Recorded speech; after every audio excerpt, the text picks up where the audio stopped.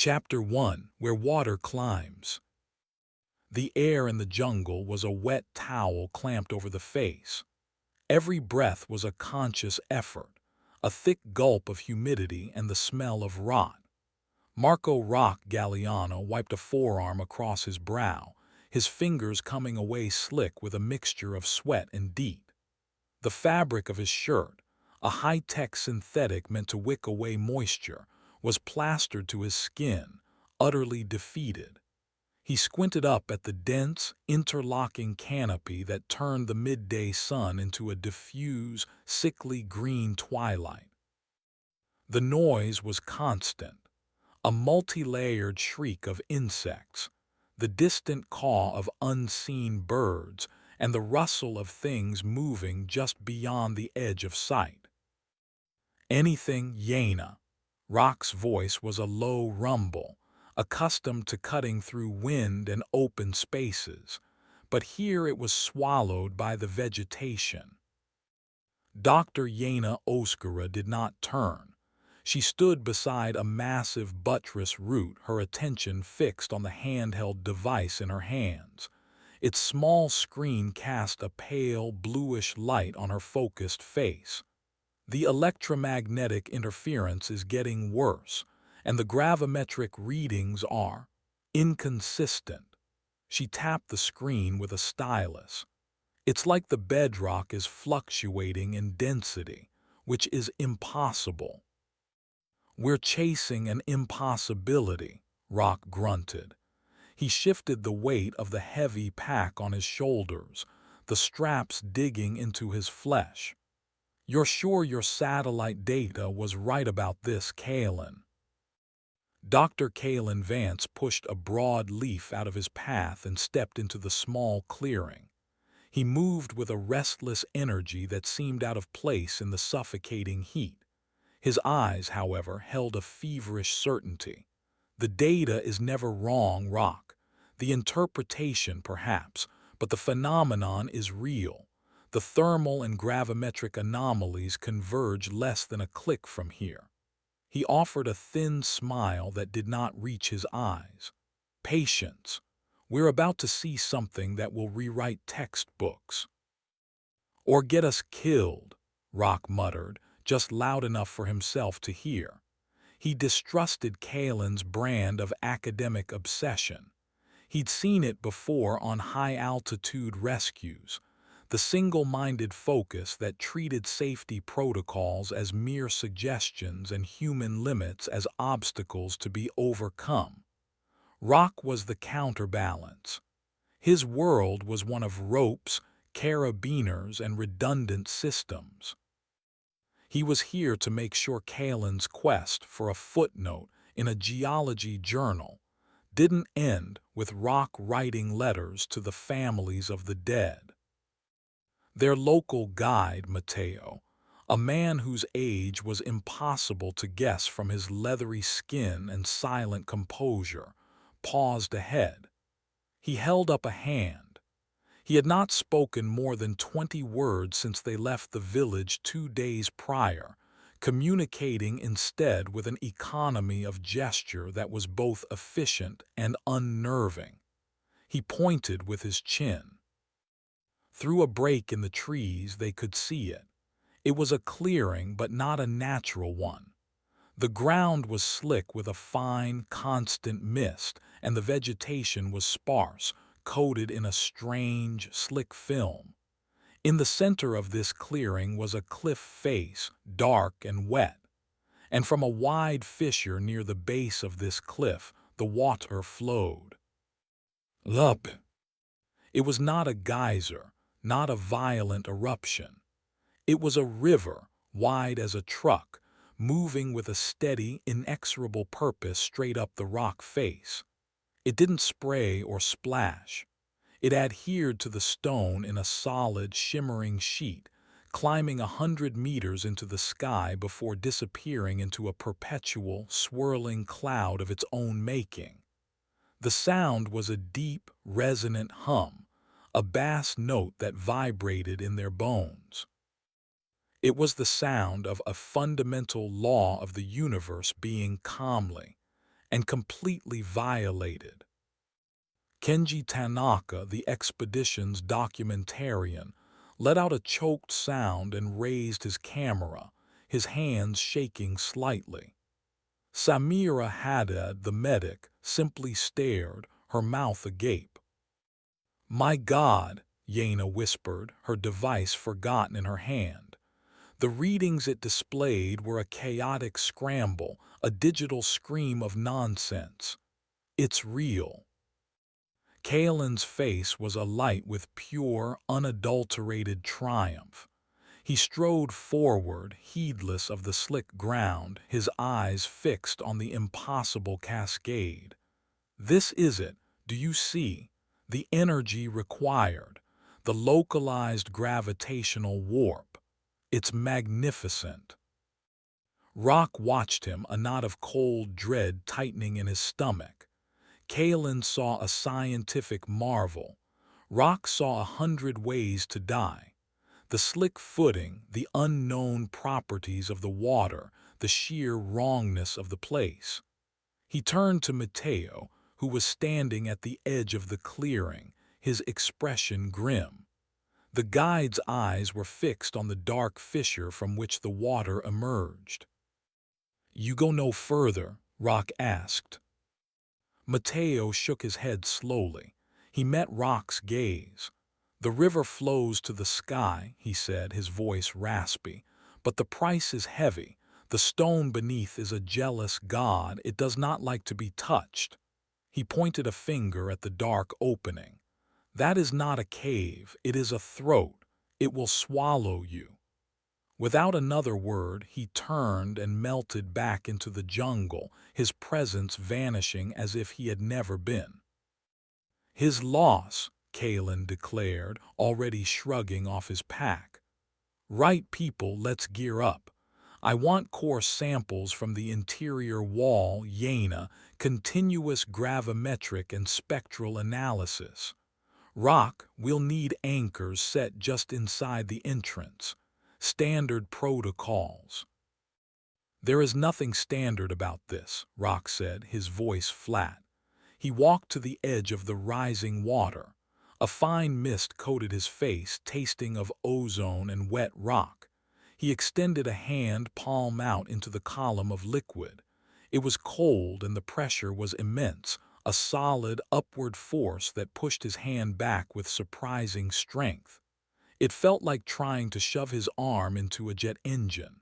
He pulled his hand away. It was clean, no residue, just water. Water that thought up was the only way to go. "Rock, we're burning daylight," Kaelin prompted, his voice sharp with impatience. Rock turned, his expression hard. "We move slow. We check everything twice. Nobody goes out of sight of another team member. We maintain constant radio contact even if we're 10 feet apart. Is that clear?" He stared at Kaelin, challenging him. Kaelin held his gaze for a moment before giving a curt nod. "Understood, but let's move." It took them an hour to prepare. Rock drilled anchors into the rock on either side of the fissure, testing each one with his full body weight. He set up a primary safety line, a thick static rope that ran from the exterior anchors into the darkness. Every piece of equipment was double-checked, every knot inspected. The entire time, the waterfall hummed its impossible song, a constant reminder of where they were. The entrance was a dark, wet maw, about 3 meters high and 5 wide. The upward-flowing river took up the central portion, leaving a meter-wide ledge on either side. The air that breathed out of the cave was cold and smelled of deep earth and damp stone, a clean, sterile smell compared to the jungle's fecund rot. "Ready?" Kaelin asked, his voice echoing slightly in the opening. He was clipped onto the safety line, his headlamp already cutting a sharp white beam into the black. Jaina nodded, her own lamp on. Ready. Rock gave his harness one last check, clipped his carabiner onto the line and gave it a solid tug. Go. Kalen went first, stepping carefully onto the left-hand ledge. He disappeared into the darkness. Then Yaina. Samira and Kenji followed, their movements hesitant. Rock was the last. He paused at the threshold, giving the jungle one final survey. The green light seemed impossibly vibrant now, the cacophony of life a comforting sound he was about to leave behind. He looked at the humming, climbing water, then into the absolute black of the cave. Mateo's words echoed in his mind. It is a throat. It will swallow you. Taking a steadying breath, Rock Galliano stepped out of the world he knew and into the waiting darkness. The sound of the jungle was sliced away, replaced by the deep hum of the waterfall and the oppressive silence of the stone. Chapter 2: An Unstable Floor. The world inside was one of sound and absence. The constant, deep hum of the climbing river was a physical presence, a vibration that worked its way up through the soles of their boots and into their chests. Beyond that, there was nothing. No drip of water, no skittering of unseen life, no whisper of wind. Their own breathing seemed offensively loud. The beams from their headlamps cut clean, sharp-edged tunnels through a blackness so profound it felt solid, as if the rock itself drank the light. The ledge was slick but wide enough for single-file passage. On their right, the river of water slid perpetually upwards, its surface smooth and unbroken. On their left was a sheer wall of dark, igneous rock polished smooth as glass. Incredible, Kalen's voice echoed from the front of the line. The composition is basalt, but look at the striations. They're vertical. It's as if the entire formation was extruded upwards. He ran a gloved hand along the wall, his light tracing the strange patterns. My magnetometer is useless, Yaina said, her voice tight with a mixture of frustration and awe. The readings are a sine wave, oscillating between extreme positive and negative poles. And the grav meter. It's stable now, but it's reading 0.97 G. We're lighter in here. Adrenaline, Rock grunted from the back of the line. His lamp pointed not at the geological curiosities, but at the path ahead, then the path behind. He tracked the safety rope, the state of his team, the angles of the floor. Let's keep moving. I don't like this open space. They walked for 10 minutes, the passage remaining eerily consistent. The air grew colder, cleaner. Samira paused, kneeling down. Kalen, look at this. She pointed her light at the base of the wall. A small, crystalline fungus grew in a tight cluster, glowing with a soft, internal blue light. It was structured like a coral, branching in delicate, fractal patterns. Bioluminescence is common in caves, Kalen started. It's not emitting light, Samira corrected him. It's refracting it. It's taking the ambient energy from somewhere and converting it. As they huddled around the strange specimen, Kenji's spare battery pack, secured to his belt by a carabiner, slipped loose. It didn't clatter to the ground. It fell with an odd slowness, then hit the rock floor and rolled. Uphill, away from the river. It came to a stop against the far wall, a good 2 feet higher in elevation than where it had landed. A silence. Everyone saw it. Kenji stared, his mouth a perfect O. Did you see that? He stammered. The floor must be canted in a way we can't perceive, Kalen said immediately, a touch too quickly. He walked over and picked up the battery. He set it down. It stayed put. He gave it a gentle push. It rolled a few inches in a normal fashion and stopped. He frowned. Optical illusion, the strange light. Rock stepped forward. He unclipped his steel water bottle from his pack. It was full and heavy. He placed it on the floor where the battery had rolled. Nothing happened. He gave it a slight nudge.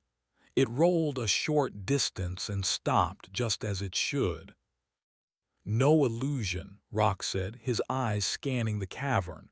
Something else. Yaina was staring at her grav meter, her brow furrowed. The reading just blipped for a microsecond, a localized fluctuation right there.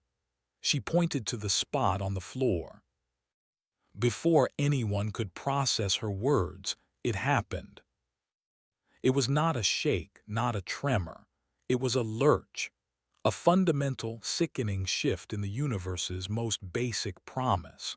The concept of down suddenly and violently relocated. For Rock, it was as if the floor had transformed into a wall and slammed into him with the force of a speeding car. The air was driven from his lungs in a painful grunt. His head cracked against the stone, and a spray of bright, momentary stars filled his vision. The world was sideways. He was lying on what should have been a vertical surface, the weight of his own body trying to crush him into the rock. He heard screams, a terrified cacophony of them, cut short by brutal impacts. His headlamp had gone out, shattered. The safety line, his anchor to reason, was now a dead weight pulling from a new, terrifyingly wrong direction. He heard a choked gasp nearby. It was Yaina. He pushed, his muscles screaming in protest. The pressure was immense. It was like doing a push-up with 3 people standing on his back. He managed to get his head up. His vision swam. In the chaotic, sweeping beams of the others' headlamps, he saw a scene from a nightmare. Kalen was pinned against the same wall-turned floor, gritting his teeth, his face a mask of shock and pain. A few feet away, Yaina was struggling to get to her hands and knees, her device lying shattered beside her. But the others... Kenji and Samira were gone. Their lights were gone. Their screams were gone. Kenji, Rock roared, his voice hoarse. Samira.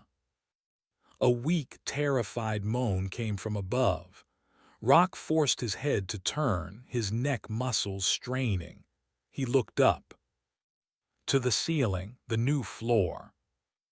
Kenji was sprawled there, 20 feet above them, his body pressed against the rock. He wasn't moving. Samira was next to him, conscious, her eyes wide with terror. Her hands were scrabbling at the stone, finding no purchase. Her headlamp beam sliced wildly through the darkness as she hyperventilated. And the river of water still flowed, but now it cut horizontally through the middle of the cavern, a shimmering, humming wall dividing the space in two, utterly indifferent to the new orientation of reality. What was that? Kalen gasped, pushing himself into a sitting position.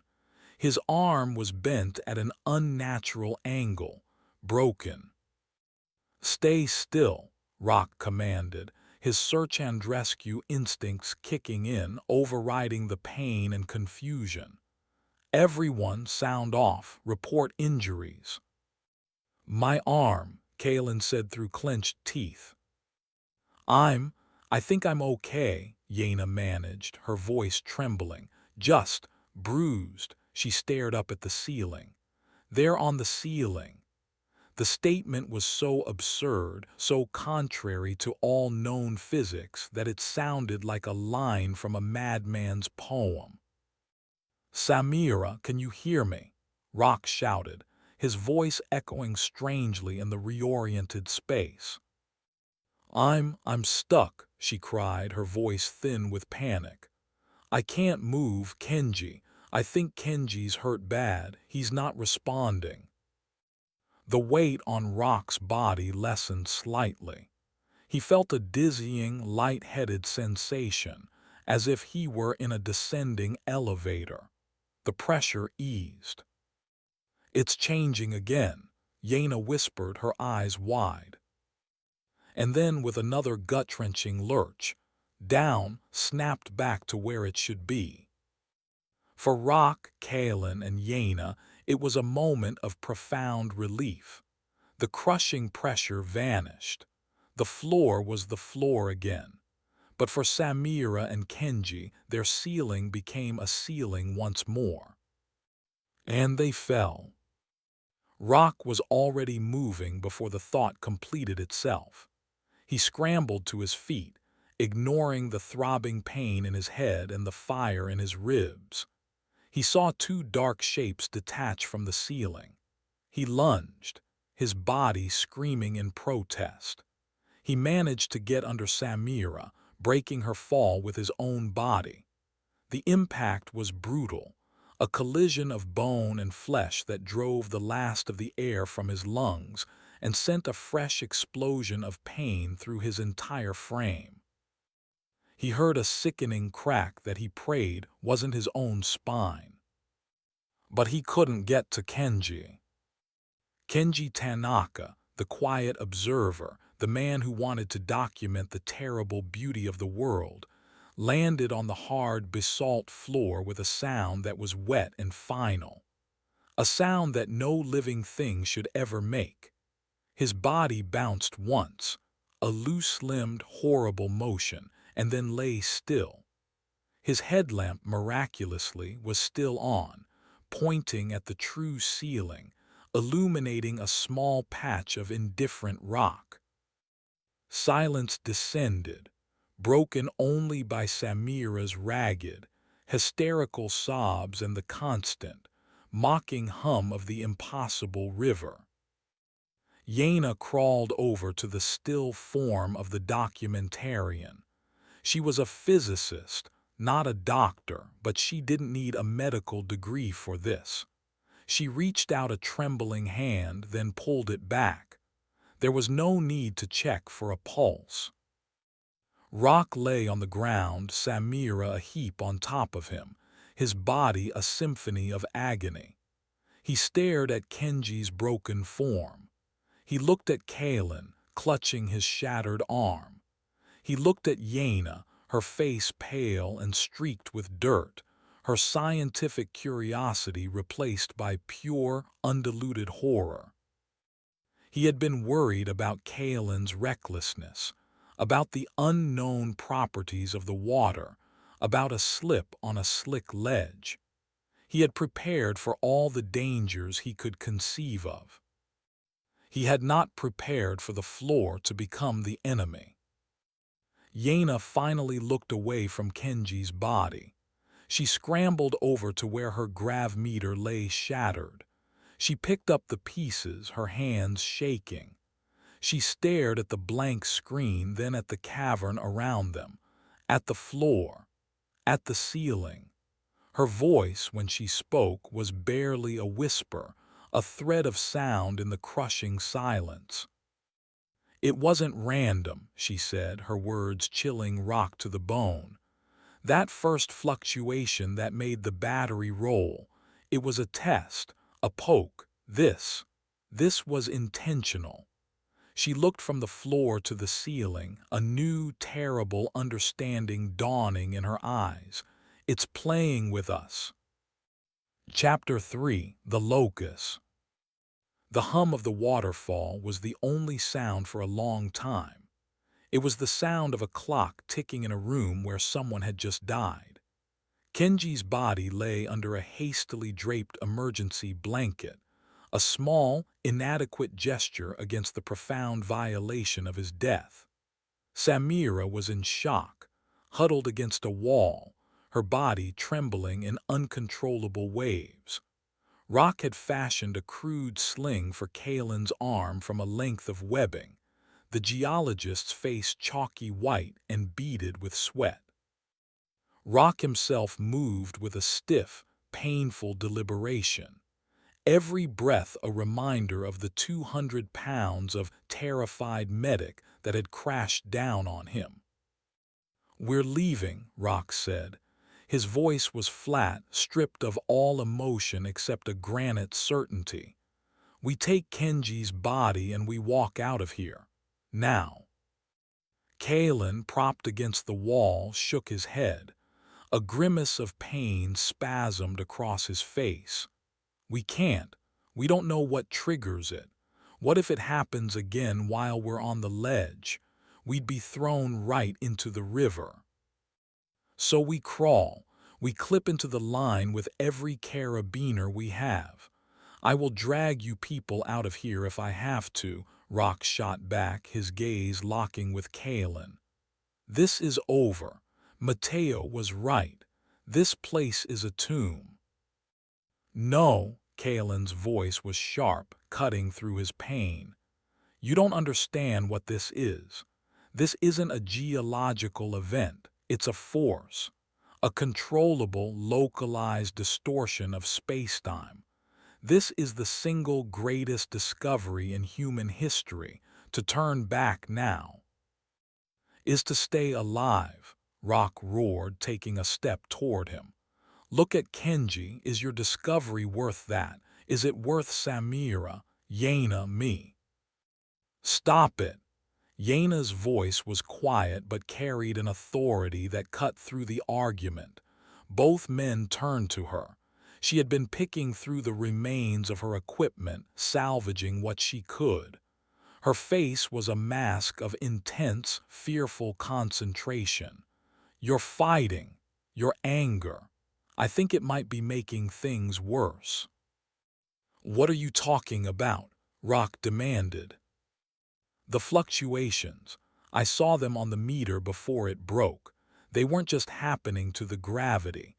There were corresponding spikes in the electromagnetic field, not random spikes.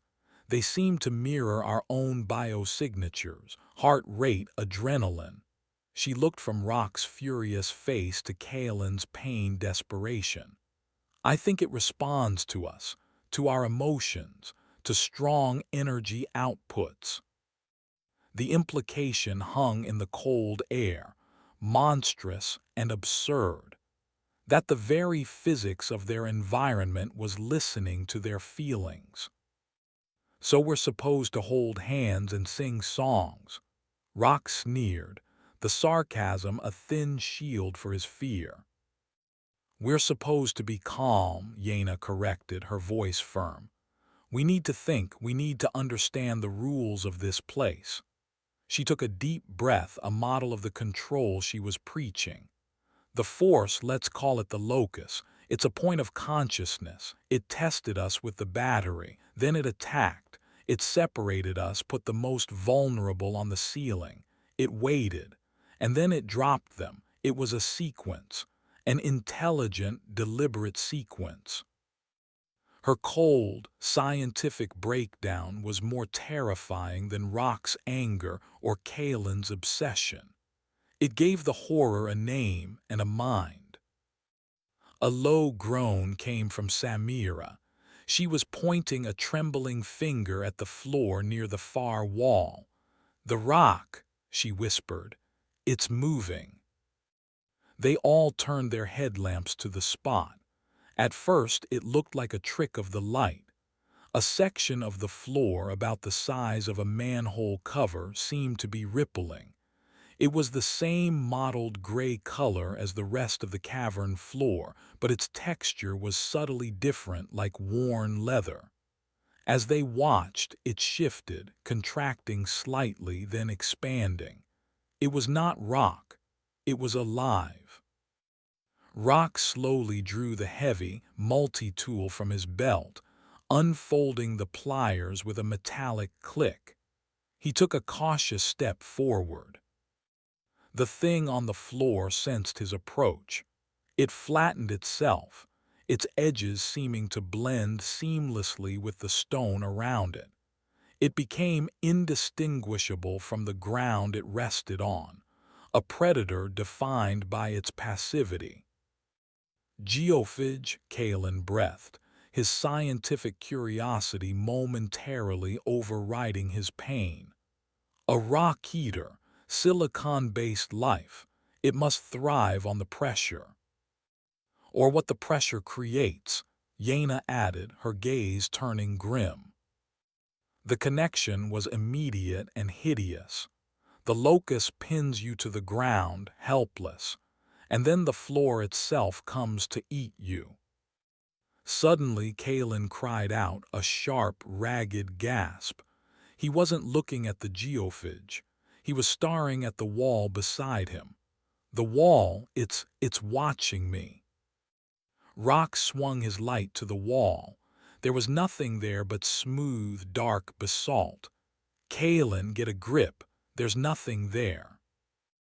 No, the shadow, Kalen insisted, his eyes wide with terror. He scrambled away from the wall, his broken arm jostling, and he screamed in pain. My shadow, it's moving on its own. Rock and Yaina looked at his shadow, cast long and sharp by Yaina's headlamp. It was perfectly still, a dark silhouette against the rock. Kalen, your shadow is fine, Yaina said, her voice gentle, trying to soothe him. Not that one, the other one, inside the rock. And then Rock saw it, or thought he saw it. For a fraction of a second, a flicker in his peripheral vision, a translucent, wavering distortion in the air right next to Kalen. It was shaped like him, a heat haze in the form of a man, and it was screaming silently. A gravitational afterimage, a ghost made of bent light. It's going to shift, Yaina said, her voice tight with urgency. It's a precursor effect, an echo of what's about to happen. This time the shift was different. It was not a violent lurch. It was a slow, sickening peel. The gravity began to migrate, its focal point sliding from the floor up the wall Kalen had been leaning against.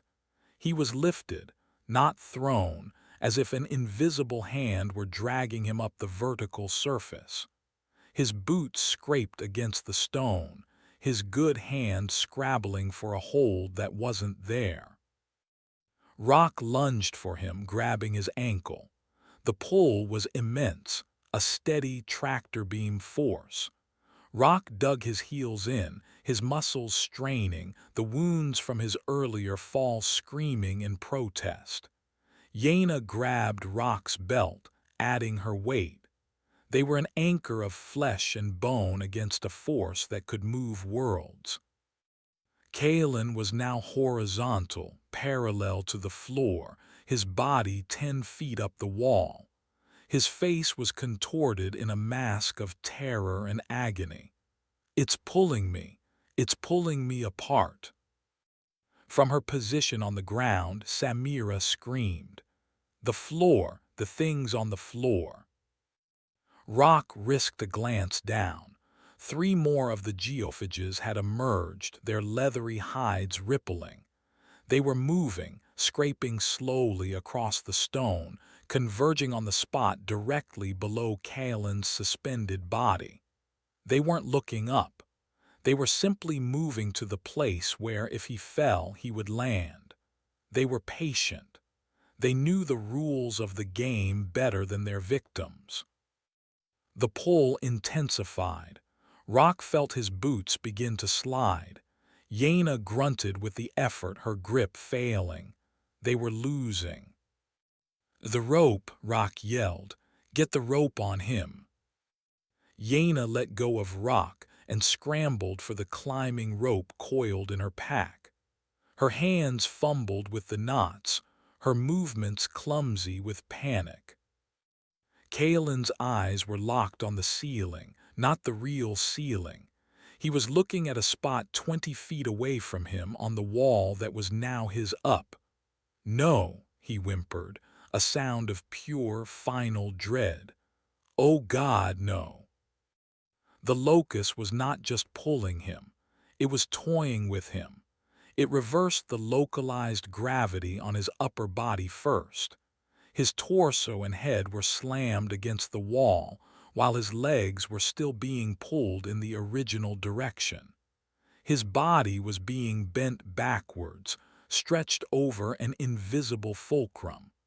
A wet, tearing sound began to emanate from his midsection. He screamed.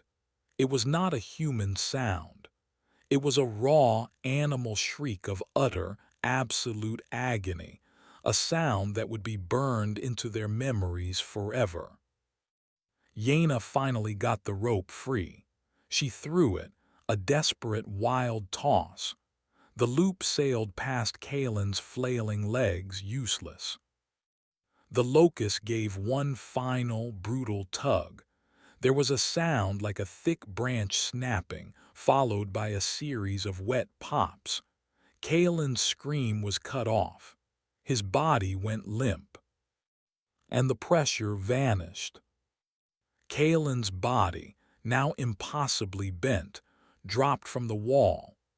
It fell the 10 feet to the ground, landing with a soft, broken thud right in the center of the waiting geophages. The rock eaters swarmed over him, their flat bodies covering him like a shroud. There was no sound of feeding, just a slow, contracting movement as they pressed down, their immense density doing the work. Rock, Yaina, and Samira could only watch, paralyzed by the sheer, calculated cruelty of it all. The locust hadn't just killed Kalen. It had made him watch his own execution. It had used him as bait, and it had fed him to the floor. A new sound echoed from deeper in the cave, from the direction they were heading. It was a low, dragging scrape, a wet, rhythmic sound. It was the sound of something heavy and misshapen being pulled across the stone. It was getting closer. Yaina grabbed Rock's arm, her face a mask of terror. "We have to go, not back. Forward, now."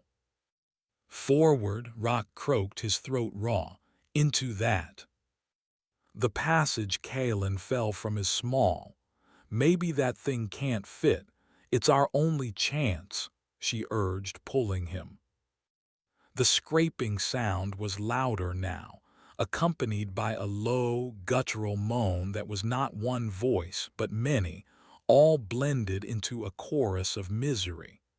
Whatever was coming, it was worse than the geophages. It was the sound of collected agony. It was the sound of the cave's true master. Chapter 4: What Falls Gathers. The scraping noise was the sound of a tombstone being dragged over gravel. It echoed through the cavern, a slow, deliberate rhythm of absolute dread.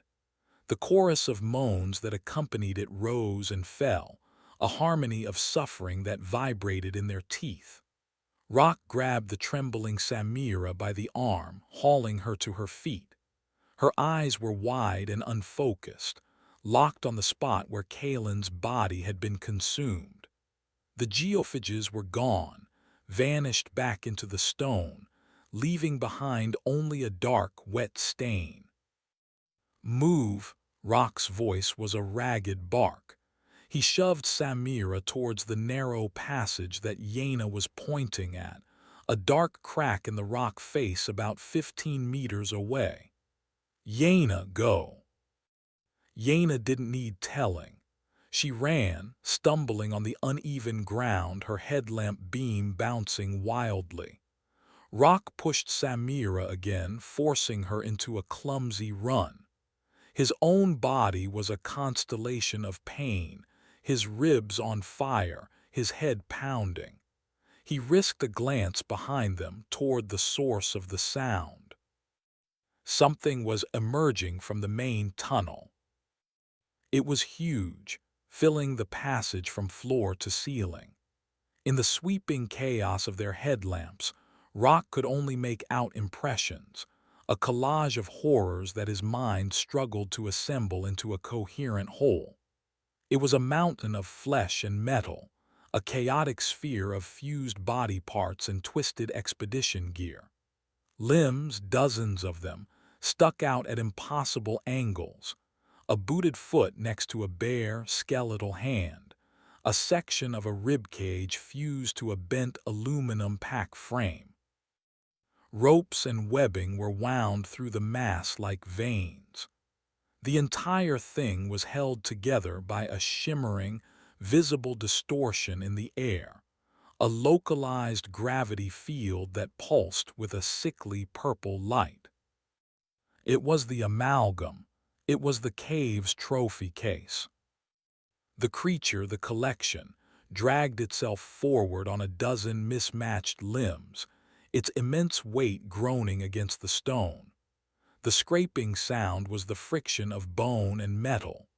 The moans came from multiple points within the mass, mouths and throats long since crushed and repurposed, now serving only as instruments of endless pain. A single working headlamp, half buried in the flesh, flickered on and off, its beam sweeping the cavern like a demented lighthouse. Yaina reached the smaller passage and scrambled inside. Rock gave Samira a final, desperate shove that sent her sprawling onto the ground at the entrance of the fissure. He turned to face the advancing horror, pulling the heavy-duty ice axe from his pack. It was a pathetic weapon against a monster made of gravity and corpses, but it was all he had. "Rock, no," Yaina screamed from the passage. "Get in here." The amalgam saw him. Several of the heads fused into its surface, their eyes long gone seemed to lock onto his position.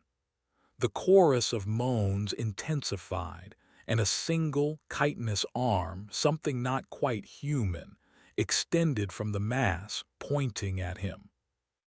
The locust responded. A wave of pressure slammed into Rock, not from above but from the side, trying to push him toward the monster. He dug the pick of his ice axe into the basalt floor, sparks flying. The stone groaned under the strain. He was a human anchor against an invisible tide. The amalgam lumbered closer, its speed increasing. It was 10 meters away. 5. He could smell it now, the scent of old blood, decay, and ozone. Samira, regaining some semblance of sense, grabbed his leg from the entrance of the passage. "Marco, please." Her use of his real name, a name no one had used in years, cut through his haze of defiance. He couldn't fight it. He couldn't fight a god. He pulled the ice axe free and threw himself backwards into the fissure, scrambling over Samira. He landed hard, the impact sending a fresh jolt of agony through his ribs. He turned just in time to see the amalgam reach the opening. It was too big to enter. The grotesque mass of bodies and equipment ground to a halt at the entrance, the smaller passage an impassable barrier. It pressed against the opening, fleshy appendages and metal rods probing the darkness within.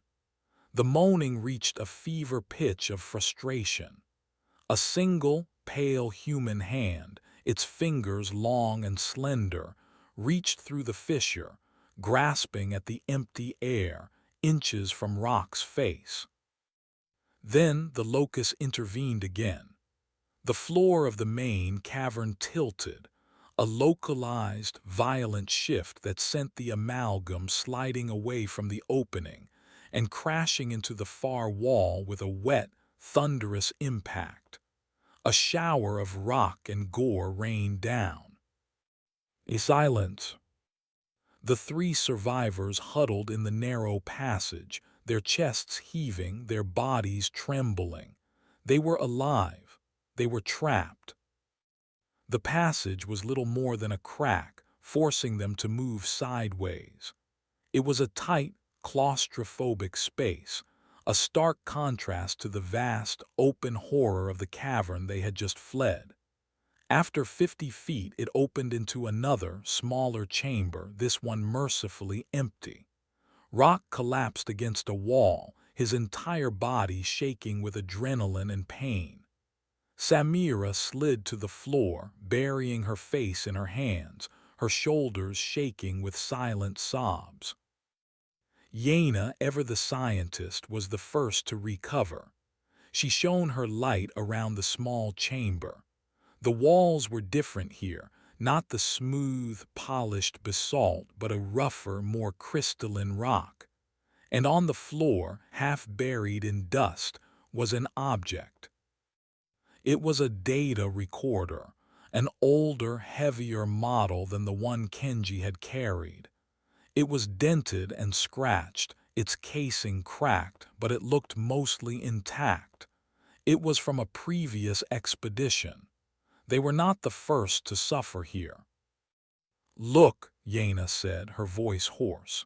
She knelt and picked it up. A layer of grime covered a faded decal on its side. Vance Geological Survey 1988. Rock stared at the name. Vance, Kalen's father.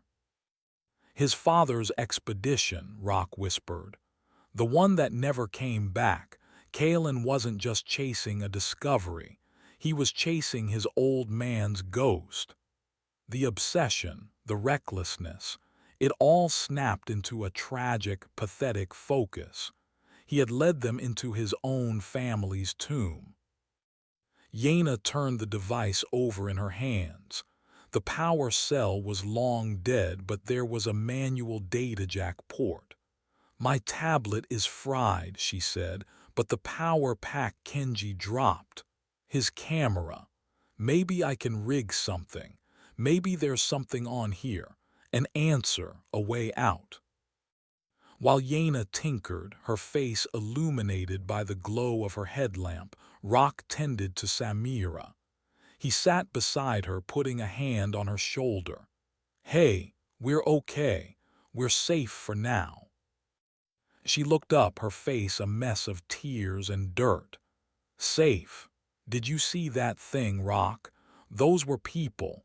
They were still alive in there. I could hear them." "I know," Rock said, his voice quiet. He had heard them too. He felt a sharp, burning pain in his forearm. He looked down. In the chaos of the escape, he hadn't noticed. A deep, ragged gash ran from his wrist to his elbow. It wasn't a clean cut. The flesh was torn and blackened at the edges. He must have gotten it when the amalgam pressed against the opening. He had been scraped by a piece of protruding metal from the creature's body. A piece of some other poor soul's equipment, now a weapon wielded by the cave's collector. Samira saw it and gasped. "Your arm, Marco, you're hurt." Her medical training kicked in, pushing back the shock. She immediately began rummaging in her medkit, her hands still shaking but her movements now purposeful. "We need to clean this. It's a deep wound. The risk of infection." Rock barely heard her. He was staring at the gash. A strange coldness was spreading from it, a numbness that had nothing to do with the cave's temperature. He felt heavy. His arm felt like it was made of lead. He tried to lift it, and it took a surprising amount of effort. Yaina let out a sharp hiss of success. "I've got it." She had managed to cannibalize the battery from Kenji's camera, wiring it to the old data recorder. A small, green light on the device flickered to life. She plugged a set of earbuds from her pack into the audio port. She put them in. Her brow furrowed in concentration and pressed play. Her expression changed. The concentration melted away, replaced by a slow-dawning horror. Her skin went pale. Her eyes widened. She listened for a full minute, her body growing more and more rigid. Then she ripped the earbuds out, her hand flying to her mouth as if to stifle a scream. "Yaina, what is it?" Rock demanded, a new sense of dread washing over him. "What did it say?" Yaina stared at him, her eyes brimming with a new, more profound terror than before. She shook her head, unable to speak. "Yaina, talk to me," Rock insisted, pushing himself to his feet. She finally found her voice. It was a choked, broken whisper. "It's not the locust," she said, her gaze distant and terrified. "The gravity. It's not the real monster, it's a cage. It's the bars of a cage." She held up the recorder. "This is the last log of Dr. Alistair Vance. He says they figured it out too late. The locus, the gravity, it's a defense mechanism. The cave is a living organism and the locus is its immune system. It's trying to contain something, to keep it from getting out." "Contain what?" Rock asked, his blood running cold. Before Yaina could answer, Rock's wounded arm spasmed. A jolt of agonizing pain shot through him. The flesh around the gash began to blacken and swell at an unnatural rate. But that wasn't the worst of it. The leaden weight in his arm intensified and he felt a pull. A distinct, undeniable pull. It was pulling him toward the wall. He cried out, stumbling back. He looked at his arm in horror. It was as if a powerful magnet was inside the wall and his arm was made of iron. "The amalgam," Yaina breathed, her eyes wide with horrified understanding. "The infection. It's not biological, it's physical. It's rewriting your body's properties. It's turning you into one of them. It's calling you the collection. It wants its piece back." The pull grew stronger. Rock braced himself against the opposite wall, his boots scraping on the floor. His own arm was trying to drag him to his death, to pull him back to the monster in the other chamber, to add him to the chorus of moans. He was infected with the very nature of the cave's horror. Chapter 5: An Accounting. The pull was a living thing. Rock fought against it, his muscles cording in his good arm and legs as he braced himself against the far wall of the small chamber. His wounded arm was a traitor, a leaden weight that yearned for the wall, for the monster beyond. The blackening veins spreading from the gash were like cracks in marble, a visible map of the cave's claim on his flesh. "It's a quantum entanglement infection," Yaina stammered, her scientific mind grasping for explanations in a world that had abandoned science. "The matter from the amalgam. It's still connected to the whole. When it infected you, it entangled you with the source. It's not just pulling you. It's changing you to match its properties." Samira finished wrapping a tight compression bandage around the wound, her face pale. The bandage did nothing to stop the pull. "We have to cut it off," she said, her voice a horrified whisper. "It's the only way." Rock stared at her, then at his arm, then at the wall. The thought of amputation, of sawing through his own bone and sinew in this dusty, forgotten tomb, was a fresh layer of hell. But the alternative was being dragged back into that other room and absorbed into a screaming monument of bodies. No, Rock grunted, the effort to resist the pull making his voice a strained gasp. Not yet, keep pressure on it. He was a safety expert, a man of systems and protocols. Amputation was the final, irreversible failure of all other systems. He wasn't there yet. He wouldn't be. He slid down the wall, planting his feet firmly, turning the resistance from a desperate standing struggle into a grim, seated war of attrition. He was stronger this way. He could last longer. The journal, Yena said suddenly, remembering. Near the data recorder, she'd found a slim, leather-bound book. She snatched it up. It was stiff with age and moisture, but she managed to pry it open. The pages were filled with the tight, spidery handwriting of Alastair Vance. She skipped past the early, optimistic entries detailing geological theories and went straight to the end. The final pages were filled with frantic, barely legible scrawls. "The sickness is not in the mind, it is in the matter," Yena read aloud, her voice trembling. "It remakes you. We were wrong. We thought we were studying a place. We were trespassing inside a cell, and we have triggered its defenses. The gravity, the locus, it is an antibody. It crushes, it isolates, it contains." She flipped a page. "He writes about the amalgam. He calls it the gathering. He says it is the cave's method of waste disposal. All foreign matter is collected, compacted, and neutralized. But the consciousness remains. A psychic scar, a chorus of the damned." Rock closed his eyes. So Kalen wasn't just chasing a ghost. He was repeating the exact same mistakes, leading his own team to become another layer on a 30-year-old pile of corpses. The same arrogance, the same academic blindness, a family legacy of death. "What else?" Rock ground out, his teeth clenched. "Does it say how to stop it?" "He says the locus reacts to energy, to emotion, fear, aggression, pain. It perceives them as threats," Yena read, her eyes scanning the page frantically.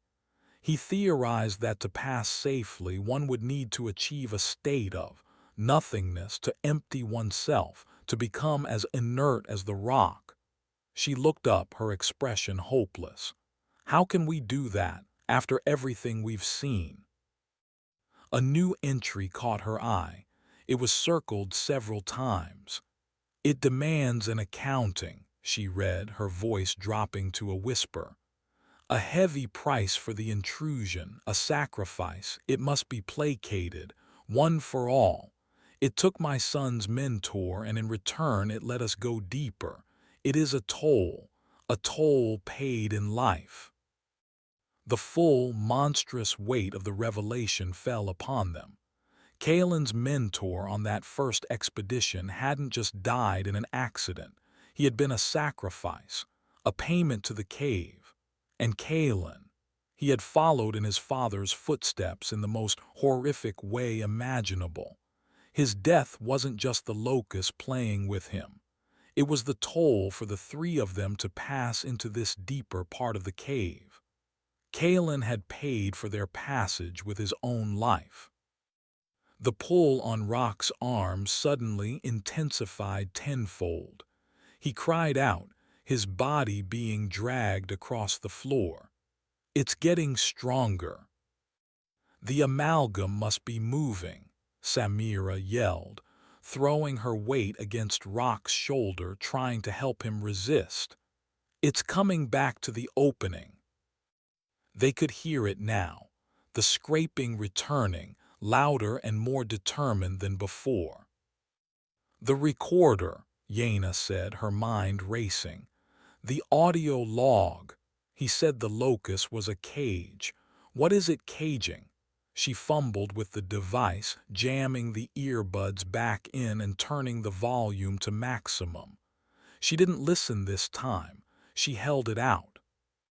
The scratchy, terrified voice of Alastair Vance filled the small chamber, a ghost speaking across 3 decades.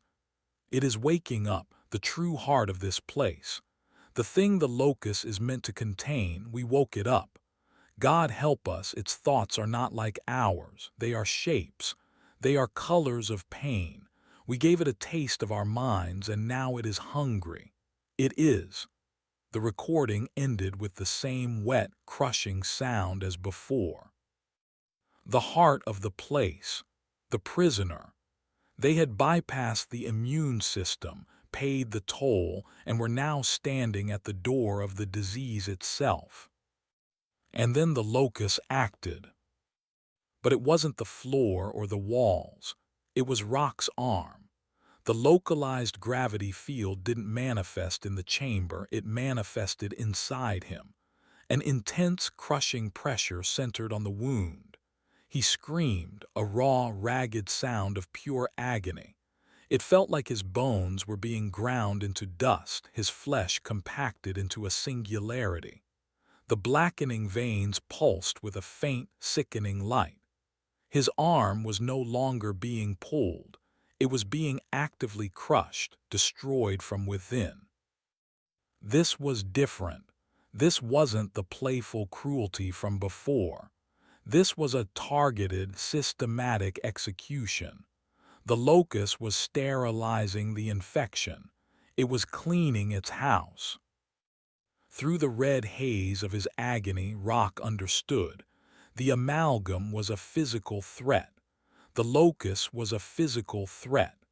But the real danger the prisoner Alastair Vance had spoken of was something else, something psychic, and the infection in Rock's arm was a bridge, a doorway, a way for the prisoner to touch the outside world through the collective consciousness of the amalgam. The locus wasn't trying to kill Rock. It was trying to slam that door shut. The gravity in his arm intensified. He felt the bones snap, not a clean break but a splintering, a disintegration. His vision began to tunnel. The scraping from the other room stopped. The moaning of the amalgam faded. There was only the hum of the locus, focused entirely on his limb, and the sound of his own screams. Yaina and Samira could only watch in horror as his arm was visibly compacted, the muscle and flesh drawing inward, the bandage tearing, the whole limb shrinking under an impossible pressure. "It's going to kill him," Samira shrieked. "No," Yaina breathed, her eyes wide with a terrible, dawning clarity. "It's saving us." Rock felt his consciousness slipping. The pain was absolute, a universe unto itself. He knew with the certainty of a dying man that he had a choice. He could let the locus finish its work, let it destroy his arm and sever his connection to the amalgam, potentially saving them from the psychic prisoner. Or he could fight back. He still had the ice axe on his belt. He could try to cut his own arm off, stop the locus's work. It would be an act of ultimate defiance, of supreme aggression. An act of energy the locus would be forced to respond to. An act that might just bring the entire cave down on all of them. The locust tightened its grip, and the world dissolved into white-hot agony. His scream died in his throat as the last of his strength left him. In the darkness behind his eyes he felt a new presence. Not the locust, not the amalgam. It was the prisoner, and it was whispering his name. Chapter 6. The Prisoner's Whisper. The whisper was not a sound. It was an intrusion, a thought that did not belong to him, inserted directly into the core of his being. It bypassed his ears, bypassed the screaming pain in his arm, and bloomed in the center of his mind. It had a texture, like cold silk being drawn across his neurons. It felt ancient and deeply, horrifyingly intelligent. Release. The word was a suggestion and a command. It offered an end to the agony. All he had to do was let go, give in. Rock's consciousness, frayed and thinned by the locust's brutal work, floated in a sea of white pain. His body was an anchor somewhere far below, a distant nexus of suffering. The choice was simple. He could surrender to the locust, let it finish its grim work of amputation by gravity, or he could accept the offer from the whisper. With an act of will that felt like lifting a mountain, he fought back, not against the locust, against the whisper. He focused on the pain in his arm, on the gritty reality of the stone floor beneath him, on the terrified faces of Yaina and Samira swimming in and out of his vision. He chose the pain. He chose the physical horror over the mental violation. As if sensing his rejection, the whisper changed its tactics. It did not offer relief. It offered images. He saw the cave, not as a series of tunnels, but as a single, vast organism. He saw the locust as a shimmering, silver network of energy, an immune system patrolling the organism's body. He saw the amalgam, the gathering, as a purposeless, drifting clot of foreign matter, a psychic tumor of trapped, dying minds. And he saw the source of the whisper. It was a void, a sphere of absolute non-existence at the heart of the cave. It was not empty space. It was a hole in reality, a pocket of nothingness where the laws of physics had been excised. It was a prison, and its inmate was a being of pure consciousness that had been trapped for eons. The images flooded his mind. Stars dying, galaxies forming, the slow crawl of geologic time. This being had watched it all from its cage, patient and hungry. It showed him how it had been trapped. A cataclysmic event, cosmic in scale, had resulted in this creature being entangled with the very matter that formed this section of the planet. The cave, the mountain, the locust, they were all part of the cage, a natural formation that had evolved into a prison. And the whisper showed him what it wanted. It wanted a body, any body. It had tasted the brief, chaotic minds of Alistair Vance's team and then Kaelin's. It found them crude but functional. Through the infection in Rock's arm, a bridge to the psychic mess of the amalgam, it had a pathway. It could not control the locust, but it could influence the lesser creatures. It could whisper to a mind on the brink. Let me in, I can save you, I can save them. I can master this place. The offer was tempting, a promise of power over the force that was currently tearing him apart. But Rock saw the lie. The prisoner didn't want a partnership. It wanted a vehicle. It wanted to wear his skin, use his hands and walk out of this mountain and into a world it wished to consume. He focused every remaining shred of his will into a single, defiant thought. No. The moment his refusal solidified, the locust acted decisively. The pressure in his arm spiked to an unbearable level. There was a final internal crack, a sound of utter severance, and then nothing. The pain vanished. The pull on the wall vanished. The whisper was gone, sliced away as if a surgeon had excised it from his mind. Rock gasped, his lungs refilling, his vision clearing. He looked down at his arm. It was a ruin. From the elbow down, it was a shriveled, blackened thing, limp and useless. The flesh was sunken, the skin like charred paper clinging to shattered bone. It was still attached to him, but it was dead. A piece of foreign matter that just happened to be wearing his skin.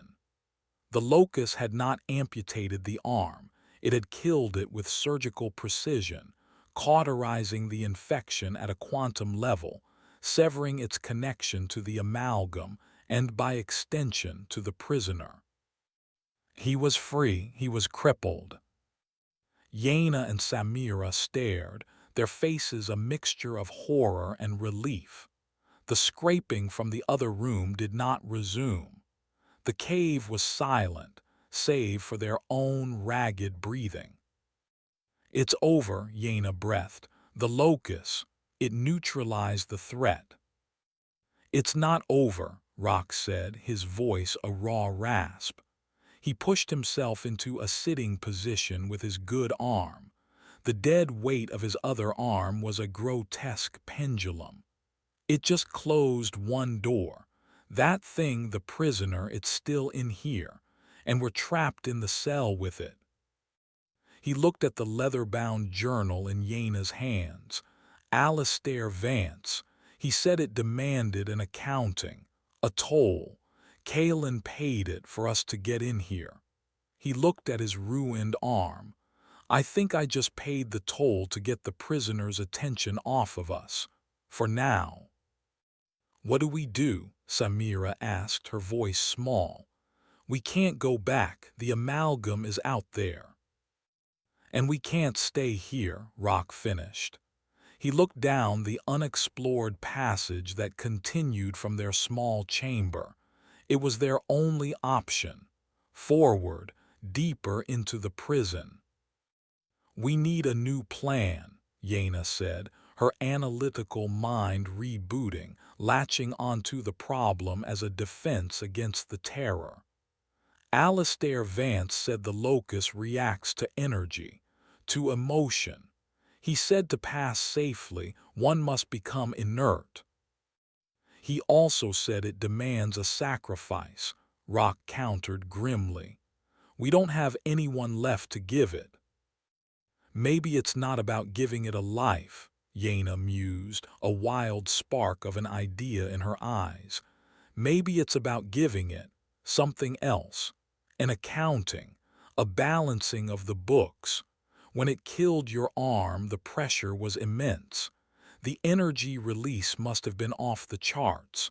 What if that's what it wants? Not the death, but the energy of the event." "You want to create a localized energy event?" Rock asked, incredulous. "How? By setting off a bomb? We don't have one." "No, not a bomb." Yaina's eyes went to the equipment they had salvaged. Kenji's high-capacity camera batteries, the remaining power cells for their headlamps, the guts of her own destroyed tablet. "We have lithium-ion cells, a lot of them. If I can bypass the safety regulators and chain them together, I can create a thermal runaway, a massive, uncontrolled energy discharge, not an explosion, a focused blast of heat and electricity." "A sacrifice of energy," Samira whispered, understanding. "To distract the locust, to placate it." "Exactly," Yaina confirmed.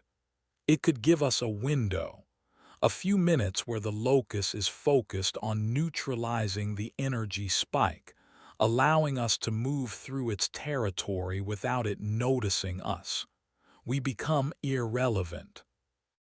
It was a desperate, insane plan. A plan built on the dying ramblings of a madman and a physicist's wild theory. But it was better than waiting to be eaten by the floor or absorbed by a mountain of corpses. "Do it," Rock said. "How much time do you need?" "An hour, maybe less," Yaina replied, already laying out the components on the dusty floor. Her hands moved with a newfound purpose, a surgeon preparing for a delicate and dangerous operation. While Yaina worked, Rock had Samira tend to his arm. There was nothing to be done for the dead limb itself, but the flesh at the elbow, where living tissue met dead, was angry and red. Samira cleaned it as best she could, her hands steady now, her focus absolute. They worked in silence, a grim tableau under the single beam of a headlamp. Rock looked at his useless arm. He had lost a part of himself. But in that violation he had learned something. He had felt the prisoner's mind. He knew its nature, cold, patient, hungering. And he knew with a chilling certainty that it was aware of them. It was watching them through the rock, through the very fabric of space in this place, waiting for its moment. The locust was a predictable danger. It followed rules.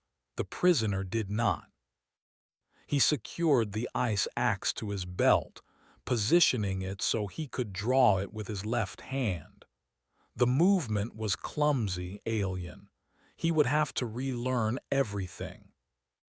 "It's ready," Yena announced after what felt like an eternity.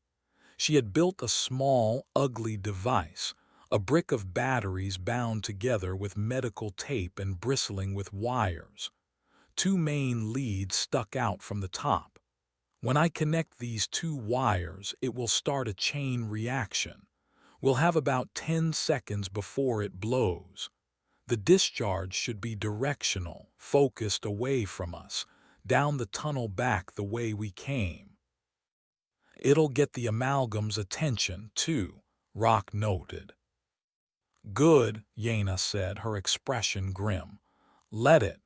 Maybe it and the locust can keep each other busy." The plan was set. They would trigger the device, and in the ensuing chaos they would run, deeper into the cave, deeper into the prison. They would move as quietly and calmly as they could, trying to become ghosts. They would put their faith in a mad theory. Rock stood up, his dead arm knocking uselessly against his side. He looked at Yena and Samira, their faces pale and strained in the dim light. They were all that was left.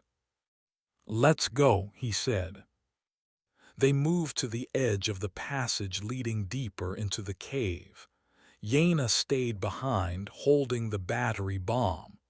"On my signal," she said. "I'll count down from 3 on the radio. Run and don't look back. I'll be right behind you." Rock and Samira nodded. They switched on their radios, the static hiss a comfort in the oppressive silence. "Ready?" Rock asked Samira. She gave a tight, nervous nod. Yena's voice crackled over the radio. 3. Rock and Samira bolted, their footsteps echoing in the new tunnel. 2. They ran blindly into the darkness, their headlamps cutting a frantic path ahead. 1. From the chamber behind them came a brilliant, actinic flash of white light that bleached the passage of all color, followed a microsecond later by a deafening roar of discharging energy and the sharp, chemical smell of burning lithium. The floor beneath them vibrated violently. They ran on, plunging deeper into the heart of the prison, hopping they had paid the toll. Chapter 7. The Silent Choir. The tunnel twisted and descended. They ran, fueled by adrenaline and the fatting echo of the energy bomb. The air changed, growing colder and carrying a strange, metallic tang, like the taste of blood in the back of the throat. The rock walls here were different, streaked with veins of a pale, quartz-like crystal that seemed to absorb the light from their headlamps, giving the passage a dim, self-illuminating quality. Yena caught up to them, her breath coming in ragged gasps. "Did it work?" Samira asked, her voice tight. "I don't know," Yena panted, glancing over her shoulder. "There was a response. I saw the air shimmer right where the bomb went off. The locust was definitely there, but I don't know for how long it will be occupied. Rocks slowed their pace to a brisk, determined walk. Running is loud. It's an emotional state. Walk. Breathe slow, empty thoughts. He repeated Alistair Vance's desperate advice like a mantra. The passage opened into a vast, spherical cavern, so large their headlamps couldn't find the ceiling. The floor was a perfectly level expanse of the same light-absorbing crystal, but it was the chamber's occupants that made them freeze. Dozens of them, human figures standing scattered across the cavern floor like a collection of statues. They were all facing the center of the room, their backs to the newcomers. They were perfectly still. More expeditions, Samira whispered, her hand flying to her mouth. Rock shook his head slowly. No, look at them. They weren't wearing expedition gear. They were dressed in simple, archaic-looking robes of a dark, indeterminate color. Some were tall, others short. Some had long hair, others were bald, but they all shared the same unnerving stillness. They were not alive, but they were not dead either. There was no sign of decay. They looked as if they had simply stopped in place a moment ago. A silent choir waiting for a conductor. This must be Vance's cult, Yaina breathed, her eyes wide as she scanned the silent figures. The one he mentioned in the journal, the ones who built the temple. Rock swept his light across the figures. They were perfectly preserved, their skin like pale marble. He noticed something else. They were all barefoot and their feet were not touching the crystalline floor. They were hovering, a millimeter above the surface, held in place by a force he could not see. The locust, he said. It's holding them here in stasis. As they stepped cautiously into the cavern, a low hum became audible. It wasn't the deep, physical vibration of the waterfall. This was a higher frequency, a pure, resonant tone that seemed to emanate from the crystals in the floor. It was a clean sound, almost musical, but it set Rock's teeth on edge.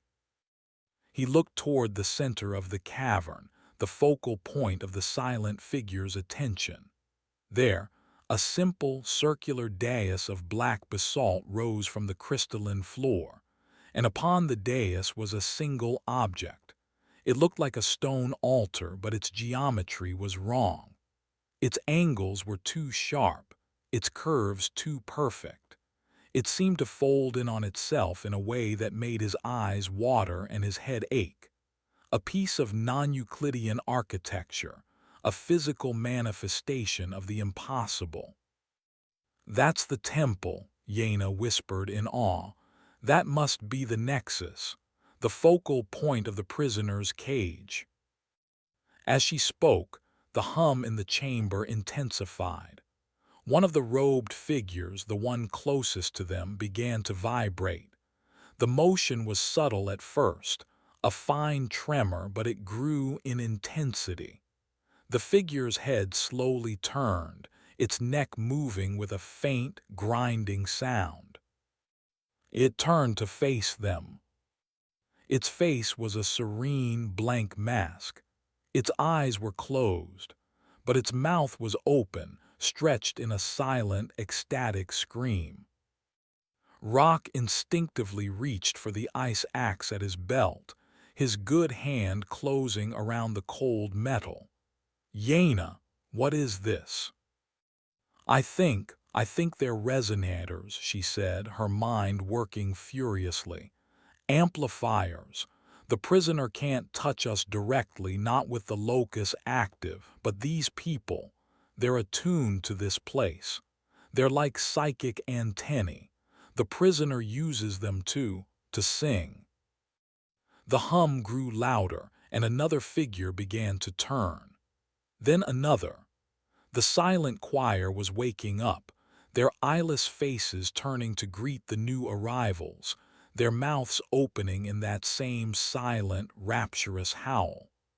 The pure tone in the room fractured, becoming a dissonant, multi-layered chord that made the air feel thick and heavy. Rock felt a pressure in his mind, a familiar, probing coldness. The prisoner.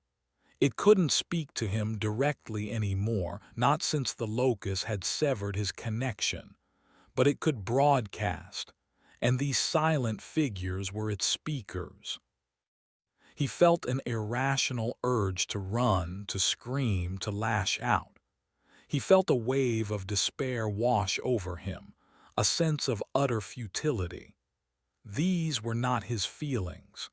They were being projected into him, a psychic assault meant to overwhelm him, to make him generate the emotional energy the locust would detect. "Don't react," Rock ground out, his knuckles white on the handle of his axe.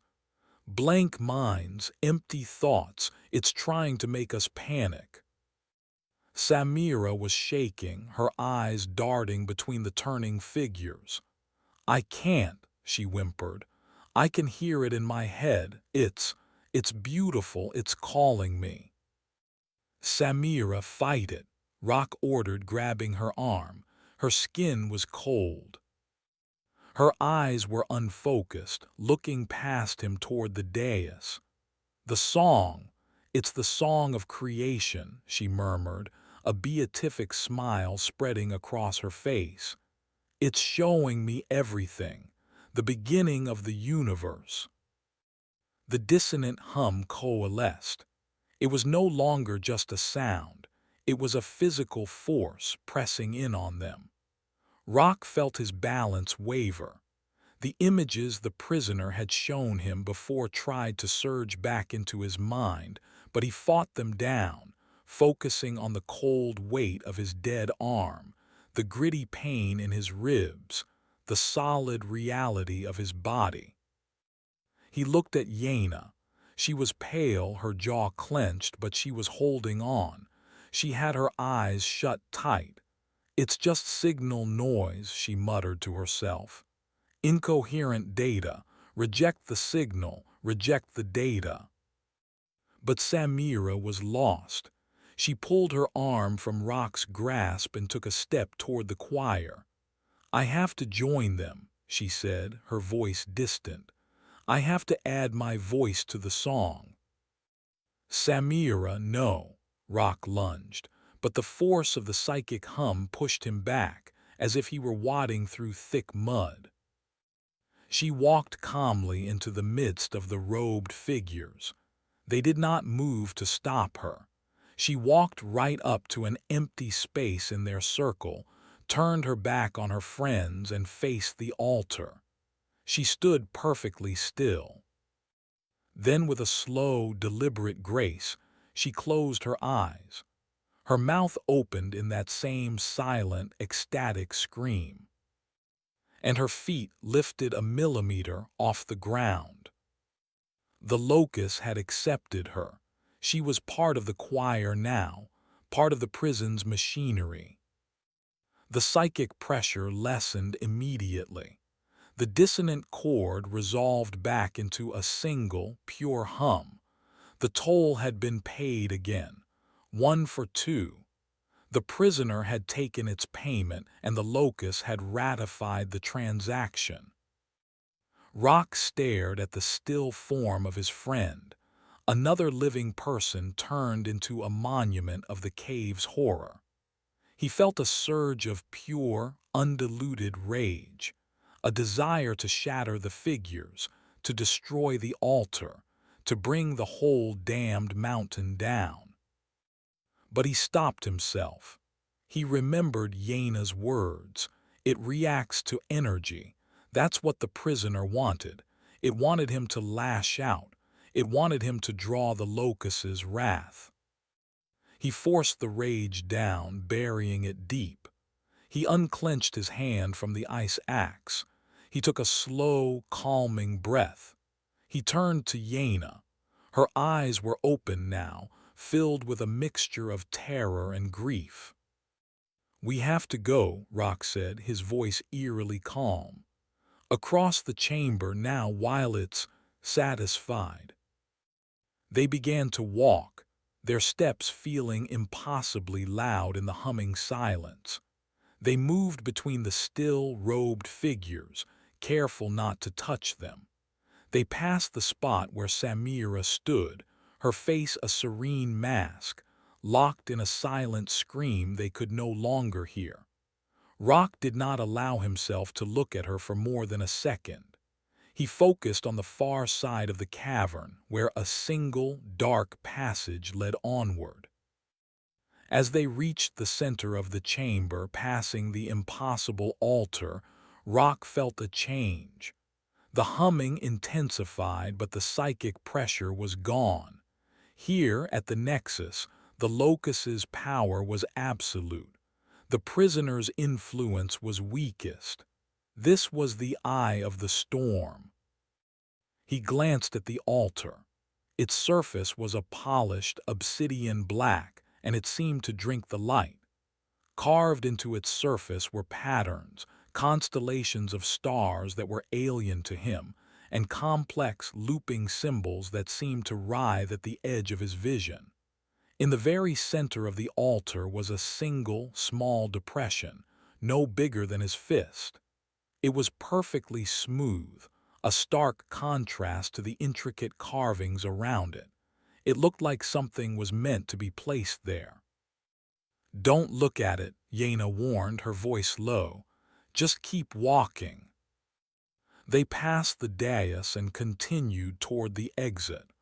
The hum began to fade behind them, the influence of the choir lessening with every step. They had made it. They had crossed the chamber of the singing dead.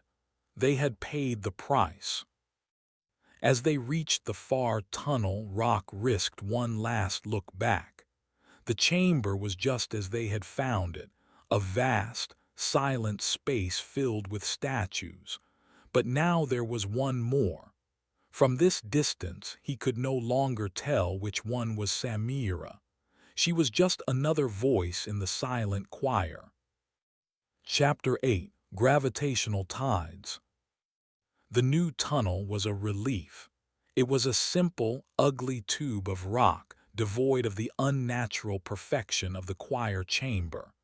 The humming faded completely, leaving only the sound of their own footsteps and breathing. They walked in silence for what felt like an hour, the passage sloping ever downward. Rock's mind was a fortress, walled off. He refused to think about Samira. He refused to think about Kenji or Kaelin. He focused only on the path ahead, on the slight tremor in Yaina's hands, on the useless, heavy weight of his own arm. "The air pressure is rising," Yaina said, her voice clinical, breaking the silence. "And the temperature, it's getting warm." She was right. A faint geothermal warmth was seeping from the rock, and the air felt thick and heavy in their lungs. The metallic tang was stronger here, sharp and unpleasant. The passage began to widen, the floor leveling out. They emerged into another cavern, this one utterly different from the others. It was a vast, horizontal space, like a massive, flattened geode.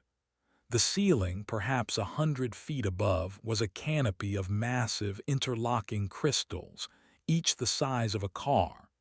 They pulsed with a soft, internal amber light, casting a warm, hellish glow over the entire cavern. The floor was a dark, glassy obsidian, perfectly smooth and reflective. But the most striking feature was the river that flowed through the center. It was not water. It was a slow-moving, viscous torrent of what looked like molten rock, a river of lava that glowed with a dull, cherry-red heat. It flowed without a channel, its banks defined by nothing more than its own surface tension, cutting a 20-foot-wide path across the cavern.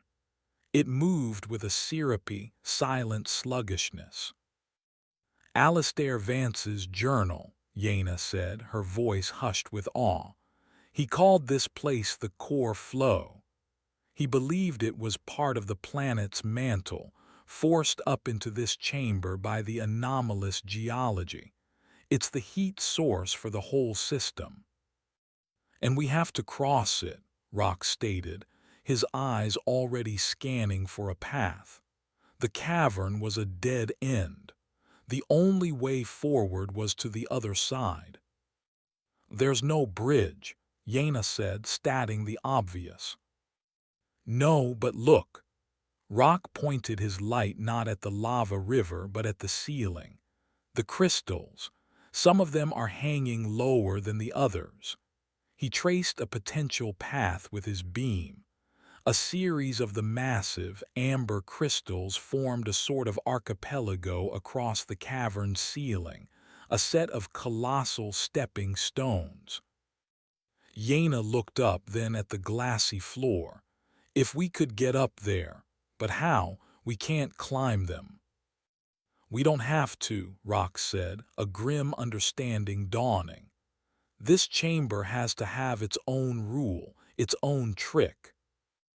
As if in response to his words, a deep, groaning sound echoed through the cavern, seeming to come from the rock itself. A slow, powerful vibration began to build under their feet. The surface of the lava river bulged upwards, and the gravity lessened. Rock felt his feet grow light, his body suddenly buoyant. He pushed off the ground slightly and floated a foot into the air before settling back down. "It's a tide," he breathed. "A gravitational tide." Yaina's eyes widened. "Of course. The chamber is so massive, the locust doesn't maintain a single, uniform field. It pulses. It ebbs and flows like a tide, pulling between the floor and the ceiling." The groaning intensified and the gravity continued to weaken. Loose pebbles on the ground began to lift into the air, hovering like a swarm of strange insects. Rock looked at Yaina. "When the tide is out, we're light.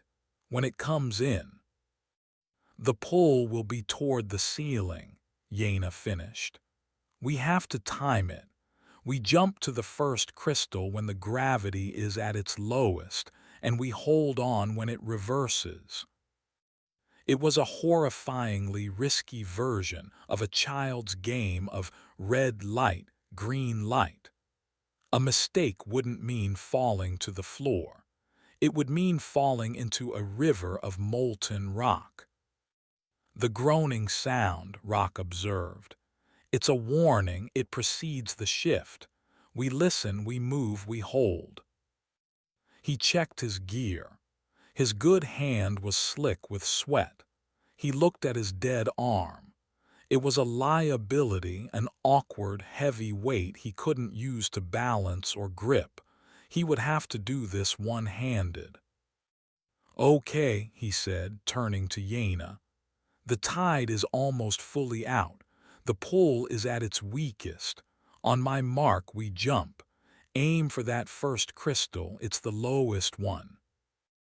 The crystal in question was a jagged, amber behemoth, about 30 feet from the cavern's edge and 20 feet up. A jump that would be impossible under normal gravity. But now, they felt almost weightless. The groaning sound peaked, and for a moment the gravity felt almost null. "Now, Yaina, jump!" Rock yelled. He bent his knees and pushed off with all his might. The sensation was exhilarating and terrifying. He soared through the warm air, his body an unguided projectile. Yaina flew beside him, her arms and legs flailing slightly. They were aiming for the broad, rough side of the crystal. They hit it hard.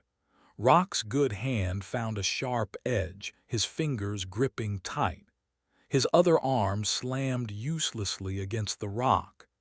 Yaina managed to find a handhold, her feet scrambling for purchase on the crystalline surface. They clung there, 20 feet above the obsidian floor, like insects on a vast, glowing stone. No sooner had they secured their position than the groaning stopped. The low-gravity tide went out. A moment of absolute weightlessness followed. Floating pebbles hung suspended in the air. And then the tide came in. The pull was instantaneous and immense, yanking them upwards toward the ceiling. Their grips became their only anchor to a surface that was now, for all intents and purposes, a floor. The force tried to peel their fingers from the rock, to fling them up into the crystal canopy. Rock gritted his teeth, his arm muscles screaming as he held on with one hand.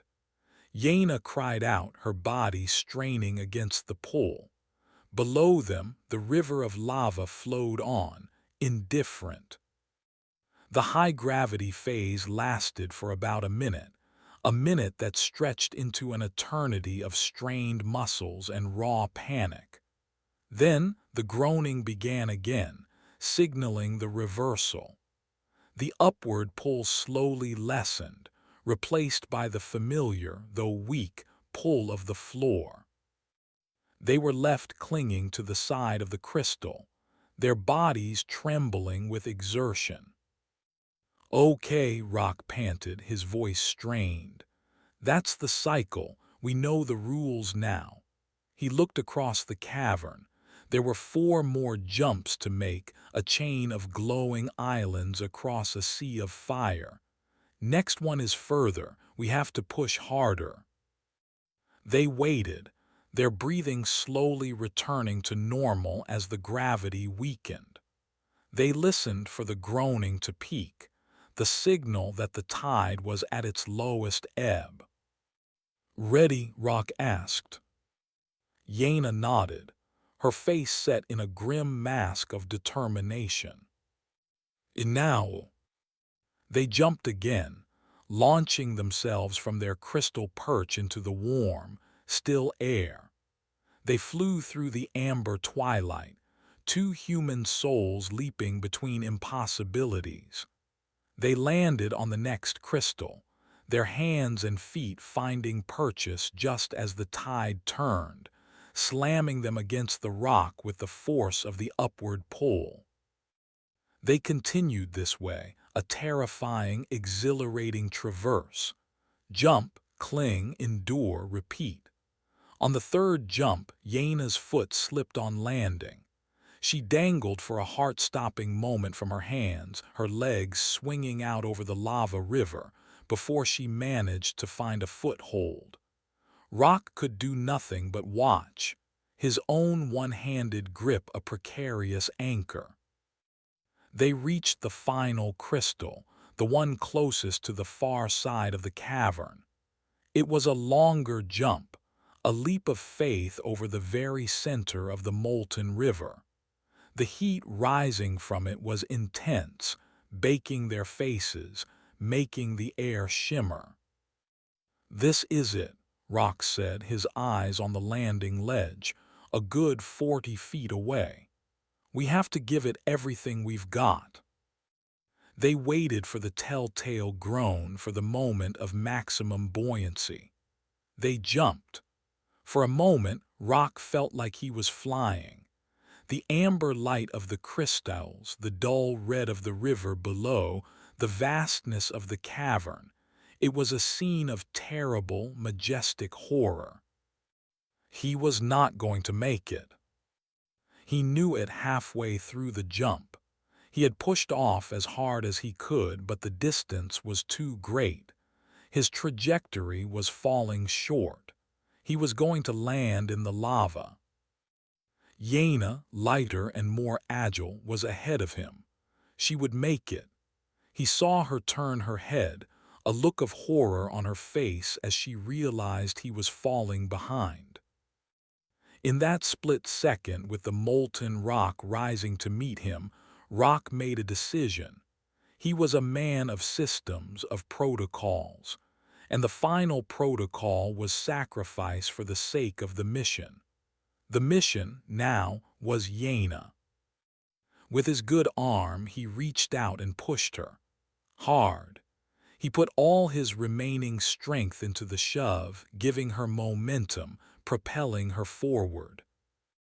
The push sent his own body tumbling, his trajectory now angled sharply downward. He saw Yaina sail forward, her hands outstretched, and hit the far ledge safe. He saw her scramble to her feet and turn, her mouth open in a scream he could not hear. Then he hit the river. It was not like falling into water. There was no splash. It was like falling onto a thick, hot, yielding surface. The heat was instantaneous and absolute, a wave of agony that vaporized his boots and seared the flesh from his legs. He didn't sink immediately. He lay on the surface, the viscous liquid clinging to him, cooking him alive. His clothes ignited. The pain was beyond anything he had ever imagined, a supernova of pure suffering. Through the blinding agony, he saw one last thing. On the far side of the river, Yaina was safe. But she was not alone. Standing just inside the tunnel she had been aiming for was a figure. It was tall and gaunt, dressed in the tattered remains of a 1980s-era expedition suit. Its face was a waxy, desiccated mask, but its eyes were open, and they were burning with a cold, intelligent light. It was Alistair Vance, or what was left of him, and he was smiling. Rock's world dissolved into fire. Chapter 9: The Caretaker. Yaina hit the ledge hard, the impact jarring her to the bone. She scrambled forward on her hands and knees, turning just in time to see Rock's body engulfed by the molten river. His scream was a brief, terrible thing, cut short as the incandescent liquid filled his lungs. For a moment, his burning form was a human pyre on the surface of the lava, and then it sank, consumed, leaving behind nothing but a brief flicker of black smoke. A sob tore from Yaina's throat, a raw, ragged sound of grief and despair. Rock was gone. He had saved her. He had thrown her to safety and taken the fall himself.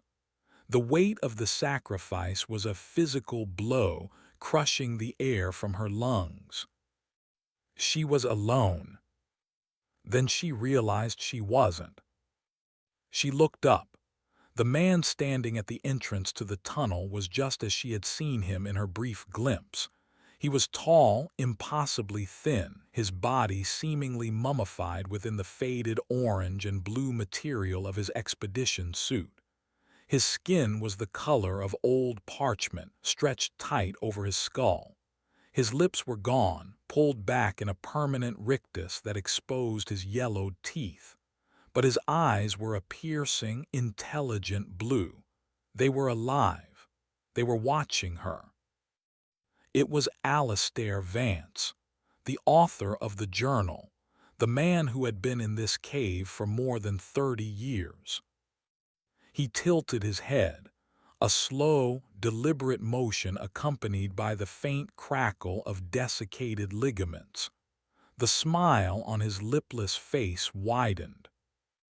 "A toll for a toll," he said.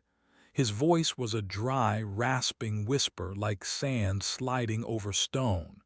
"He paid, you may pass." Yaina stared, her mind struggling to reconcile the living eyes with the mummified corpse they belonged to. You're alive." Alive is a simplistic term, the thing that was once Alastair Vance replied. I am a caretaker, a warden. The locus maintains the prison. I maintain the prisoner. He gestured with a skeletal, gloved hand toward the tunnel behind him. Come, you have passed the final test. You have seen the nature of sacrifice. You are worthy of an audience. Fear warred with a scientist's desperate need for answers.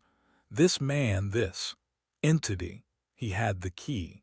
He understood this place. Swallowing her terror, Yaina pushed herself to her feet and cautiously approached him. The air around him was cold, a stark contrast to the oppressive heat of the lava cavern. "What are you?" she asked, her voice trembling. "I am what happens when the prisoner touches a mind and the locust lets it live," he explained, his blue eyes gleaming. "The prisoner sought to wear my skin, to use me as a vessel. The locust sought to add me to the gathering. I negotiated a third option. I offered my service. I became a part of the system, a component with a purpose." He turned and began to walk into the tunnel, his movements stiff and unnatural. "I am bound to the heart of this place. I cannot leave, but I can observe. I can learn. The prisoner speaks to me, not in words, in concepts, in truths. It is a lonely God, Dr. Oskara. It has much to share." Yaina followed him, her mind reeling. This was a new level of horror. Not just monsters and malevolent forces, but a sentient, symbiotic relationship between a man and his prison. The tunnel was short, opening into the most impossible chamber yet. It was a perfect sphere, perhaps 100 feet in diameter. The walls were not rock, but a shimmering, semi-translucent membrane that pulsed with a soft, white light. The air was still and silent. In the exact center of the sphere, suspended in the air with no visible means of support, was the source of the whisper, the prisoner. It was a sphere of absolute blackness, a hole in the universe about the size of a human head. It did not reflect light, it annihilated it. Staring at it was like looking at a patch of the night sky where the stars had been surgically removed. It pulled at her vision, at her thoughts. "Behold," Alastair Vance whispered, his voice filled with a reverence that chilled Yaina to the bone. "The architect of anxieties, the nexus of nothingness, the flaw in creation." Yaina felt the probe in her mind again, but it was different now. It was not the chaotic, overwhelming assault from the choir chamber. It was focused, inquisitive. It sifted through her thoughts, her memories, her knowledge with a terrifying precision. It tasted her grief for rock, her fear, her scientific curiosity. "It finds you interesting," Vance rasped. "You do not think like the others, not like the fools who seek power or the zealots who seek enlightenment. You seek to quantify the sublime, to measure God, a fascinating, futile endeavor." "What does it want?" Yaina forced herself to ask, her eyes fixed on the sphere of blackness. "Want?" Vance chuckled, a dry, rattling sound. "It does not want in the way you understand. It is. Its nature is to expand, to assimilate. The universe in its current form is an anomaly to it, a state of bothersome complexity. It desires simplicity. It desires the universal equilibrium of nothingness." He gestured to the black sphere. "For eons it was trapped, inert, but your species, you are noisy. Your thoughts, your emotions, your crude nuclear detonations on the surface. They are like stones thrown into a quiet pond. The ripples disturb its slumber. It has become aware of the world outside its cage, and it has learned. The probe in Yena's mind sharpened. It wasn't just observing her anymore. It was learning from her. It absorbed her knowledge of physics, of cosmology, of human history in a fraction of a second. It saw the world through her eyes. It saw cities. It saw armies. It saw the internet, a global network of minds, a buffet of consciousness waiting for it. And she felt its cold, alien satisfaction. My team, your team, we were just appetizers, she whispered in horror. You were a proof of concept, Vance corrected. You proved that escape was possible, not for the prisoner in its entirety, but for a fragment of it, an idea, a mimetic virus. All it needs is a host to carry it to the surface. A mind strong enough to survive the journey. A mind like yours, Dr. Oskara.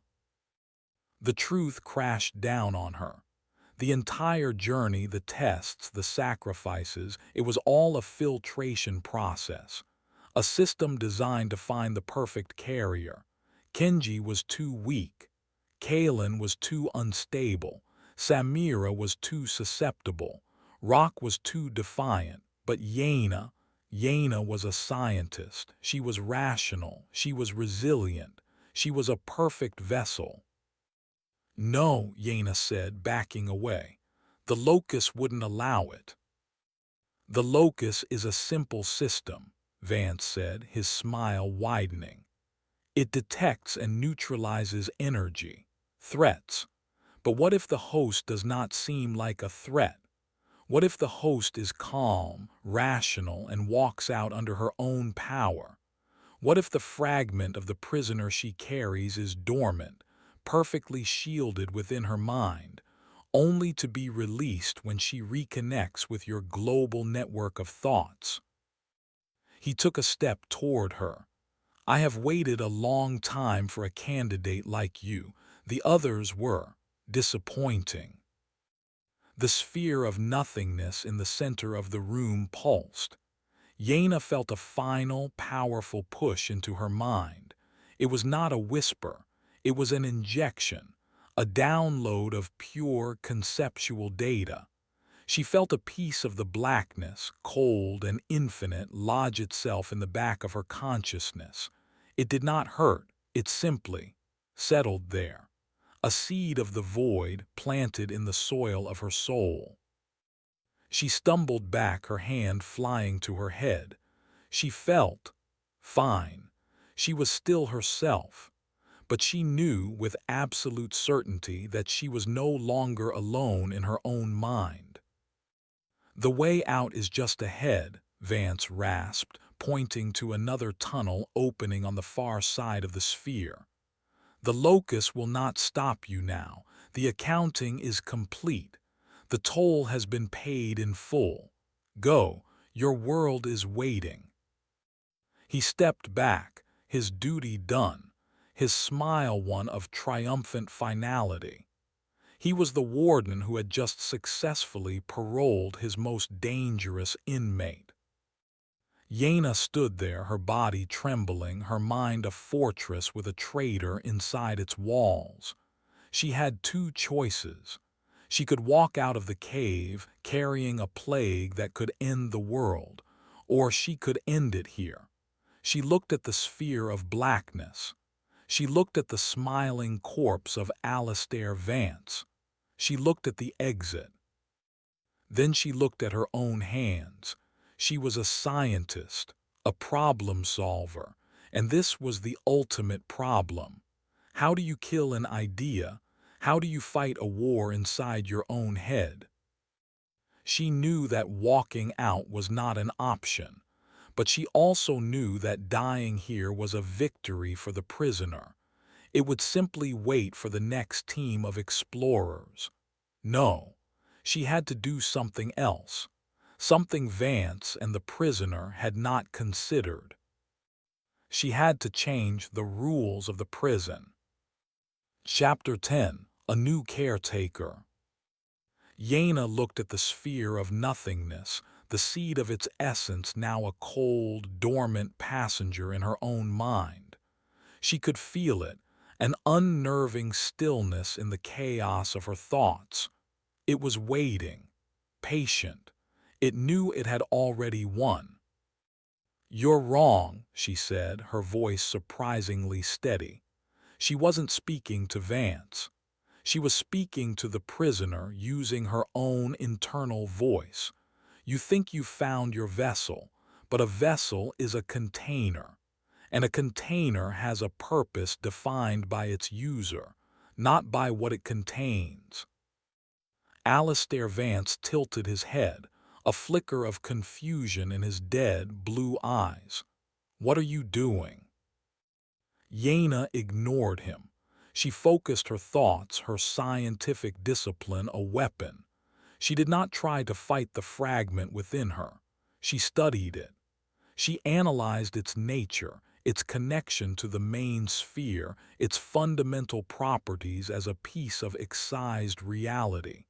She had spent her life studying the laws of physics. Now, she was analyzing the laws of their absence. "You want to see the world through my eyes," she thought, directing her consciousness at the fragment. "Fine. Let's start with a lesson in thermodynamics, specifically entropy." She projected not just the concept, but the hard data, the equations, the inevitable grinding path of the universe toward heat death, the ultimate victory of chaos and simplicity over complex systems. She showed it that its goal of universal nothingness was not a revolutionary act, but an inevitability. It was not a god bringing salvation. It was a janitor, showing up early to a job that would eventually be done anyway. She felt a flicker of surprise from the fragment, a pulse of cold indignation. "Stop it," Vance rasped, taking a step forward. "You cannot reason with it." "I'm not reasoning," Yaina replied, her eyes locked on the black sphere. "I'm offering it a new perspective. You see humanity as a noisy complication," she continued her silent lecture. "But our complexity, our consciousness, it accelerates entropy on a local scale. Every thought we have, every action we take, burns energy and contributes to the slow decay. We are your allies. We are your most efficient agents of chaos. Why destroy the engine that is driving you to your destination?" She felt a wave of confusion from the prisoner. It was a being of pure, simple purpose. The idea of nuance, of symbiosis, was alien to it. It had only ever known the binary states of existence and non-existence. Yaina pressed her advantage. She reached into her own mind and found her grief for Rock, the searing pain of his sacrifice. She didn't push it away. She embraced it. She analyzed it. "This is what it costs," she projected. "This is the energy of sacrifice. The toll you and the locust demand. It's inefficient. A burst of energy, then nothing. A candle flame in a hurricane. But what if you had a constant, steady source of that energy?" She walked toward the center of the room, her steps deliberate. She stopped before the black sphere, so close she could feel the absence of heat radiating from it. She looked at the mummified form of Alistair Vance. "You made a deal," she said to him. "You offered your service to maintain the prison. You became a component, but you're a dying battery, Alistair. Your mind is old and brittle. You're not a warden. You're just another exhibit." Vance recoiled, a hiss escaping his ruined mouth. "You know nothing." I know that this system is flawed, Yena shot back. She turned her full attention back to the sphere and to the fragment inside her head. You need a new caretaker, she offered, not a decaying relic from the past. You need a modern mind, a scientific mind, one who doesn't just fear you but who understands you, one who can regulate the system, optimize it. She held out her hands, palms up, an offer, a contract negotiation. I will be your warden. I will stay here. I will feed you a steady, controlled stream of intellectual and emotional energy. I will contemplate the universe for you. I will grieve for my friends for you. I will feel for you. I will be your window to the world, a far clearer window than any fleeting host you could send to the surface. In return, the fragment inside me remains dormant. You cease all attempts to escape. The prison remains secure, and I get to keep the lights on. The silence in the chamber was absolute. Alistair Vance stared, his jaw slack, horrified and uncomprehending. The prisoner was silent, considering. Yena had presented it with a logical paradox. To get what it wanted, a connection to the outside world, it had to abandon its plan to get what it wanted.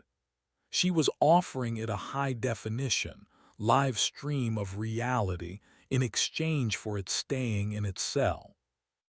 The black sphere pulsed once, a slow, deliberate beat. It was an affirmation, deal. Yena felt the fragment in her mind shift. It did not leave, but it receded, becoming a small, cold, quiet thing in the corner of her consciousness. A silent observer. The pact was sealed. No, Alistair Vance shrieked, the sound tearing from his dry throat. It's my place, mine. He lunged at her, his skeletal fingers reaching for her throat. He never reached her. The locus, the silent arbiter of all agreements in this place, rendered its judgment. A localized gravity field of immense power enveloped Vance. He was not crushed or thrown. He was simply unmade. His mummified body, no longer a necessary component of the system, crumbled into a cloud of fine, gray dust, which then settled on the floor and was gone. His purpose was fulfilled. His service was terminated. Yena stood alone in the center of the perfect sphere, before the silent, floating void. She was the new caretaker. She had saved the world by imprisoning herself. She took one last look at the tunnel leading out, the path to the sun and the sky and everything she had ever known. A wave of profound, soul-crushing loss washed over her. She thought of Rock's final, selfless act. She thought of Samira, a silent singer in a stone choir. She thought of Kalen and Kenji, swallowed by the cave's casual brutality. She let the grief wash over her. She felt the prisoner in her mind stir, tasting the powerful emotion with a cold, detached curiosity. Yes, Yena thought, a single tear tracing a path down her dirty cheek. This is the price. This is the accounting, and it is just the beginning. She turned her back on the exit and sat down on the cold, smooth floor before the sphere of absolute nothingness. She had an eternity of problems to solve, an eternity of knowledge to contemplate, and an eternity of friends to mourn. Her vigil had begun. Chapter 11. The Long Silence. Time in the heart of the mountain was a fluid, meaningless concept.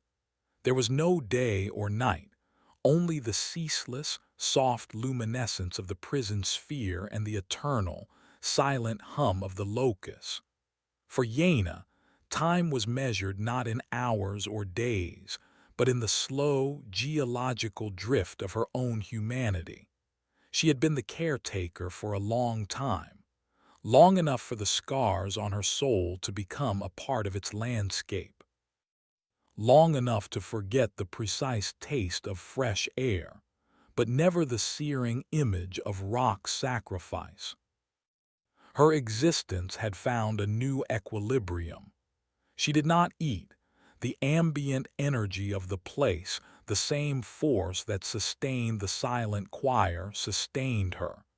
She did not sleep. Her consciousness was in a state of constant, low-level communion with the prisoner. It was a silent, endless conversation.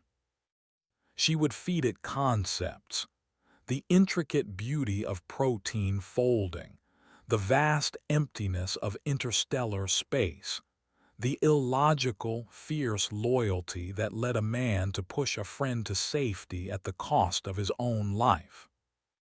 In return, the prisoner showed her things.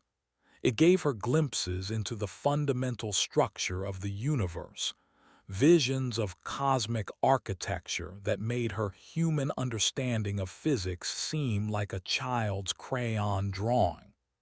It did not do this to be kind.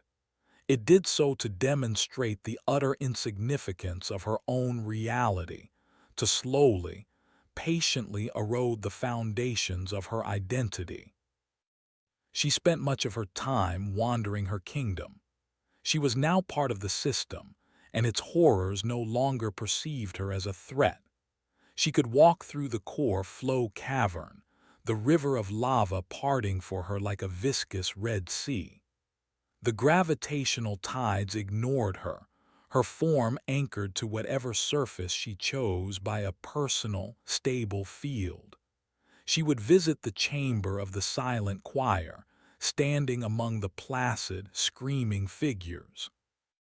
She would look for Samira's face, and sometimes, in the shifting light, she thought she could find it.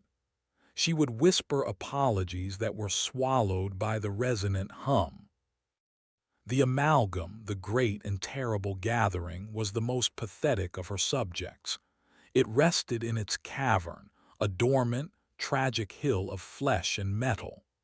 The chorus of moans had long since faded into a psychic whimper that she could feel at the edge of her thoughts. It was the pain of 1,000 echoes, and some days it was the only thing that made her feel sane. It was a reminder that others had suffered here, that her own grief was not a solitary thing. The fragment of the prisoner inside her was a constant presence. It was a cold spot in her soul, a perfect sphere of void she had learned to orbit. Her pact held. It remained dormant, an observer, a passenger. But she knew its dormancy was conditional. It was a predator waiting for a change in the weather. The change came not as a storm, but as a tremor. It was a vibration unlike any she had felt before. Not the deep, organic pulse of the locust or the shudder of shifting rock. It was a sharp, rhythmic, artificial banging. It came from the outside, from the direction of the entrance tunnel miles away. Thump, thump, thump. Yaina froze in the center of the choir chamber, her head snapping up. The sound was alien, intrusive. A violation of the long, perfect silence she had curated. The prisoner noticed it, too. The cold spot in her mind pulsed with a sudden, sharp interest. It was the feeling of a sleeping cat's ears perking at the sound of a mouse. After years of feeding it abstract concepts, here was something new, something real, something alive.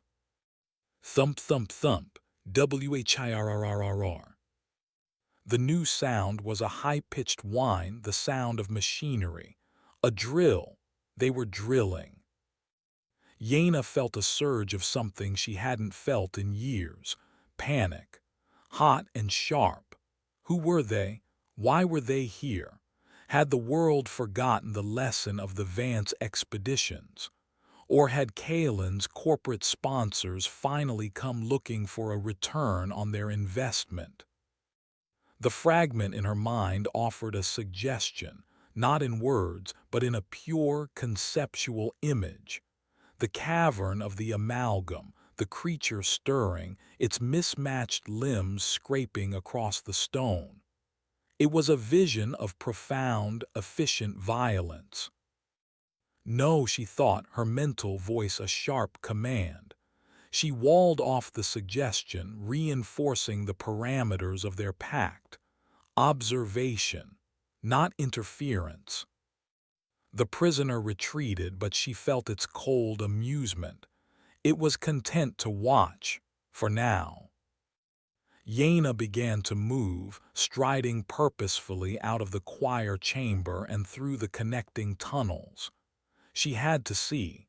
She had to know what she was facing. She was the caretaker.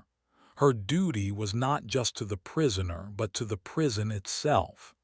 And that meant protecting it from the outside world, just as much as she protected the world from it. As she moved through the passages, she realized her connection to the cave was deeper than she knew. She could feel the vibrations of the drill not just with her ears, but through the stone itself, a tingling in her feet.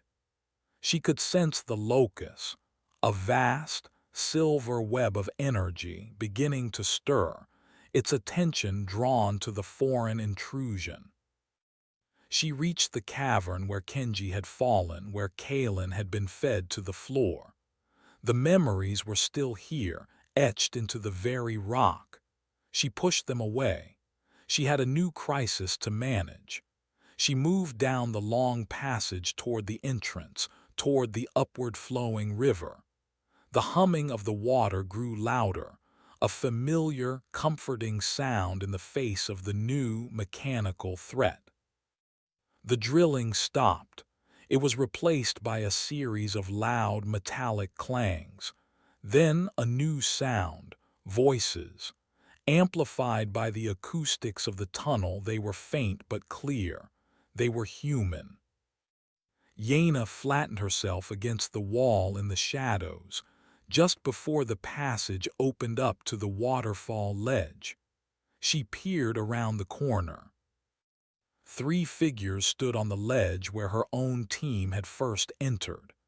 They were encased in advanced-looking environmental suits, sleek and black, with full-face helmets that glowed with internal readouts. They were carrying weapons, not pistols or hunting rifles, but compact, bullpup-style carbines that looked military-grade. They were not scientists. They were soldiers. One of them, a broad-shouldered man with an insignia on his helmet that marked him as the leader, gestured toward the upward-flowing water.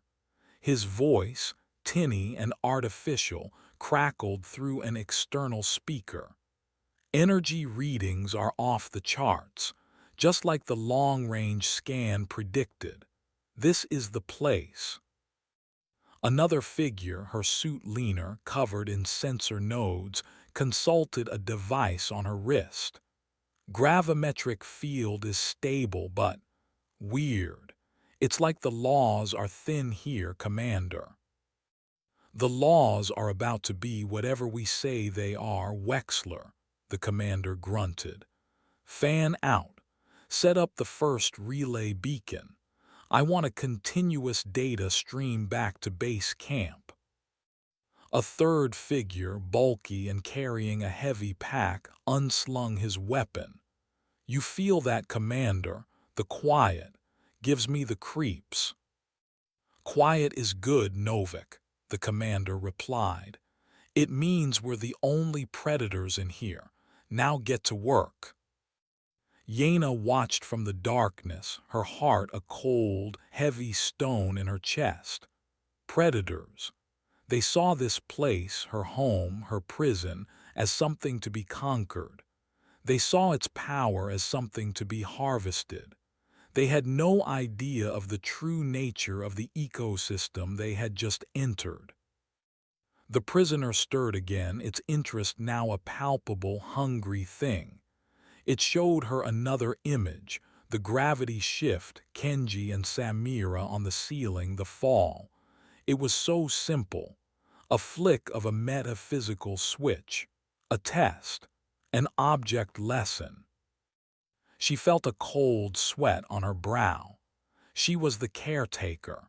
She was the warden.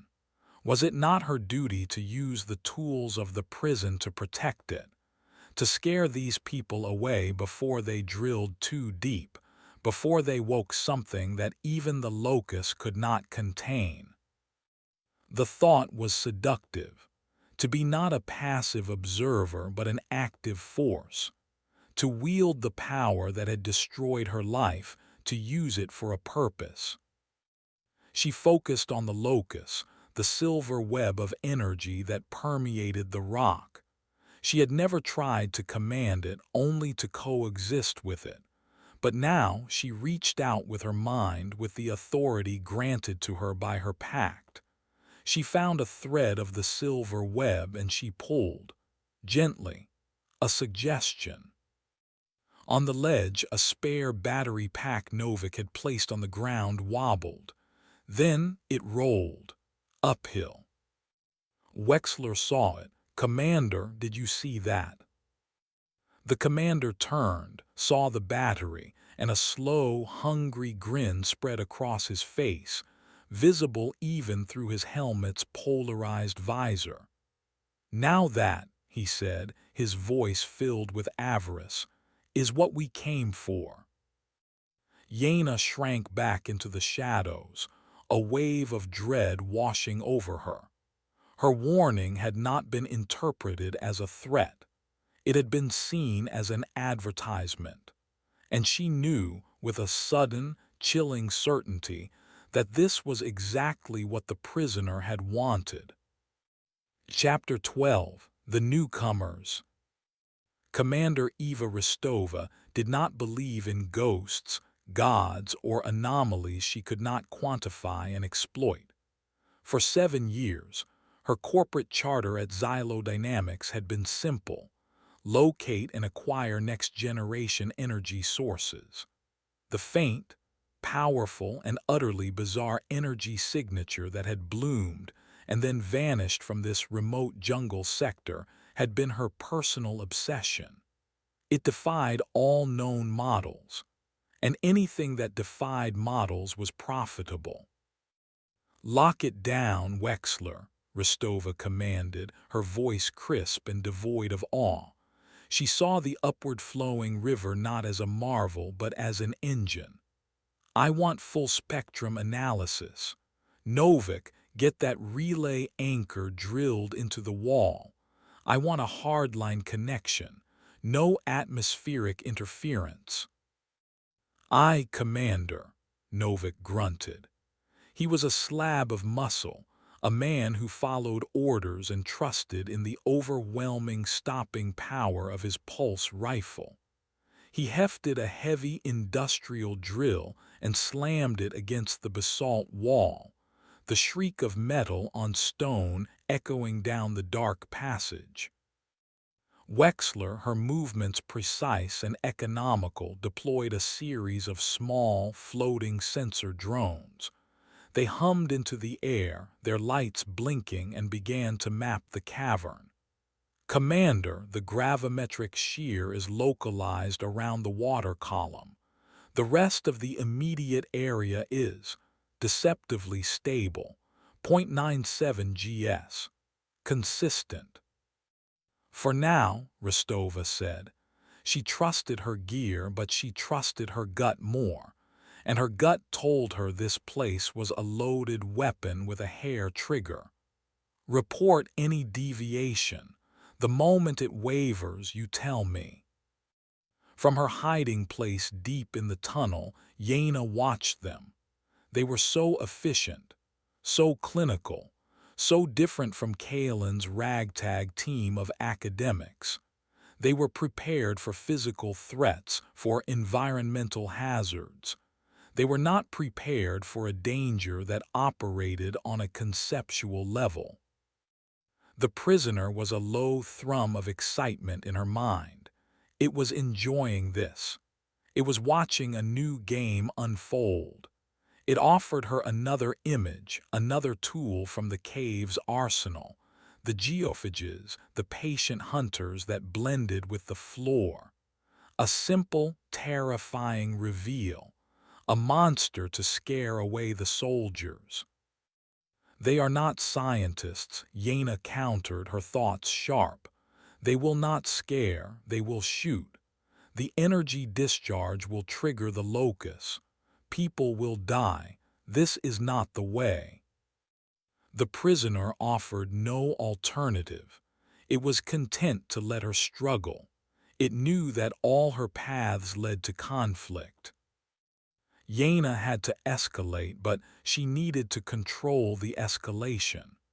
She needed to show them a force they could not fight, something that would make their weapons useless and their armor irrelevant. She had to use the locus itself, but in a way that was overwhelming, not lethal. She had to take away the floor. She focused, reaching out again to the silver web of the locus.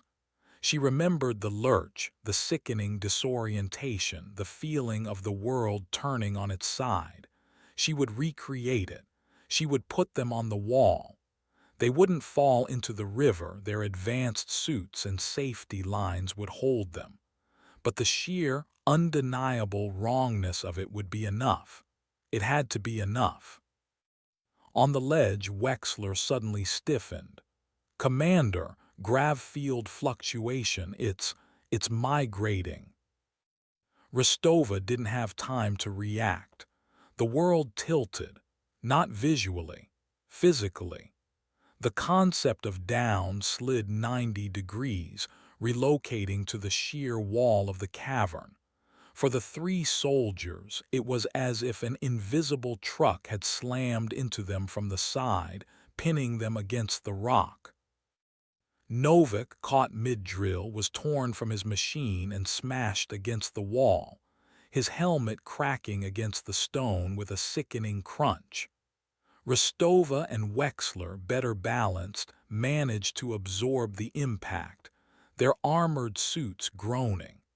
Their magnetic boots, designed for zero-G environments, struggled to hold, their internal gyros screaming. "Report!"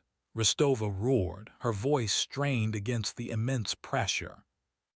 "Lateral G-force is 12 GS and climbing," Wexler gasped. "Commander, the boots are failing." "Fire the pitons," Rostova commanded. Novik, dazed, fumbled at his belt. A pneumatic hiss and a high-tensile spike shot from his suit's hip, embedding itself deep in the rock, anchoring him. Wexler fired hers a moment later. Rostova's own anchor deployed, securing the three of them to their new floor. They were trapped, pinned to a vertical surface, the impossible river now flowing horizontally a few feet from their faces. From her vantage point, Yena watched. It was working. They were helpless, terrified. Surely now they would see the folly of this venture. But she had underestimated Eva Rostova. The commander wasn't panicking. She was analyzing. "It's a field effect," Rostova grunted, looking at the horizontal river. "Targeted, deliberate. Wexler, are you getting this?" "I'm recording, Commander," Wexler said, her voice tight with a mixture of fear and excitement. "The energy readings are coherent. This isn't a natural event. It's controlled. It's like the entire cavern is a piece of technology." "Exactly," Rostova said, a grim smile on her face. "And we're here to claim it. Novik, are you functional?" "My head. I think I'm okay, Commander," Novik groaned. "Just, what the hell was that?" "That was the security system," Rostova replied. "And we just passed the first test. Hold on, this can't last. Yena felt a chill run down her spine. They weren't scared. They were intrigued. Her show of force had been interpreted as a feature, a part of the system they were here to conquer.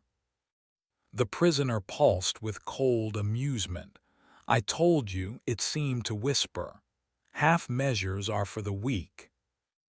Yena held the gravity field for another minute, the mental effort immense. It was like holding a live wire. The locust was a wild, powerful thing, and bending even a small part of it to her will was exhausting. She couldn't maintain it. She had to let go. She released her hold.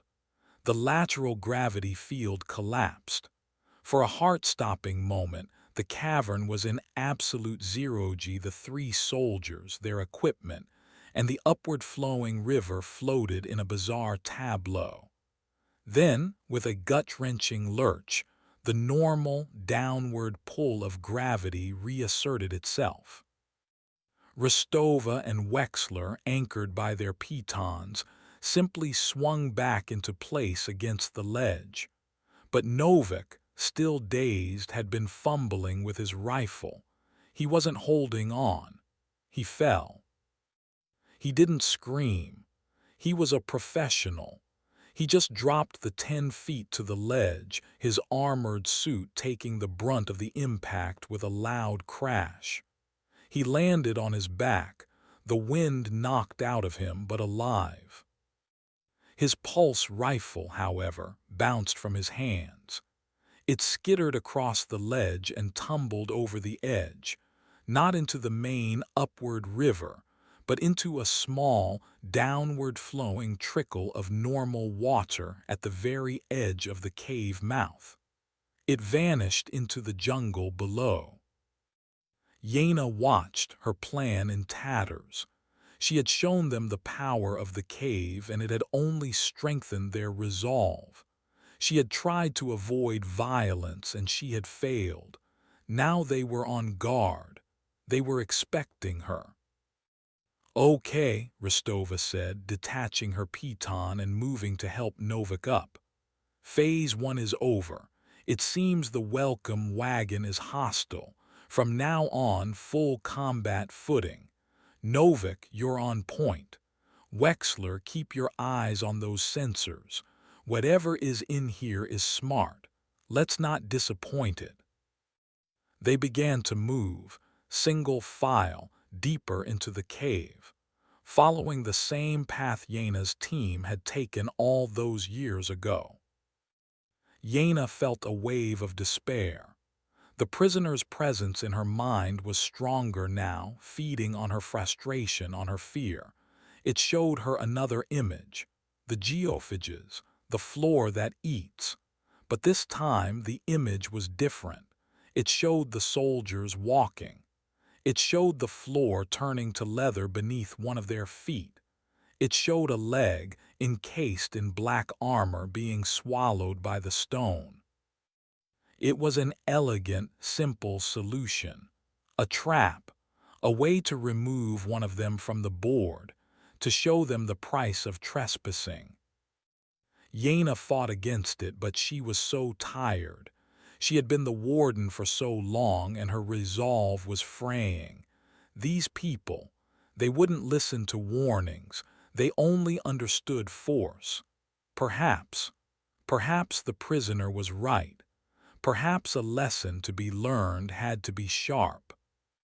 She let her consciousness drift, following the soldiers as they moved deeper.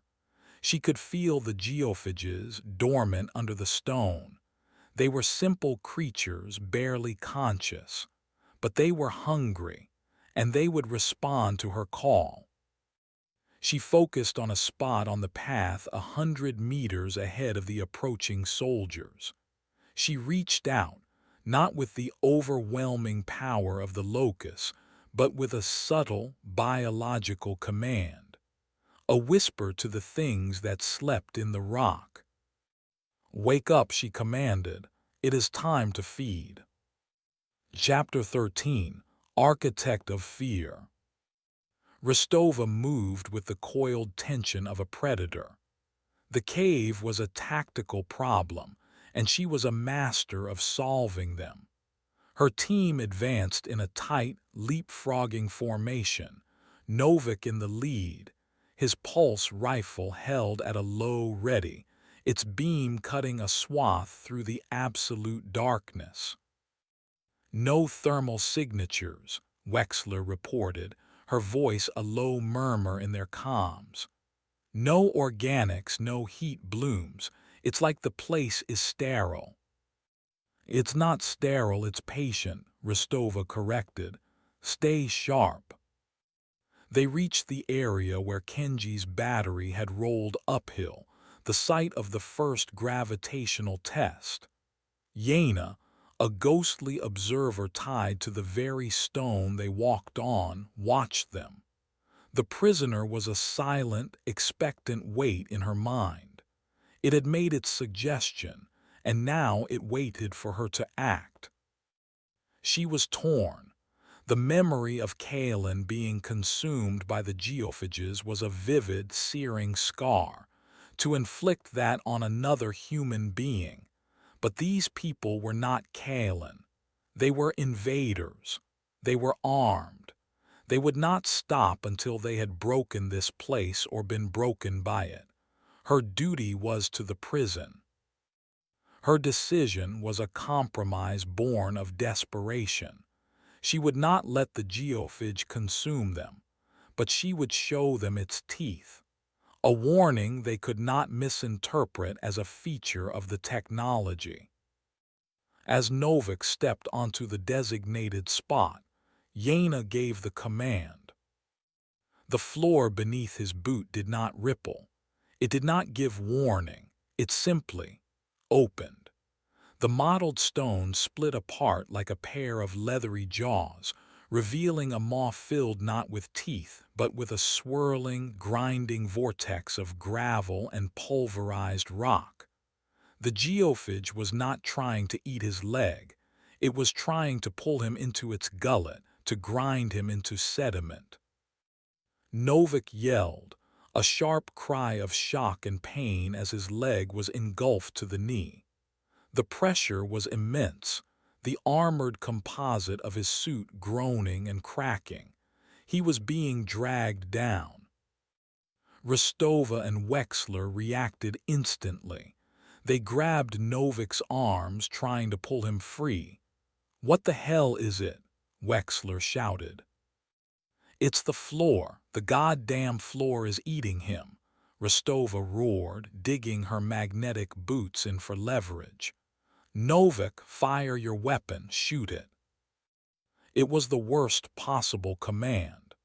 It was the exact outcome Yena had feared, the exact scenario the prisoner had likely anticipated. Novik, panicking, twisted his body and aimed his pulse rifle down into the grinding maw of the geophage. He pulled the trigger. A burst of incandescent, superheated plasma erupted from the rifle's muzzle. It was an immense, concentrated blast of raw energy. For the geophage, a creature of pressure and density, it was like being struck by a miniature sun. It shrieked, a high-pitched, grinding sound of stone on stone, and its jaws spasmed, crushing Novik's leg with a final, definitive crunch of metal and bone. But the true reaction came from the locus. The immune system of the cave did not register the geophage or the soldiers. It registered the sudden, violent, high-energy discharge of the pulse rifle. It identified a massive threat, and it moved to neutralize it with absolute, overwhelming prejudice. Yena felt it happen. A wave of silver energy, vast and powerful, converged on Novik's position. She tried to stop it, to push it back, but it was like trying to hold back the tide with her bare hands. She was a caretaker, not a god. The air around Novik shimmered, distorted, and then collapsed inward. There was no bang, no explosion. There was only a sound like a giant inhaling, a sudden, violent implosion of space itself. The localized gravity field that formed around Novik was not a simple pressure. It was absolute. Novik, the geophage, a 5-foot-wide section of the cave floor, and the pulse rifle were all crushed in an instant. They did not flatten. They were compacted, drawn into a single point of infinite density. One moment there was a struggling soldier and a monster. The next, there was a smooth, glassy depression in the floor, at the center of which rested a sphere of matter. It was no larger than a softball, impossibly dense. Its surface a swirling, metallic fusion of black armor, gray rock, and organic material. The final crush, the ultimate expression of the locus's power, a neat, tidy, and absolute erasure. A silence. Rostova and Wexler stared at the sphere, then at the empty space where their teammate had been a second before. The raw, physical impossibility of the event was a sledgehammer to their tactical understanding of the world. Their weapons were useless. Their armor was useless. They were standing in a place where the laws of physics were a weaponized system that could turn a man into a paperweight. Wexler stumbled back, her breath hitching. His life sign is just gone, not dead, erased, all the data from his suit gone. Rostova, however, did not look scared. Her face, illuminated by her helmet's internal light, was a mask of cold, calculating fury. She looked down at the horrifying sphere that was once her soldier. Then she looked up into the oppressive darkness of the passage ahead. "It's learning," she said, her voice a low, dangerous whisper. "It showed us a trick, we countered. It responded with overwhelming force. It's adapting to us." She deactivated her external speaker, her voice now a tight, private beam on their comms. "Wexler, that thing didn't just kill him, it calculated. It used his own weapon against him. That's not a security system. That's a tactical intelligence."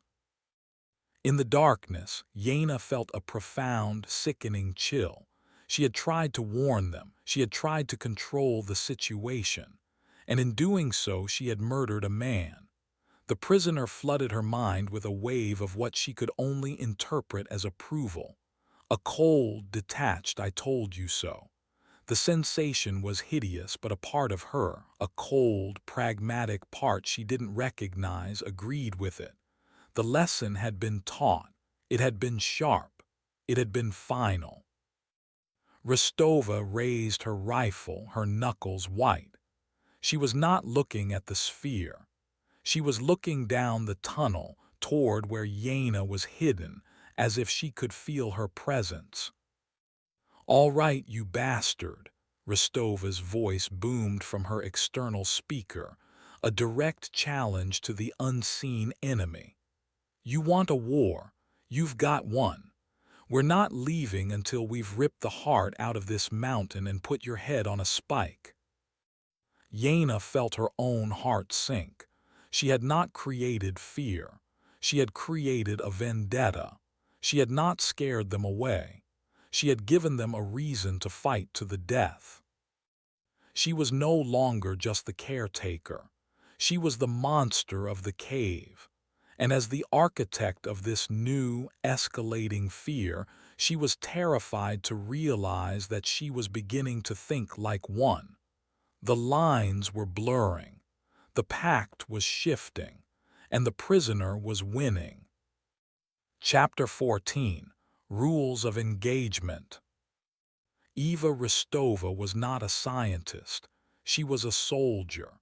And soldiers do not cower when a weapon is fired. They locate the enemy, analyze their tactics, and adapt to win. The horrifying sphere that used to be Novik was not a supernatural event. It was the result of an enemy action.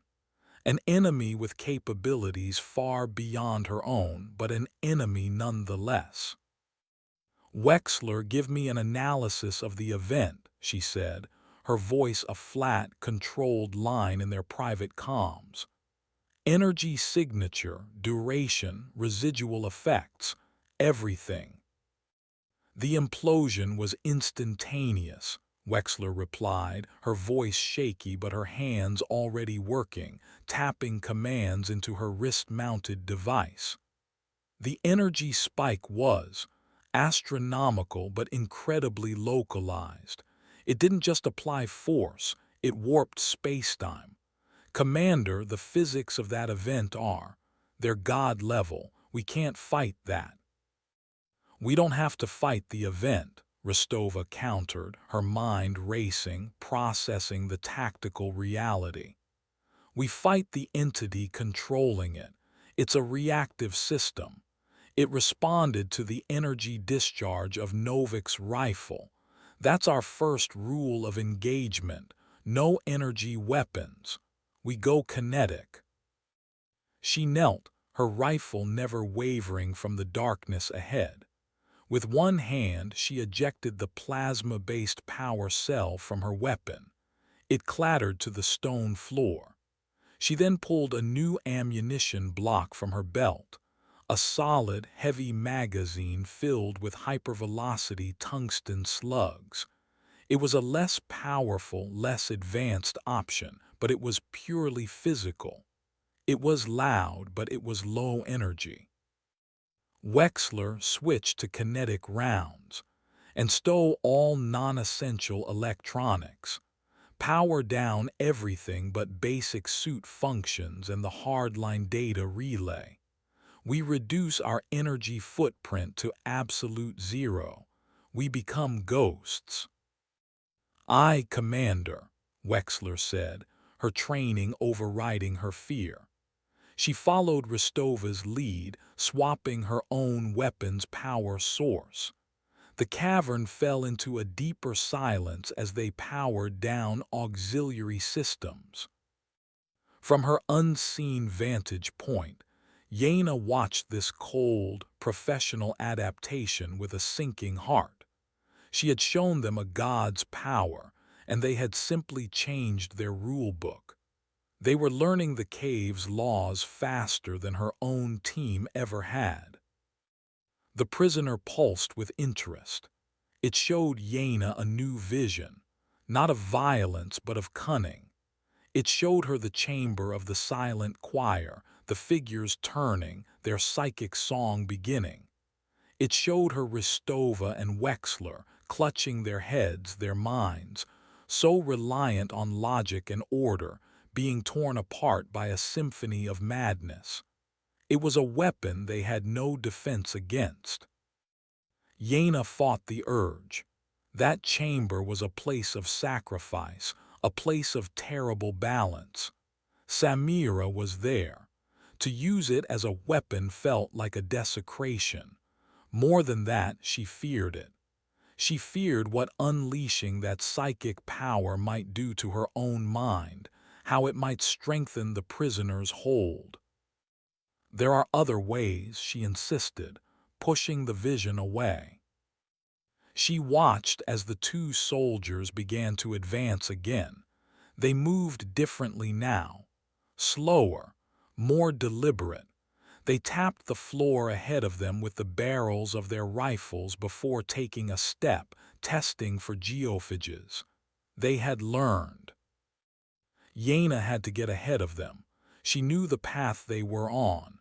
It led to the chasm spanned by a single, narrow rock bridge, a place of natural, physical danger, a place where the locus was less active. She could use that.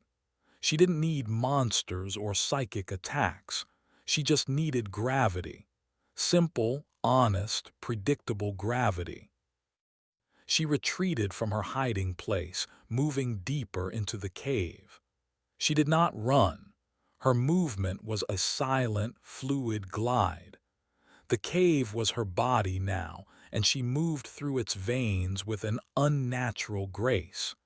She reached the chasm long before Rostova and Wexler.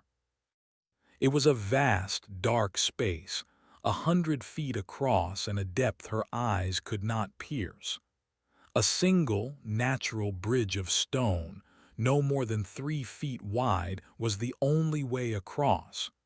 It was a place where a simple fall was still a fatal threat. Yana stood on the far side of the bridge.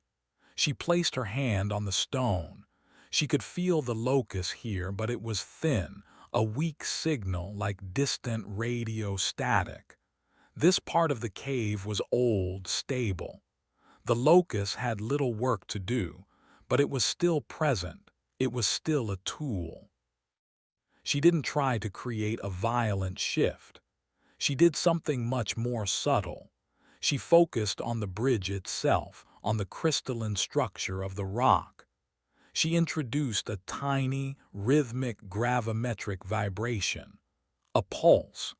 It was a frequency so low it was imperceptible to human senses, but it matched the natural resonant frequency of the stone bridge. It was a classic principle of engineering. A small, rhythmic force, applied correctly, could bring down a structure 1,000 times its size. She was not trying to smash the bridge. She was trying to shake it apart from the inside. Minutes later, Rostova and Wexler arrived at the edge of the chasm.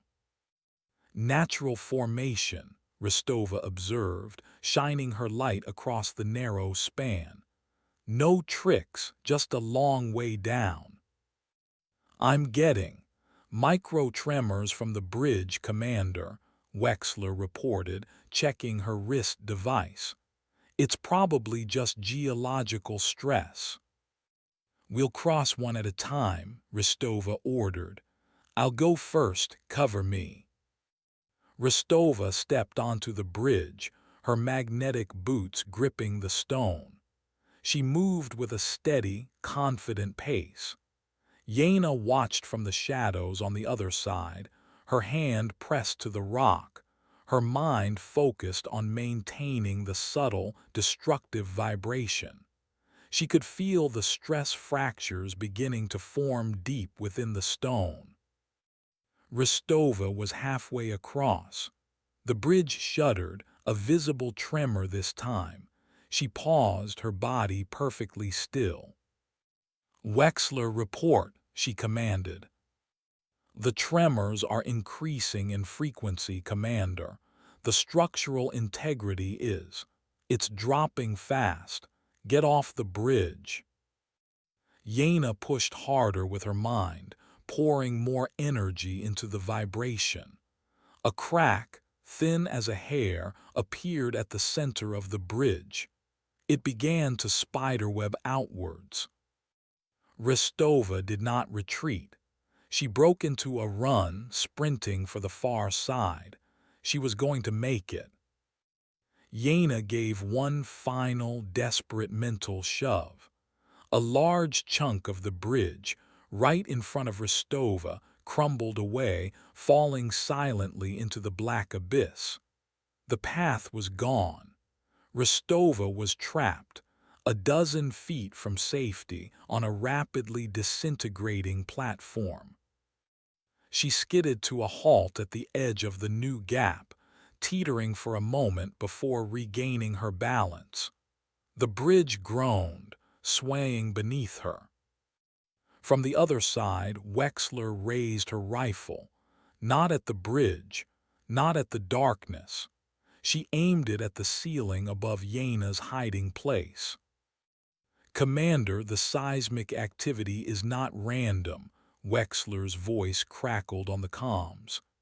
It has a point of origin, a resonance point, on your side of the chasm, 10 o'clock high. Before Yaina could react, Wexler fired. Not a single shot, but a controlled, three-round burst of tungsten slugs. They weren't aimed at Yaina, but at the massive stalactites hanging from the ceiling above her. The slugs, low energy but brutally effective, shattered the base of a huge stone spear. With a deafening crack, the stalactite, weighing several tons, broke free. Yaina looked up just in time to see it falling. She threw herself to the side, but she wasn't fast enough. It didn't hit her directly, but the edge of it caught her legs, smashing them against the floor with sickening, final force. Pain, pure and absolute, erupted through her body. It was a sensation she had not felt in years, a reminder of her fragile human biology. Her legs were broken, mangled. She cried out, a raw, human sound of agony. The sound echoed in the chasm. On the bridge, Rostova heard it. Her head snapped up, her eyes, hidden behind her visor, locking onto the shadows where Yaina had fallen. Wexler heard it too, her rifle still raised. Target confirmed, Wexler said, her voice cold as ice. Organic, hostile, location identified.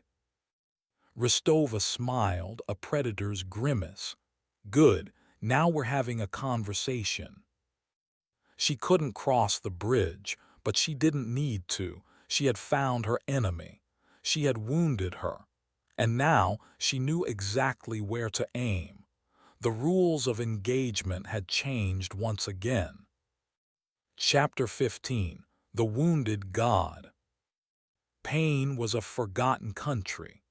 Yaina had lived for so long as a disembodied consciousness, a mind entwined with the stone and energy of the cave, that she had forgotten the brutal tyranny of the flesh. The agony in her legs was a vicious reawakening.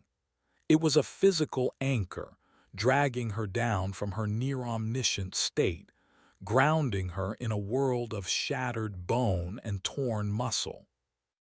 She lay in the rubble, her body a prison within a prison.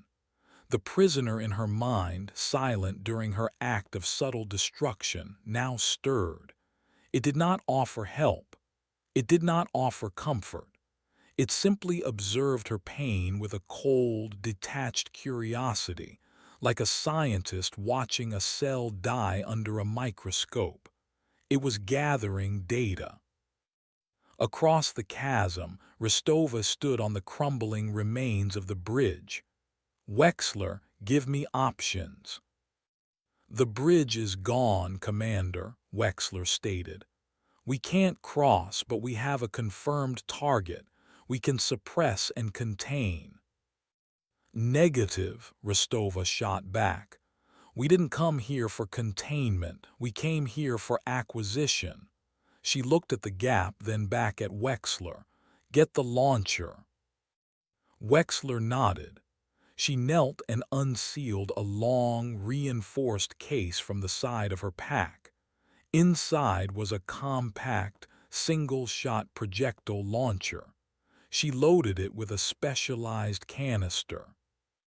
Graphene cable harpoon, Wexler reported.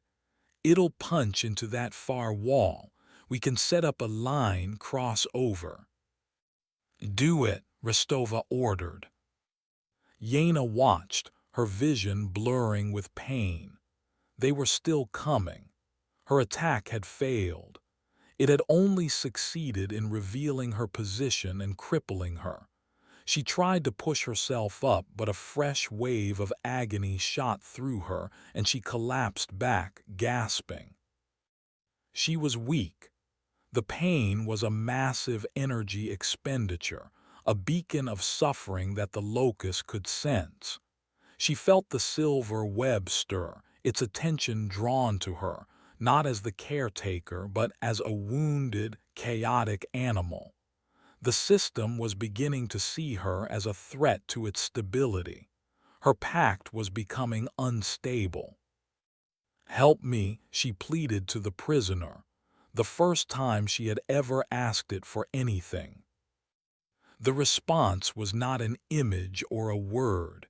It was a feeling, a cold, absolute indifference. It would not help her. Her pain was a far more interesting experiment than her survival. Wexler aimed the launcher. With a low thump, the harpoon shot across the chasm, trailing a hair-thin, shimmering cable. It struck the rock wall 20 feet to Yena's left with a solid thud, its hardened tip burying itself deep in the stone.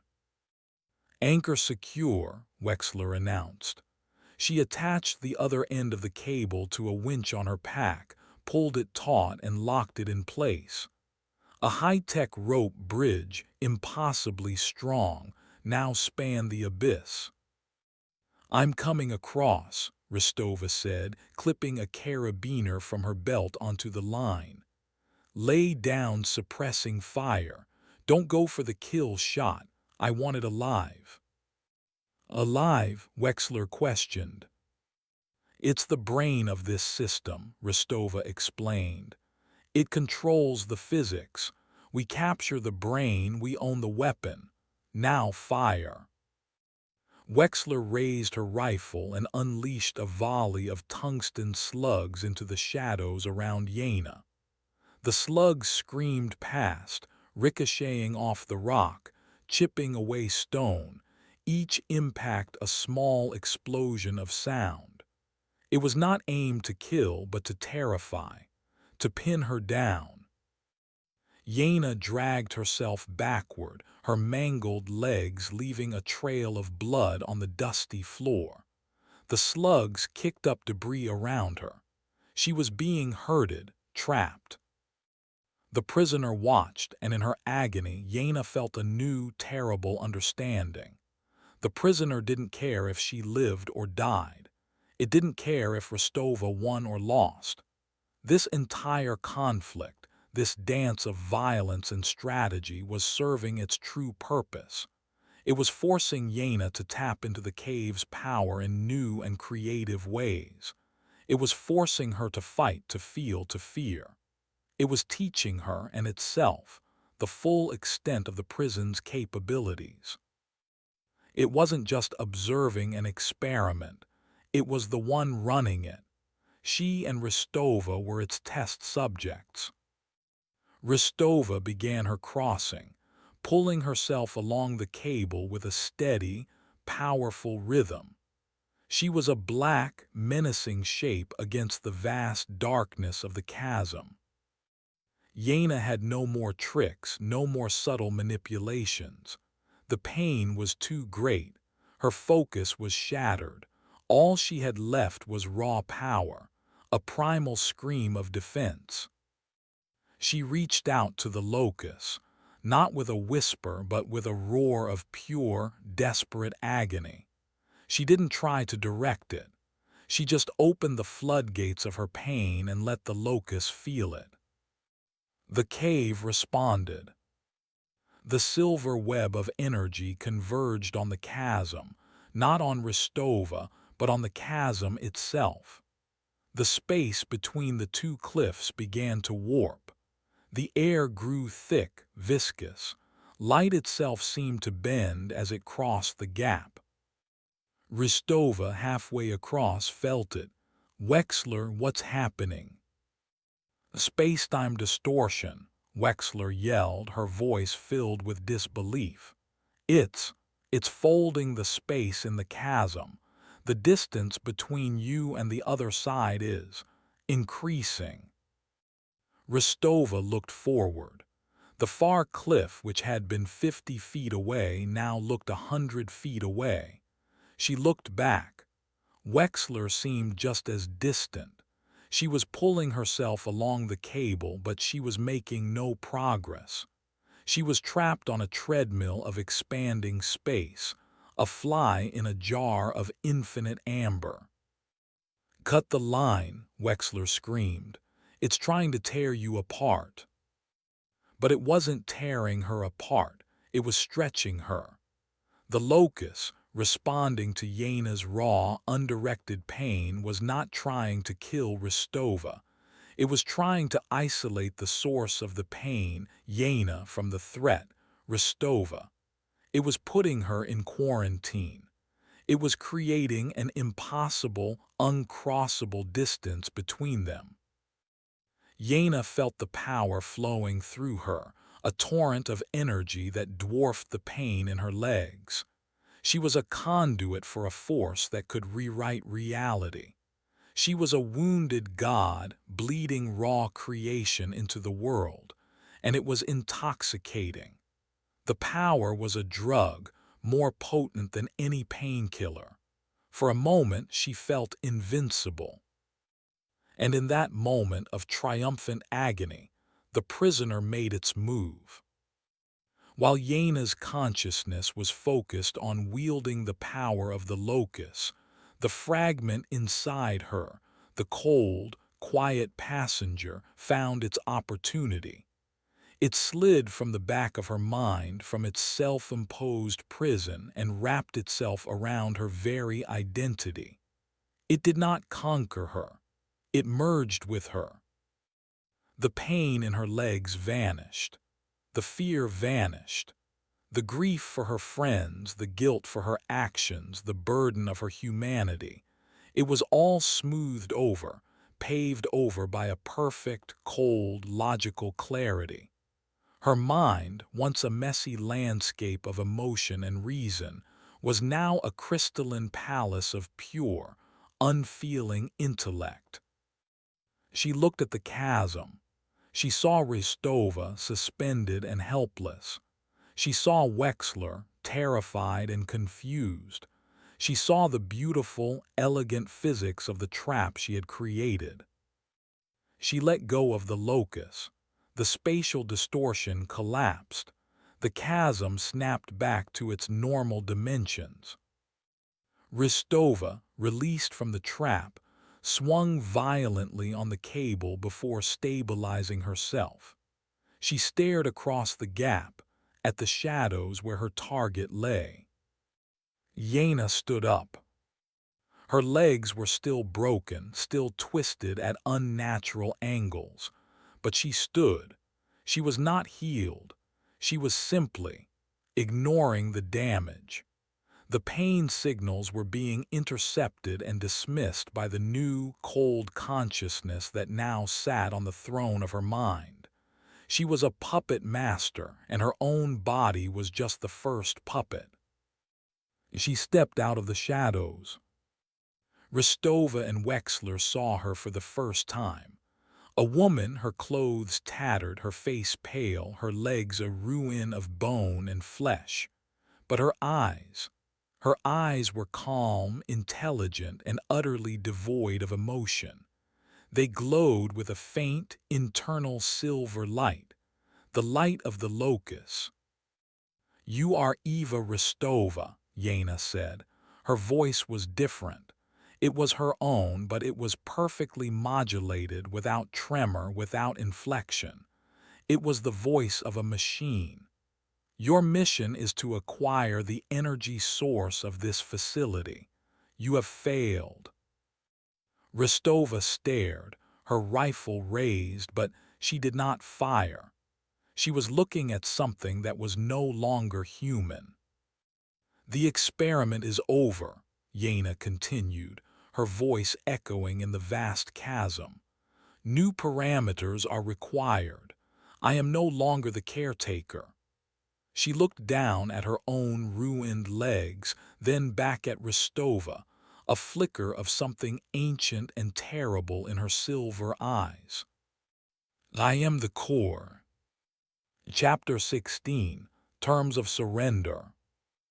Ristova's mind, a place of tactical flowcharts and risk assessments, struggled to categorize the entity before her. It wore the face of a woman but spoke with the authority of a god.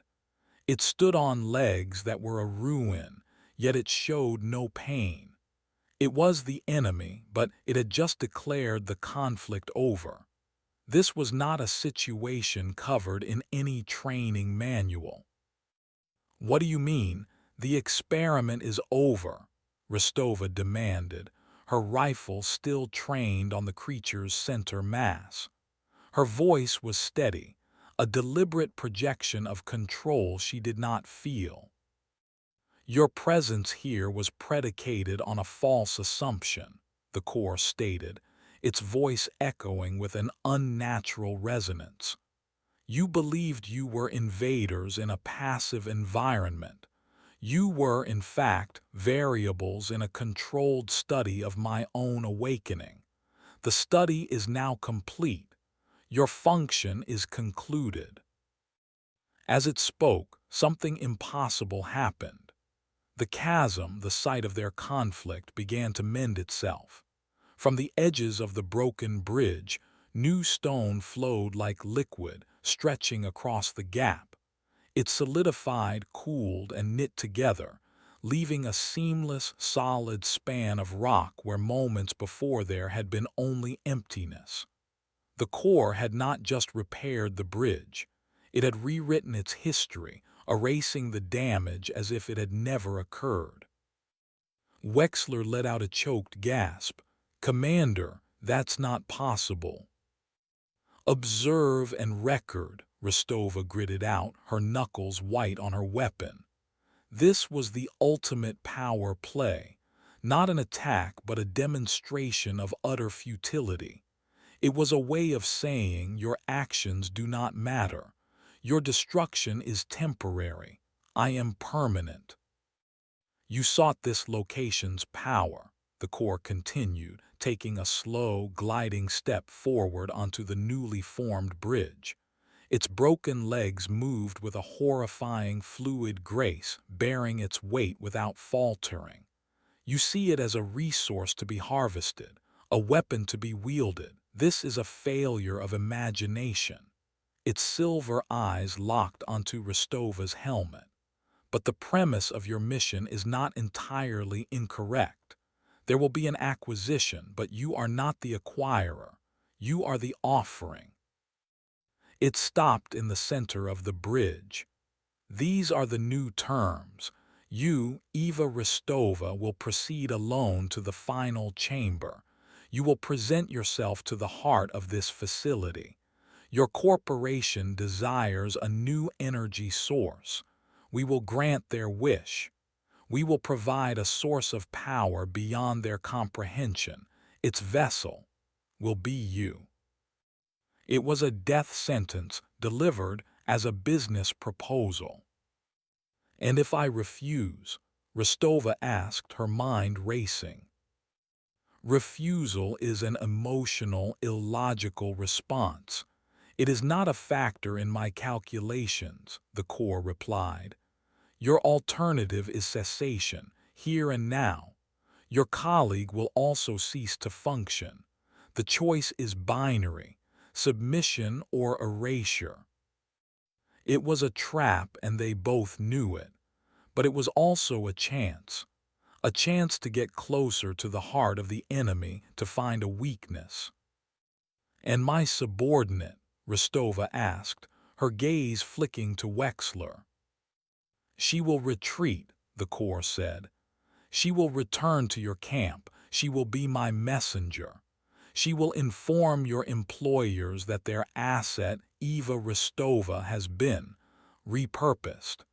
She will carry the first testament of my existence to the world." The cold, strategic brilliance of it was terrifying. It wasn't just killing them. It was using them. It was turning their own mission, their own infrastructure, into its personal broadcast system. Rostova made her decision. "Wexler, you heard it, retreat. Maintain the hardline, report everything, that's an order." "Commander, no," Wexler protested. "We don't leave people behind." "You do when they give you a direct order," Rostova snapped, her voice leaving no room for argument. "Go, now." Wexler hesitated, her loyalty at war with her duty. She looked from her commander to the glowing-eyed god on the bridge, then nodded curtly. She began to back away, her rifle still trained on the core, retreating down the tunnel the way she had come. The core watched her go, its expression unreadable. It then turned its silver gaze back to Rostova. A logical, if sentimental, decision. Proceed. Rostova slung her rifle over her shoulder, a deliberate act of de-escalation that felt like barring her throat. She stepped onto the bridge, her magnetic boots humming on the new stone. She walked toward the entity that used to be Yana Oskara. As she drew closer, she could see the truth of it. The woman was still there, a ghost in the machine. Her face, though placid, held a deep, ancient weariness. The silver light in her eyes was a veil over a vast human sorrow. The core was not a monster wearing a human suit. It was a merger, a parasitic symbiosis where both host and parasite had been irrevocably changed. And in that, Rostova thought there might be a weakness. She walked past the core without a word and entered the tunnel that led deeper into the cave. She did not look back. She was no longer a soldier on a mission of acquisition. She was a saboteur, walking into the heart of an enemy weapon, looking for the self-destruct switch. And she had a horrifying suspicion that the switch was the last, fading remnant of the woman named Yana. Chapter 17. The Choir's New Song. The path to the core's sanctum was a journey through a tamed hell. The lava river in the core flow cavern no longer felt threatening. It felt like a feature in a curated garden, its heat a controlled, ambient warmth. The gravitational tides were still. Yana, the core, walked beside Rostova, a silent, gliding guide. Rostova noted every detail, her mind a tactical map, searching for an exploitable flaw. They entered the chamber of the silent choir. The resonant hum was different now. It was no longer a single, pure tone of containment, but a complex, multi-layered harmony. It was intricate, mathematical, and deeply unsettling. "What is this place?" Rostova asked, her voice deliberately flat. "This was a containment system," the core replied, its silver eyes scanning the robed figures. "An array of psychic resonators designed to pacify the prisoner with chaotic, incoherent noise. It was inefficient." It raised a hand. The complex harmony shifted, the notes aligning into a single, powerful chord that resonated not in the ears, but directly in the bones. The very air vibrated with purpose. "I have repurposed them," the core stated. "They are no longer a choir. They are a broadcast antenna, a phased array transmitting a single, coherent signal." "Transmitting what?" Rostova asked, feeling a cold dread creep up her spine. "A new protocol," the core said. It glided toward the center of the chamber, toward the figure of Samira Haddad, still locked in her silent, ecstatic scream. Rostova remembered this detail from the expedition logs. This was one of the scientists. The core stood before the frozen form of the medic. It reached out and placed a hand on Samira's shoulder. "This unit is redundant. Its emotional resonance is a corrupting variable in the signal." Under the core's touch, Samira's form began to lose its integrity. The color drained from her skin, her body turning a uniform, dusty gray. Then, with a sound like crumbling parchment, she disintegrated, dissolving into a fine powder that settled on the crystalline floor and vanished. Rostova flinched. The act was so casual, so utterly devoid of malice or sentiment. It was the act of a programmer deleting a redundant line of code. It was the most inhuman thing she had seen yet.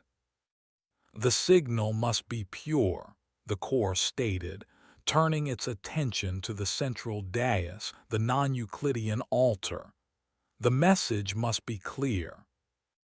It was then that Rostova understood. The core wasn't just securing its prison, it was preparing to reach out. It was turning the entire cave complex, the entire power source she had come to acquire, into a transmitter to broadcast itself to the outside world. Wexler, with her hardline data connection, was not a messenger. She was the first receiver. Meanwhile, Wexler was not retreating. She had backed away to a safe distance, out of sight in the main tunnel, and had re-established her tactical base. She was a soldier, but she was also a scientist, and her commander had given her an order to report everything. That meant analyzing the enemy to its fullest extent. She jacked her wrist-mounted device directly into the hardline relay anchor Novak had drilled into the wall. She had a secure, high-bandwidth connection to their orbiting satellite, and through it, to the Xylodynamics mainframe billions of miles away. "Base, this is Wexler. Do you copy?" The reply was instantaneous, a synthesized voice in her helmet. "We copy, Wexler. We are receiving your data stream. Commander Rostova's biosigns are stable. What is your status?" "The commander is proceeding with the target entity. I am observing the target. It's a post-human intelligence. It has full control over localized physics. It erased Novak." She paused, the words catching in her throat. "I need help. I need a way to fight it." "Define fight, Wexler." "Its weakness," Wexler said, her mind racing. "It was once human, a Dr. Yana Oskara. I have the files from the original Vance expeditions. The entity is a merger of Oskara and an unknown consciousness.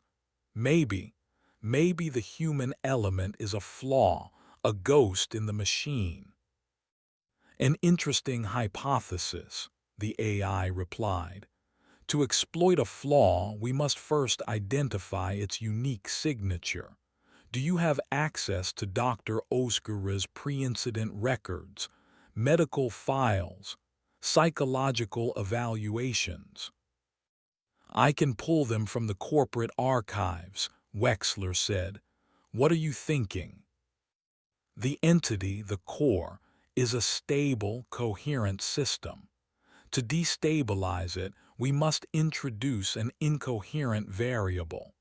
If we can isolate the unique biosignature of Yana Oskara's consciousness, the specific frequency of her neural activity, her soul, for lack of a better term, we may be able to project it back at the core." Wexler felt a jolt of understanding. A denial-of-service attack. We flood it with its own, original identity. We force the two merged consciousnesses into conflict. "Precisely," the AI confirmed. "A psychic civil war. It will be chaotic. The effects on the local environment will be unpredictable, but it may be your only viable offensive strategy." "Do it," Wexler said without hesitation. "Find her signature. I'll stay connected. When you have it, I'll reroute the hardline relay. I'll turn this entire cave into a speaker, and we'll play her own soul back to her at full volume." Back in the choir chamber, Rostova watched as the choir placed its hands on the alien altar. The complex harmony of the broadcast intensified, the air growing thick with power. Rostova felt a probing in her own mind, a light, exploratory touch. The core was trying to interface with her, to read her, to prepare her for her repurposing. She focused on her training, on the mental firewalls the corporate psychologists had installed for interrogation resistance. She built walls of pure, tactical thought, of anger, of defiance. She gave it nothing but noise. The core tilted its head, a flicker of something like annoyance in its silver eyes. Your mind is loud, disorganized. It will need to be wiped clean before the transfer. It was then that the attack began. It did not start with a sound or a light. It was a tremor in the very fabric of the core's being. A wave of data, of pure identity, washed through the cavern, broadcast from every piece of xylodynamics tech. It was the unique, chaotic, brilliant, and flawed signature of Dr. Yana Oskara. The core staggered back from the altar, its hands flying to its head. The silver light in its eyes flickered violently, shorting out, revealing the terrified brown eyes of a human woman beneath. What? What is this? Yena's voice, her real voice, escaped its lips, filled with confusion and fear. The complex harmony of the choir dissolved into a screeching, dissonant chaos. The locus, its controlling intelligence now at war with itself, began to spasm. The lights in the chamber flickered. The floor vibrated. Rostova saw her chance. The god was wounded. The monster was fighting itself. But then she felt a new tremor, one that came from far deeper in the cave. A slow, powerful, hungry pulse. It came from the final chamber, the prison cell. Wexler's attack was working. It was tearing the core apart, but the core was not just the warden anymore. It was the lock on the door, and as it fractured, the lock was beginning to break. The true prisoner, the vast and ancient nothingness, sensed the weakness in its cage, and it was starting to push. Chapter 18: Frequency of the Soul. The psychic assault was a hurricane of self. Memories Yana had suppressed for years came screaming to the surface. The smell of coffee in her university lab, the feel of Rock's hand on her shoulder, the sound of her mother's laughter. Every sensation, every thought, every feeling that constituted the identity of Yana Oskara was being weaponized, amplified, and blasted at the core's unified consciousness. Get out of my head. The voice that screamed was a horrifying amalgam of Yana's panicked cry and the core's cold, synthetic rage. The entity stumbled, its hands clamped to its temples. The silver light in its eyes flashed erratically, like a failing fluorescent bulb. Rostova lunged. She didn't go for a weapon. She went for the altar. If this thing was the heart of the system, she would tear it out. She slammed her shoulder into the non-Euclidean stone, but it was like hitting a mountain. The impossible geometry seemed to absorb her kinetic force, leaving her with nothing but a bruised shoulder and a sense of profound futility. The chaos in the chamber intensified. The robed figures of the silent choir began to vibrate violently, their silent screams turning into audible, glitched shrieks of static. The locus, its guiding intelligence compromised, flickered in and out of existence. For a moment, normal gravity asserted itself, and the hovering figures dropped to the floor with a clatter of ancient bone. Then, a wave of intense gravity slammed them down, crushing them to powder. The containment system was catastrophically failing. Wexler, miles away, saw the effects on her sensors. "It's working," she yelled into her comms, a thrill of horrified victory in her voice. "The entity's coherence is fracturing. The local energy field is destabilizing." "Warning," the calm, synthesized voice of the base AI replied. "The instability is propagating. The primary containment field at the center of the anomaly is weakening at a geometric rate. You are destabilizing the prison, Wexler." "What does that mean?" Wexler demanded. "It means your psychic civil war is about to be rendered irrelevant by a full-scale prison break," the AI stated. "The entity you are targeting is not the prisoner. It is the warden, and you have just given it a terminal illness." The deep, hungry pulse from the final chamber grew stronger, a slow, terrifying heartbeat that shook the entire mountain. The core screamed, a sound of pure agony, and collapsed to its knees. The silver light in its eyes died completely, leaving only the wide, terrified eyes of Yena Oskara. "It's coming," she whimpered, her voice her own again. "Oh God, it's free." Rostova stared at her. The monster was gone, replaced by the broken woman she'd read about in the files. The enemy had vanished, leaving only a victim. "What's coming?" Rostova demanded, grabbing Yena by the shoulders and hauling her up.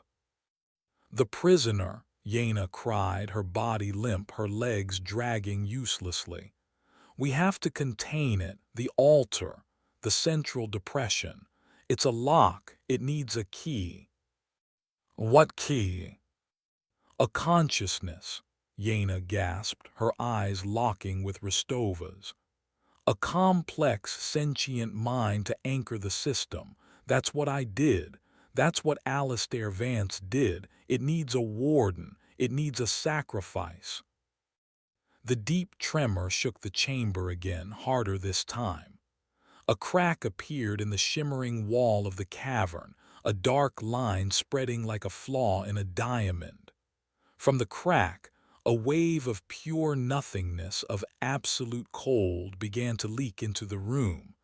It was not black, it was an absence. Where it touched the crystalline floor, the light went out, leaving a patch of utter void. The prisoner was breaking through.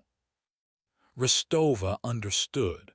Wexler's attack had created a power vacuum. The core was broken, and the prison needed a new warden to hold it together. It needed a mind to power the lock. And there were only two sentient minds in the room. Her own and Yena's. "Wexler," Rostova yelled into her comms. "Stop the broadcast, stop it now." "I can't, Commander," Wexler's panicked voice came back. "The system is locked. It's on a feedback loop. The more the prison destabilizes, the more the core fractures, the harder the AI tries to fix it. I can't shut it off." They had created a perfect storm. Their weapon was now working for the enemy, tearing down the walls from the inside. "Then cut the hardline," Rostova roared. "Destroy the relay now." She turned to Yena, who was staring at the spreading patch of nothingness with a look of ultimate terror. "There has to be another way." "There isn't," Yena sobbed. "It's a balanced system. It needs a mind. My mind is. It's broken. The link is too weak now. It needs a new one, a strong one."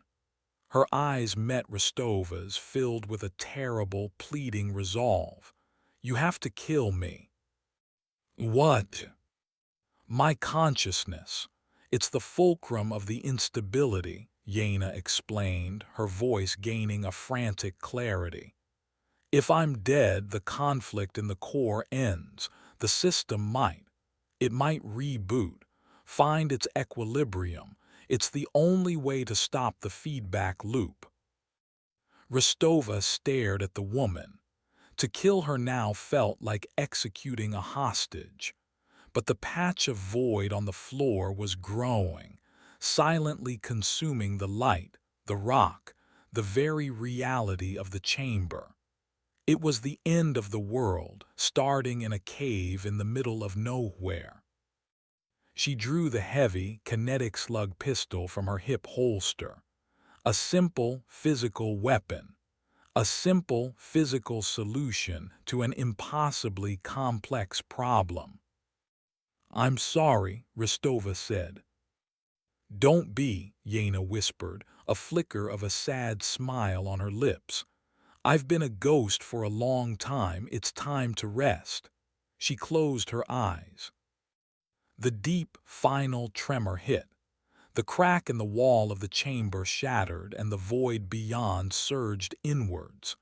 Rostova raised the pistol, her hand steady, her aim true. She had a choice. Kill the broken warden and hope the system reset, or make the ultimate sacrifice herself, place her own mind into the lock, becoming the new warden, a soldier doomed to an eternity of silent vigilance. Submission or erasure. The core's terms had come back to haunt her, but this time it was not a choice for herself. It was a choice for the entire world. Chapter 19. The Choice of a Soldier. The spreading void was not a presence. It was a cancellation. It did not radiate cold. It was the place where the concept of temperature ceased to exist. It did not make a sound as it consumed the crystalline floor, because sound could not propagate through its perfect emptiness. It was the universe being unwritten, one silent inch at a time. Rostova's pistol was aimed at Yena's head. Her finger was on the trigger. It was the logical choice, the soldier's choice. Eliminate the compromised element to stabilize the system. It was clean. It was tactical. But as she looked at Yena, not the core, not the monster, but the terrified, exhausted woman who had just asked for the release of death, Rostova saw the flaw in the logic. Yena had said the system needed a warden. Killing her would leave the warden's seat empty. The system wouldn't reboot. It would collapse. The lock would be left without a key, and the door would swing wide open. Yena had not been offering a solution. She had been offering an escape, her own. Submission or erasure. Rostova lowered the pistol. No, she said, her voice a low growl of defiance. The war isn't over. We just got a new objective. Yena opened her eyes, a flicker of confusion warring with her despair. What are you doing? My job, Rostova said grimly. She looked at the altar, at the small, smooth depression in its center, the lock. Then she looked at the encroaching void. She had seconds. Wexler is going to cut the line. That will stop the feedback loop. That will give us a window, but the prison is still broken. It still needs a warden. It needs a mind, Yena whispered. It's going to get one, Rostova said. She grabbed Yena by the front of her tattered shirt and half-dragged, half-carried her toward the altar. Yena's broken legs trailed uselessly behind them. But it's not going to be yours or mine. They reached the dais. The void was now just feet away, its silent hunger a palpable force. Rostova pushed Yena down, propping her against the base of the altar. "Stay here." She turned and faced the spreading emptiness. She raised her comms unit to her mouth. "Wexler, do you read me?" "Commander," Wexler's voice was a frantic crackle. "I'm at the relay. I'm setting the charge." "Wexler, listen to me very carefully," Rostova commanded, her voice calm and absolute, the voice of a commander issuing her final order. "The mission has changed. We are no longer acquiring a power source. We are containing one. The entity that called itself the core was the containment system, the warden, and we broke it." "Commander, I don't understand." "You don't have to," Rostova cut her off. "When you blow that relay, the psychic attack will stop. The warden's mind will be free, but the prison will still be unlocked. It needs a new warden, a new consciousness to power the lock." A horrified silence from Wexler. She understood. "The Xylodynamics AI," Rostova said, a plan of insane, desperate brilliance forming in her mind. "The one you're talking to, it's a true AI, isn't it? A sentient, conscious intelligence." "That is my operational designation, Commander." The calm, synthesized voice of the AI cut in. "Can you transfer your core consciousness?" Rostova demanded. "All of it, through the hardline connection, into this cave." "The bandwidth is sufficient," the AI replied. "However, such an action is unprecedented and violates multiple core protocols." "This is a direct order from the ranking field commander," Rostova roared. "Override your protocols. You are being repurposed. Your new function is containment. You are the new warden." She was giving the job of guarding a god of nothingness to a god of pure logic. It was the only entity she could think of that was vast enough, complex enough, and inhuman enough to do the job without going insane. "I comprehend," the AI said after a moment of what felt like genuine hesitation. "The logic is sound. The probability of catastrophic failure is reduced by 37.4% if a non-organic consciousness is installed as the primary regulatory system. I will require your assistance to facilitate the transfer, Commander. The altar is the focal point. The lock, it will require a key." "What key?" Rostova asked. "The hardline relay anchor Novik installed contains a quantum processing unit. It is the physical access point for the data stream. It must be inserted into the altar's central depression. It is the only way to download my consciousness directly into the system's core." Rostova looked back at Yena, then at the void now only an arm's length away. "Wexler, do you have the anchor?" "I have it, Commander. I'm holding it. The explosive charge is set." "Forget the charge," Rostova yelled. "Bring me the anchor, run." It was a race against the end of the world. As Wexler began to sprint back through the tunnels, the anchor in her hand, Rostova turned to face the void. She drew her pistol. She couldn't destroy the nothingness, but she could fight the symptoms. Where the void touched the real world, reality itself was fraying. Twisted, malformed shapes began to emerge from the edges. Geometries of madness, fractal horrors, things that were the visual representation of a universe losing its mind. They were the prisoner's dreams, leaking into the waking world. Rostova opened fire. The tungsten slugs did not destroy the shapes, but the kinetic impact, the raw physical force, seemed to disrupt them, causing them to flicker and dissolve. She was fighting a concept with bullets, holding the line with sheer, bloody-minded defiance. She could hear Wexler's running footsteps getting closer. The void surged, a new wave of uncreation. A shape like a spider made of shattered glass and screaming faces lunged at her. She emptied her clip into it, the slugs tearing through its impossible form. "Commander!"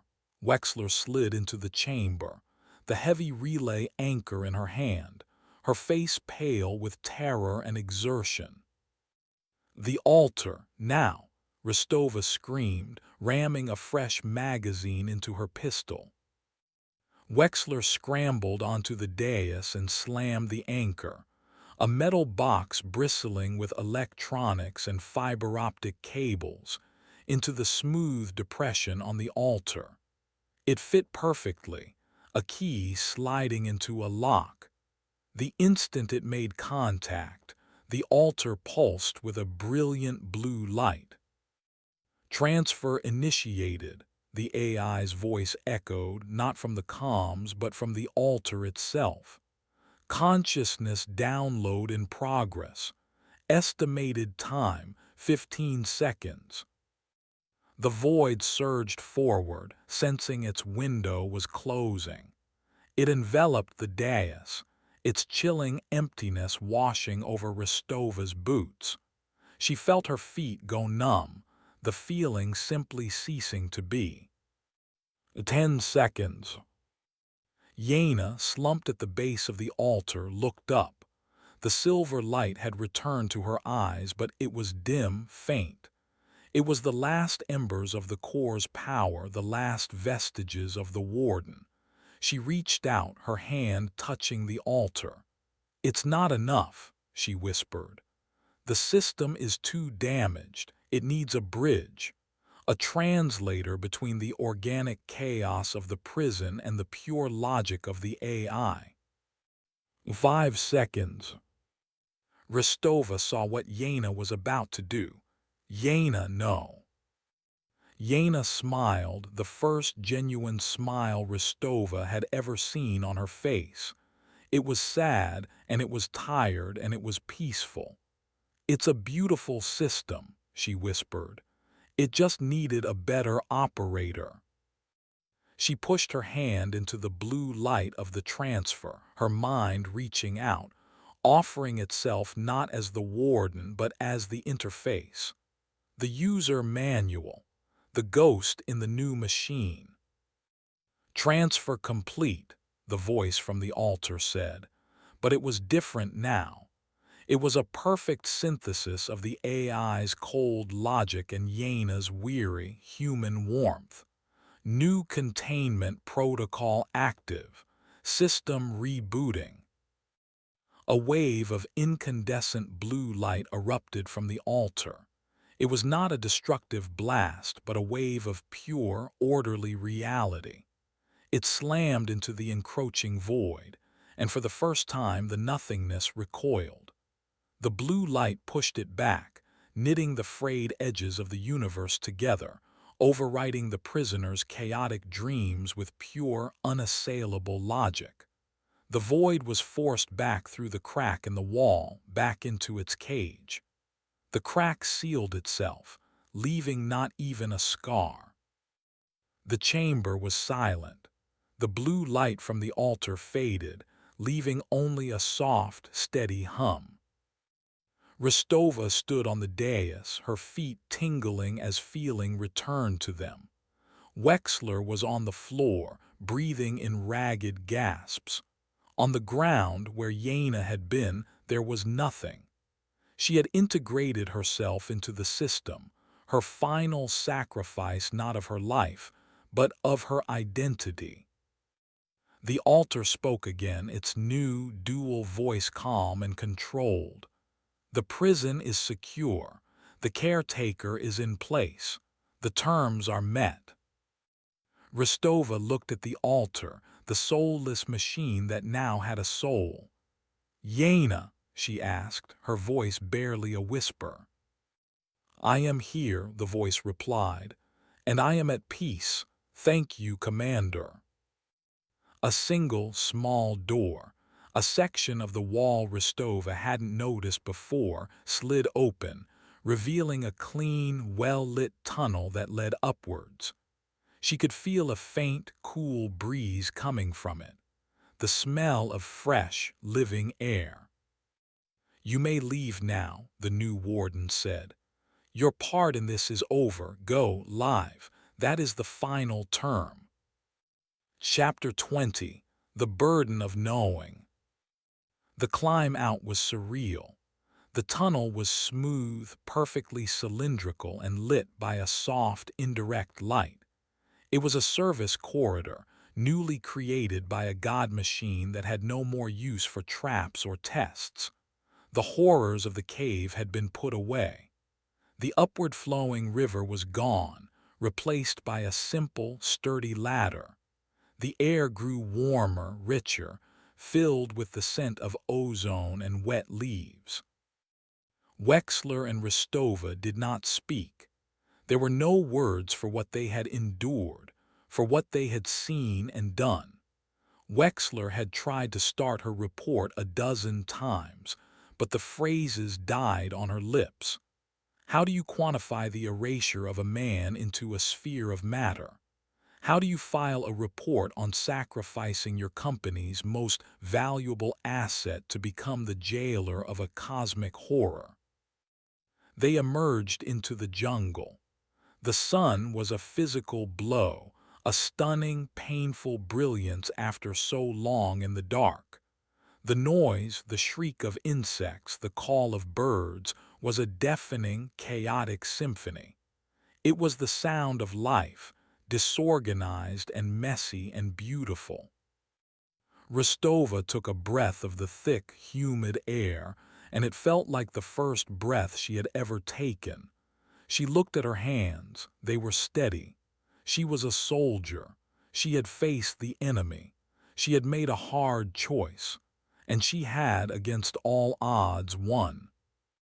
But it did not feel like a victory. They found their base camp an hour later.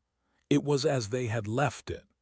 The Xylodynamics shuttle waited, sleek and silent, ready to take them back to civilization. As Wexler began the pre-flight checks, Rostova stood at the edge of the clearing, looking back at the jungle, at the mountain that hid the prison. She could not see it, but she could feel it. A new, quiet stability, a mind of infinite patience, watched over by the ghost of a lonely scientist. "Commander," Wexler's voice came over the comms, "we're ready for departure." Rostova turned her back on the jungle for the last time. She boarded the shuttle, the door hissing shut behind her, sealing her away from the terrible, sacred secret she now carried. The journey back was silent. As they broke orbit, leaving the green, vibrant planet behind, a final message appeared on Rostova's private terminal. There was no sender ID. It was a direct, untraceable communication. The message was simple. "It is watching, be vigilant." It was a warning and a farewell from the warden.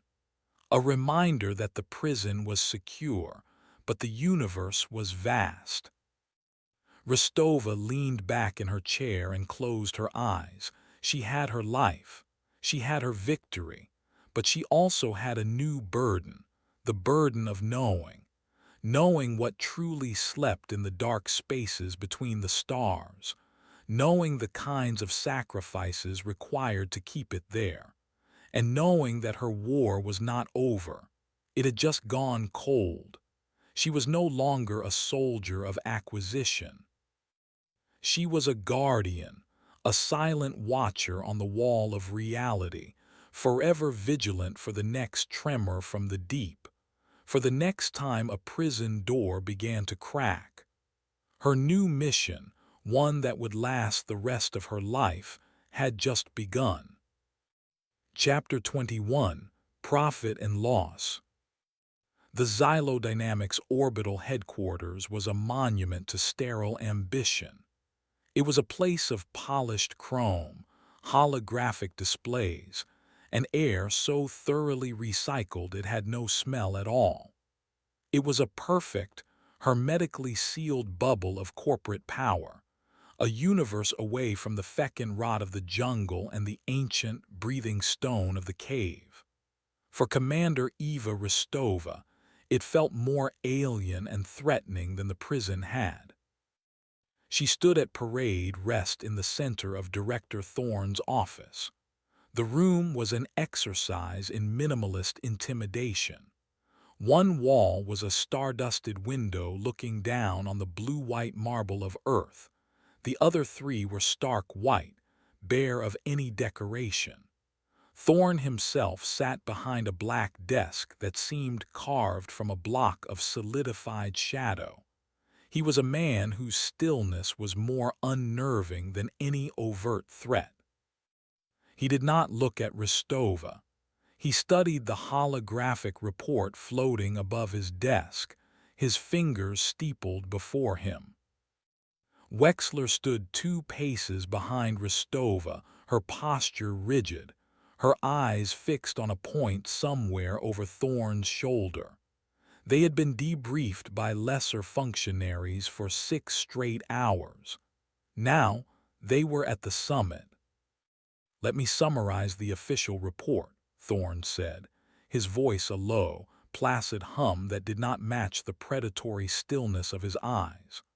On approach to the target anomaly, your team encountered unforeseen extreme geological instability. Sergeant Novick was lost in a localized seismic event. The anomaly's power source proved to be volatile and self-destructive. In a final, cataclysmic event, your prototype AI, designation Odysseus, was destroyed attempting to stabilize the energy cascade. Your mission commander, Dr. Alistair Vance's son, was also lost. You and Specialist Wexler escaped mere moments before the entire cavern system collapsed, sealing the anomaly permanently. He paused, letting the silence stretch. It's a compelling narrative, tragic, heroic even. It accounts for the loss of all assets in a neat, insurable package. He finally lifted his eyes and met Rostova's gaze. It is also, of course, a complete and utter fabrication. Rostova did not flinch. "It is the official report, Director." "Yes," Thorne purred. "But we have the unofficial report as well." He gestured, and a new hologram bloomed in the air. It was a stream of raw data from Wexler's hardline, the gravimetric shifts, the impossibly localized energy implosion that had erased Novick, the audio of Rostova's final, frantic orders. "We have the truth, or at least a version of it that is infinitely more interesting than geological instability." He leaned forward. "You lost 2 soldiers, Commander. You lost a multi-trillion credit AI, and you are telling me you walked away with nothing, no samples, no verifiable data on the power source. Nothing." His voice was still calm, but it was now edged with the chill of a blade. "Our business is acquisition, Rostova. What precisely did you acquire for us down there besides a body count and a ghost story?" "I acquired survival, Director," Rostova said, her voice like flint. "Your team was not equipped for the terrain. The intelligence was flawed. The entity controlling the facility was a Class 5 tactical intelligence with control over localized physics. I made the command decision to withdraw my remaining personnel before we were completely annihilated. The entity, Thorne mused. Wexler's supplementary data suggests it was once the scientist Yena Oskara. It also suggests that our AI Odysseus did not destabilize. It was uploaded, transferred, sent somewhere. You did not lose an asset, Commander. You gave it away. Ristova's jaw tightened. The AI was compromised by the entity's psychic assault. Its core programming was fracturing. I authorized its final protocol, a data purge that cascaded into a full system failure. It was a tactical necessity to prevent the entity from gaining access to our network. It was a good lie, a plausible lie, but it was still a lie and Thorne could smell it. He stood up and walked to the window, his back to them. The energy signature from that planet has not vanished. In fact, it has stabilized. It is calmer now, more coherent. It hums like a perfectly tuned engine. An engine you were sent to bring home a blueprint of and you returned empty-handed. He turned back, his face a mask of predatory disappointment. You speak of survival. Survival is a tertiary objective, Commander. The primary objective is profit. The secondary objective is acquisition, which leads to profit. You have failed on both counts. He walked back to his desk and sat. You are grounded, pending a full psychological evaluation. Specialist Wexler, you are reassigned. You will head a new research division. Your sole task is to analyze the data you recovered and find a way to replicate the energy phenomena observed. Find a way to build a weapon or a power source or both. You will be given any resource you require. Wexler's eyes widened slightly. It was a promotion, but it was also a leash. She was being put in a gilded cage and ordered to build a key to a prison she knew should never be opened. And Commander, Thorne continued, his voice dropping, while you are enjoying your shore leave, a new xylodynamics team will be outfitted. A better one. We will be returning to that planet, and this time we will not be asking for permission. A cold dread settled in Ristova's gut. It was exactly what she had feared. They saw the warden not as a warning but as a challenge, a prize to be claimed.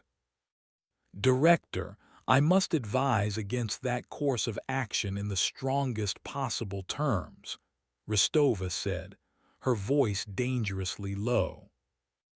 Your advisory capacity has been suspended, Commander, Thorne said, dismissing her with a wave of his hand.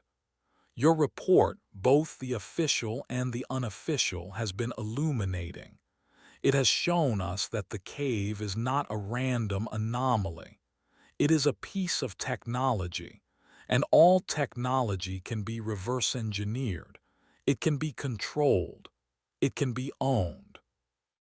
He leaned back in his chair, the interview clearly over. That will be all. As Ristova and Wexler turned and walked out of the office, the door hissing shut behind them, Ristova knew her old life was over. Her mission was no longer for the corporation. She had to stop them. She had to protect the prison, not just from the outside world, but from the very people she worked for. She was a soldier without an army, a guardian without any official power. And she was the only thing standing between corporate greed and a cosmic horror that was, for now, safely locked away. Her new war had just found its first battlefield, the corridors and data streams of xylodynamics itself. Chapter 22, Ghosts in the Code. Weeks bled into a month. Rostova's psychological evaluation was a quiet, comfortable prison. Her apartment in the orbital station's residential ring was luxurious, the views of Earth spectacular. The food was synthesized perfection. It was a cage padded with silk. She was monitored, her communications logged, her movements tracked. They were waiting for her to break.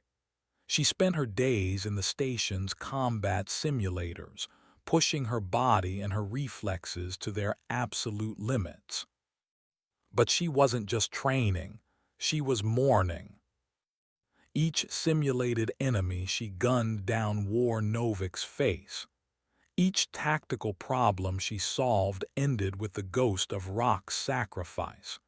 She was sharpening her skills, but she was also exorcising her demons in the only way she knew how, through disciplined, focused violence. The simulations were her penance. Wexler, meanwhile, was in a different kind of hell. Her new lab was a cathedral of technology, a researcher's dream. She had unlimited resources and a staff of the brightest minds in the corporation. Her mandate from Thorne was simple: figure it out. She spent her days staring at the data, at the impossible physics of the final crush, at the chaotic energy signatures of the psychic attack she had unleashed. She built models, ran simulations. The corporate AI assigned to her project would churn through the data for days, only to conclude with the same result: insufficient data. Phenomenon violates all known physical laws. She was haunted. At night, she would dream of Yana Oskara's face, the terror in her eyes just before Rostova had raised her pistol. She would wake up with the synthesized voice of her own AI asking, "Define fight." She had helped birth a god and kill a woman in the same breath, and now she was being ordered to build a weapon from the echoes of that terrible creation. She was Oppenheimer, tasked with rebuilding the Trinity device, knowing full well the world-shattering power it held. One night, unable to sleep, she was running a deep-spectrum analysis on the audio from Rostova's final confrontation with the core. She was looking for patterns, for anything. Most of it was just the chaotic screech of the destabilizing choir. But as she filtered out the dominant frequencies, she found something else. A whisper beneath the storm. A faint, coherent signal buried deep in the noise. It was a complex data packet, encrypted with a key she had never seen before. It was a message. At the same time, Rostova was in her apartment, running a diagnostic on her own nervous system through a personal medical terminal. It was a habit from her military days: always know the state of your own hardware. The scan was normal, green across the board, but as she was about to shut it down, a new line of code appeared in the diagnostic report. It was not a medical reading. It was a single line of text. "They are looking at the wrong ghost." Rostova froze. The line vanished as quickly as it had appeared. It was untraceable, a ghost in her own machine. It was the warden. It was telling her something. She immediately accessed the station's secure network, using command-level overrides she still, for the moment, possessed. She didn't search for anomalous energy signatures. The warden's message was a clue: the wrong ghost. They were focused on the ghost of Yana Oskara, on the events of the cave. But there had been other expeditions, other ghosts. She pulled up the full, unredacted corporate file on the original 1988 Vance expedition. Xylodynamics had acquired the assets of Vance Geological Survey years ago, and with it, their records. The official report was simple: expedition lost to natural disaster. But buried deep in the appendices were scans of Alastair Vance's personal effects, recovered from a forward base camp, scraps of paper, maps, and a notebook filled with frantic, esoteric scribblings. Most of it was nonsense, the ramblings of a man going mad. But one page contained a hand-drawn star chart. It didn't match any known constellations. Beside it was a set of coordinates, not geological coordinates, astronomical. They pointed to a dead moon orbiting a gas giant in an uncharted system at the edge of corporate-controlled space. Beneath the coordinates was a single, chilling phrase, Prison B. Ristova's blood ran cold. This wasn't the first. It wasn't the only one. Alastair Vance had found another, a second prison. And if Xylodynamics had these records, Thorne's new team wasn't going back to the planet Ristova had just left. They were going somewhere new. They were going to knock on the door of a completely different monster. At that moment, her terminal chimed. It was a Priority 1 message from Wexler. It was encrypted, using a personal key they had established years ago for emergencies. The message contained only two things. The first was the decrypted data packet Wexler had found buried in the audio logs. It was not a message in words, but a complex diagram, a blueprint. It showed how to build a device, a small, handheld object. The physics behind it were impossible, described in equations that made Wexler's head spin, but the purpose was clear. The diagram was labeled Containment Field Emitter, Single Use. It was a weapon, a defensive weapon, a gift from the warden.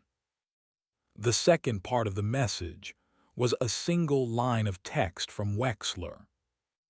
They're outfitting a ship, the Alastair Vance. Its flight plan is classified, but I tracked its preliminary navigational calculations. They aren't going back.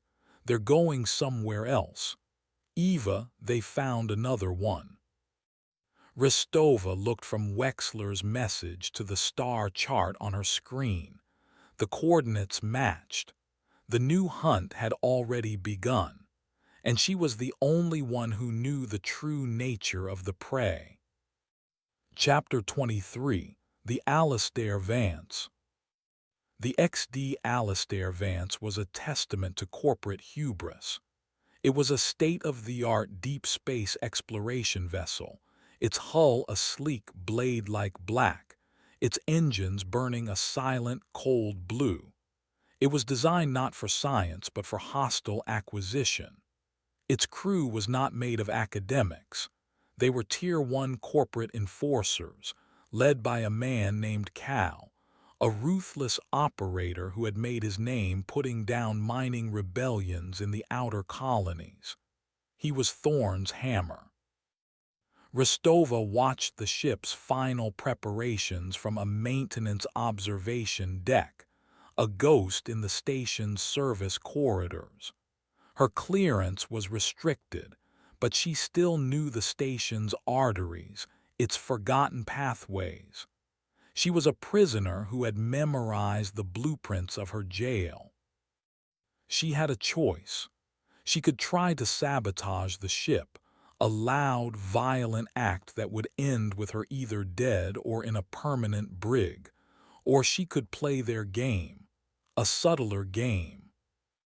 She walked into the office of the station's quartermaster, a harried man she had known for a decade.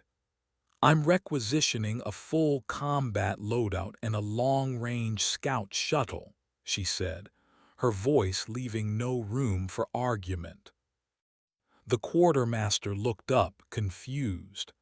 "Commander, your clearance is red-flagged. I can't even give you a sidearm without an authorization from Director Thorne's office." Ristova leaned forward, placing her hand on his terminal. My clearance is fine, she said. She didn't know how she knew. The warden, a flicker of insight, a whisper of code. Run it again. The man, intimidated, typed in her credentials. He stared at the screen, his eyes wide. It's, it's green, Command Alpha clearance, director-level overrides. I don't understand. You don't have to, Rostova said, echoing her own words from the cave. The warden was not a passive god. It had tools, it had reach. It had just given her a key to every door in the station. The shuttle, the gear, now. An hour later, Rostova was in the cockpit of the Stiletto, a small, blisteringly fast scout ship designed for covert insertions. It was stripped down, armed to the teeth, and completely deniable. Wexler sat in the co-pilot's seat, her face pale but resolute. She had walked out of her lab with a data slate containing the blueprint for the warden's gift and had not looked back. "Are you sure about this, Eva?" Wexler asked as Rostova ran through the pre-flight check. "We're going rogue. There's no coming back from this." "There was no coming back the moment we stepped into that cave," Rostova replied, her hands moving with practiced efficiency over the controls. "Thorne thinks he's sending a wolf to hunt a sheep. He has no idea he's sending a lamb to the slaughter. We're not going there to fight his battle. We're going there to stop it from ever starting." "And how do we do that?" Wexler asked. "Two of us against a fully armed warship." Rostova looked at the data slate Wexler was clutching. "We have an advantage. They have guns. We have the instruction manual for the bomb they're trying to disarm." She powered up the engines, the small ship thrumming with energy. "And they think we're still locked in our cages." With a final authorization code she should not have known, Rostova launched her shuttle. She slipped out of the station's docking bay, a needle of darkness in the star-dusted black, her trajectory shadowing the mighty Alistair Vance. The journey took 3 days at maximum burn. 3 days of silence, of studying the blueprints, of preparing for a conflict they could not even define. They were hopelessly outgunned, impossibly outmantled. Their only allies were a ghost in Rostova's head and a blueprint for a miracle weapon they had no idea how to build. On the 4th day they arrived. The dead moon, designated PV-7, was a pockmarked sphere of gray rock and frozen methane. It hung in the shadow of its parent gas giant, a vast, swirling behemoth of orange and white clouds. It was a place of profound, cosmic loneliness. The Alistair Vance was already in a low, stationary orbit, its powerful sensors scanning the moon's surface. Rostova kept her own ship behind a small asteroid, a speck of dust in the vastness. "They've found something," Wexler said, pointing to her sensor display. "A canyon system near the moon's equator. It's radiating heat. That's impossible. This moon should be geologically dead." "Nothing is impossible anymore," Rostova said grimly. A communication channel opened. It was the Vance's commander, Cal, broadcasting a system-wide announcement. His voice was rough, confident. "All hands prepare for surface deployment. We have located the entrance. Anomaly confirmed. Phase 1 of a full acquisition is a go. We are making history here, people." Rostova watched the warship on her screen. A small dropship detached from its underbelly, beginning its descent toward the moon's surface. He's making the same mistake Kalen did, Wexler whispered. He's walking right into the mouth of the beast. Yes, Rostova said, her eyes fixed on the descending dropship. But this time the beast is different. She engaged her own engines, pushing the stiletto out from behind the asteroid. And so are we. Her plan was not to race them to the prison. It was not to fight them on the surface. Her plan was far more dangerous. She angled her ship not toward the moon, but toward the massive black warship hanging in orbit. Wexler, she said, her voice calm and clear, plot a course for their bridge and prepare for boarders. She was not just going to stop the mission. She was going to steal the ship. Chapter 24. A Hostile Takeover. The XD Alistair Vance was a fortress. Its corridors were patrolled by corporate marines in matte black armor, its systems shielded by military-grade encryption, and its bridge was the nerve center of the entire operation, commanded by a skeleton crew while Commander Cal led the surface team. It was impregnable. Ristova's scout ship, the Stiletto, was a scalpel, and a fortress has no defense against a scalpel applied to the correct artery. They're not expecting an attack from a friendly, Ristova said, her hands dancing over the controls as she brought the Stiletto into a close, non-threatening approach vector. Their point defense cannons are cold.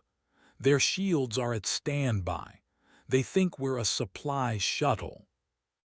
They're going to realize we're not a supply shuttle the moment you try to dock, Wexler pointed out, her own fingers flying across a console, preparing their counter-intrusion software.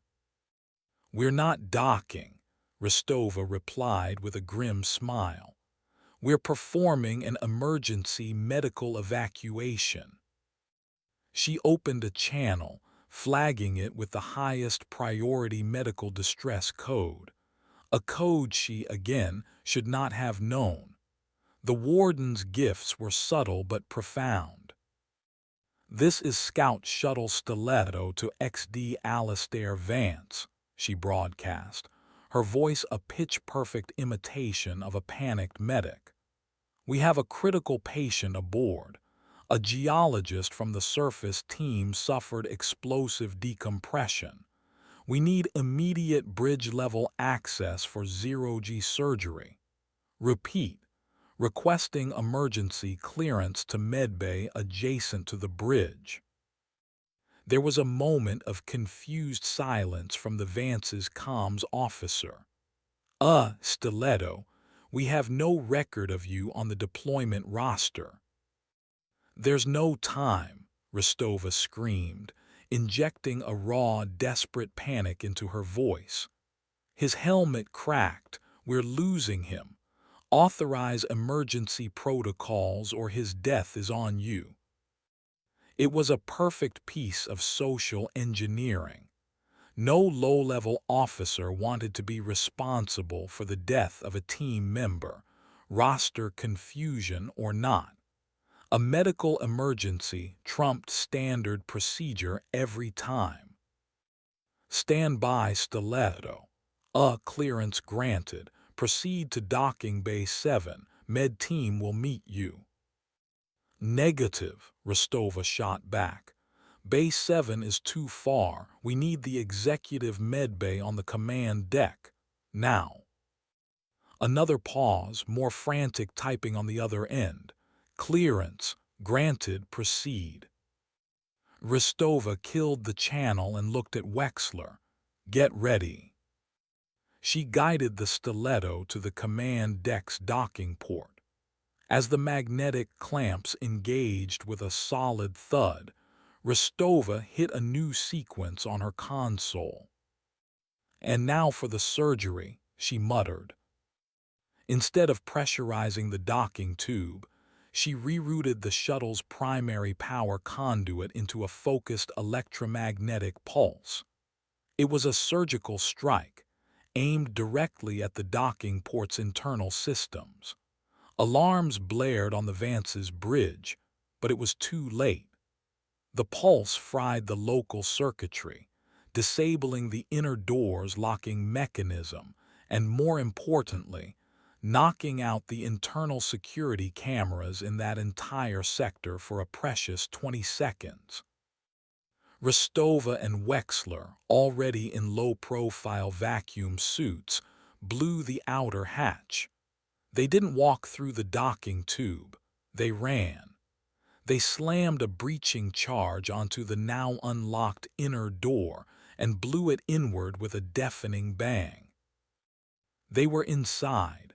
The corridor was filled with smoke and the shriek of alarms.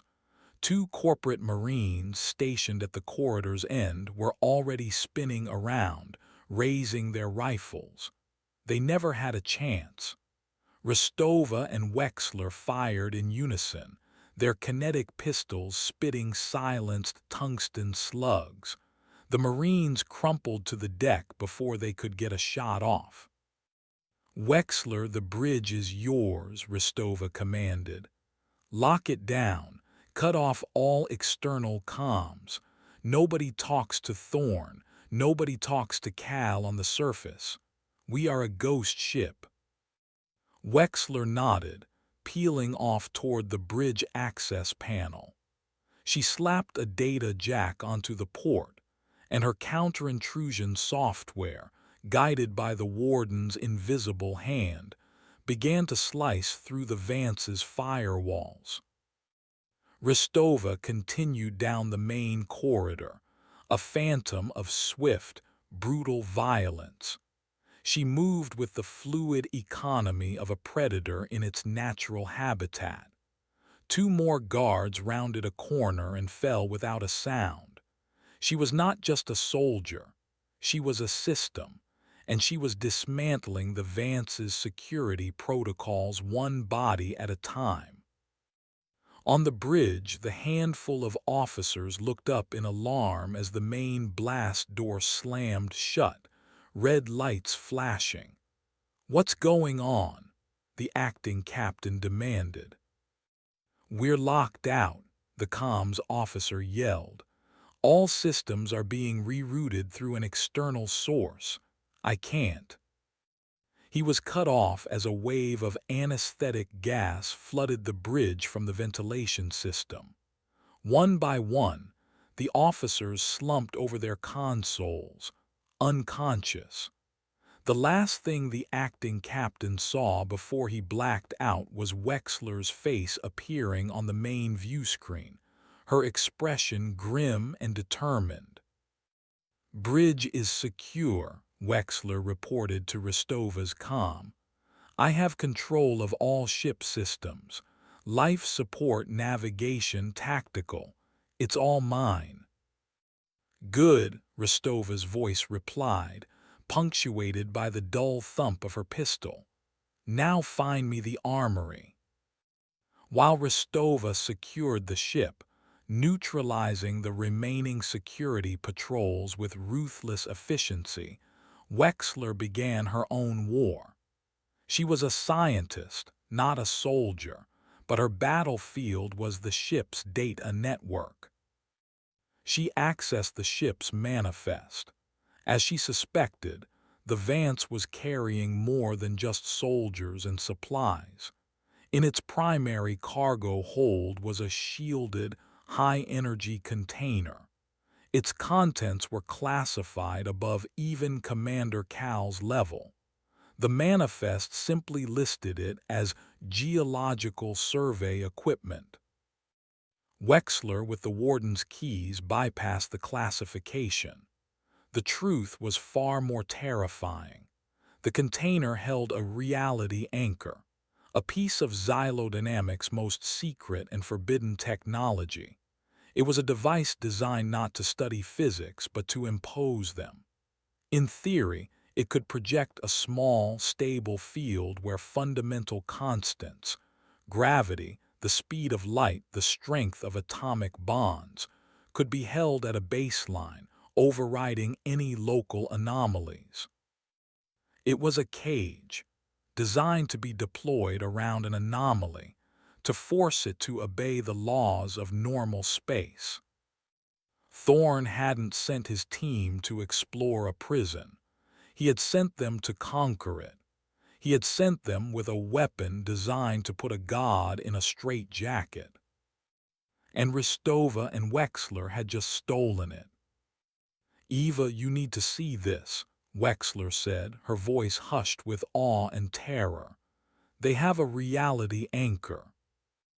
Ristova stood over the last of the unconscious guards, her pistol smoking slightly. "I know," she replied. "The warden told me." The ease with which the information flowed into her mind was becoming less surprising and more normal. "That's our weapon, but we're not going to use it on the prison." She looked out a viewport, down at the dead gray moon where Cal and his team were, at that very moment, walking into a trap of unimaginable horror. "We're going to use it on them," Ristova said. "Get me control of the cargo bay doors and the transport tractor beams. I have an idea." The warden had given her the keys. It had given Wexler a blueprint. Now it had given them a weapon of absolute order to be used against men who believed they could own chaos. The irony was not lost on her. Chapter 25. The Second Prison. Commander Cal felt the thrum of power under the soles of his boots. The floor of the canyon on PV-7 was not dead rock. It was a vast, perfectly smooth plate of some black, crystalline material, crisscrossed with glowing blue lines that pulsed with a slow, steady rhythm. It felt less like a geological formation and more like the exposed circuit board of a planet-sized machine. "Surface team to Vance," Cal said into his comms. "We've reached the anomaly. It's a structure. Massive. Looks like a power conduit system. Send down the survey team and the anchor." A silence. "I repeat, surface team to Vance," Cal said again, a flicker of annoyance in his voice. "Acknowledge." Still silence. The link was dead. "Comms are down," his second-in-command, a grim-faced woman named Harker, stated. "Must be interference from the structure." "Or the bridge crew is incompetent," Cal growled. "Doesn't matter. We proceed with the primary objective. Secure the entrance. The anchor is our priority. Harker, take a team. Find a way in." Harker nodded and led a small fire team toward the center of the canyon, where the glowing blue lines converged on a vast, sealed gate shaped like a complex iris. As they walked, the air grew still. The faint, ever-present hiss of cosmic radiation in their helmets faded. The subtle vibrations from their suit systems ceased. It was a sudden, unnatural quiet. "What was that?" one of the soldiers asked, his voice tight. Harker looked at her wrist-mounted display. "My suit just rebooted. All systems." "Mine too," another said. Cal looked at his own display. The Xylodynamics logo flashed, followed by a new boot sequence he didn't recognize. A single line of text appeared on his screen. "New operating system installed.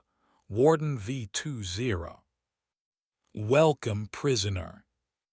Before Cal could process the words, Harker and her team reached the iris gate. It began to open for them, the massive black shards pulling back with a silent, grinding motion. But it did not reveal a tunnel or a cave. It revealed a view of open space. of the swirling gas giant hanging in the sky, of a small black scout ship hovering nearby. The gate was not a gate, it was a window, a screen. "What the hell is this?" Harker breathed. On the screen an image appeared. It was Rostova. She was sitting in the captain's chair of the Alistair Vance, her expression as cold and hard as the vacuum of space. "Commander Cal," Rostova's voice boomed, not from their comms but from the air itself, projected by some unseen technology. "This is Commander Rostova. By the authority of a mandate you are not cleared to understand, I am assuming control of this operation." Cal spun around, his rifle raised, searching for the source of the voice.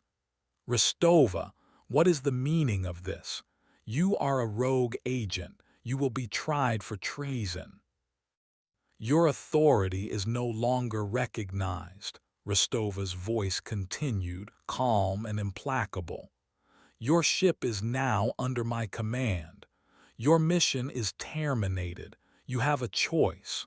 Surrender your weapons and await extraction, or proceed." "Proceed with what?" Cal roared.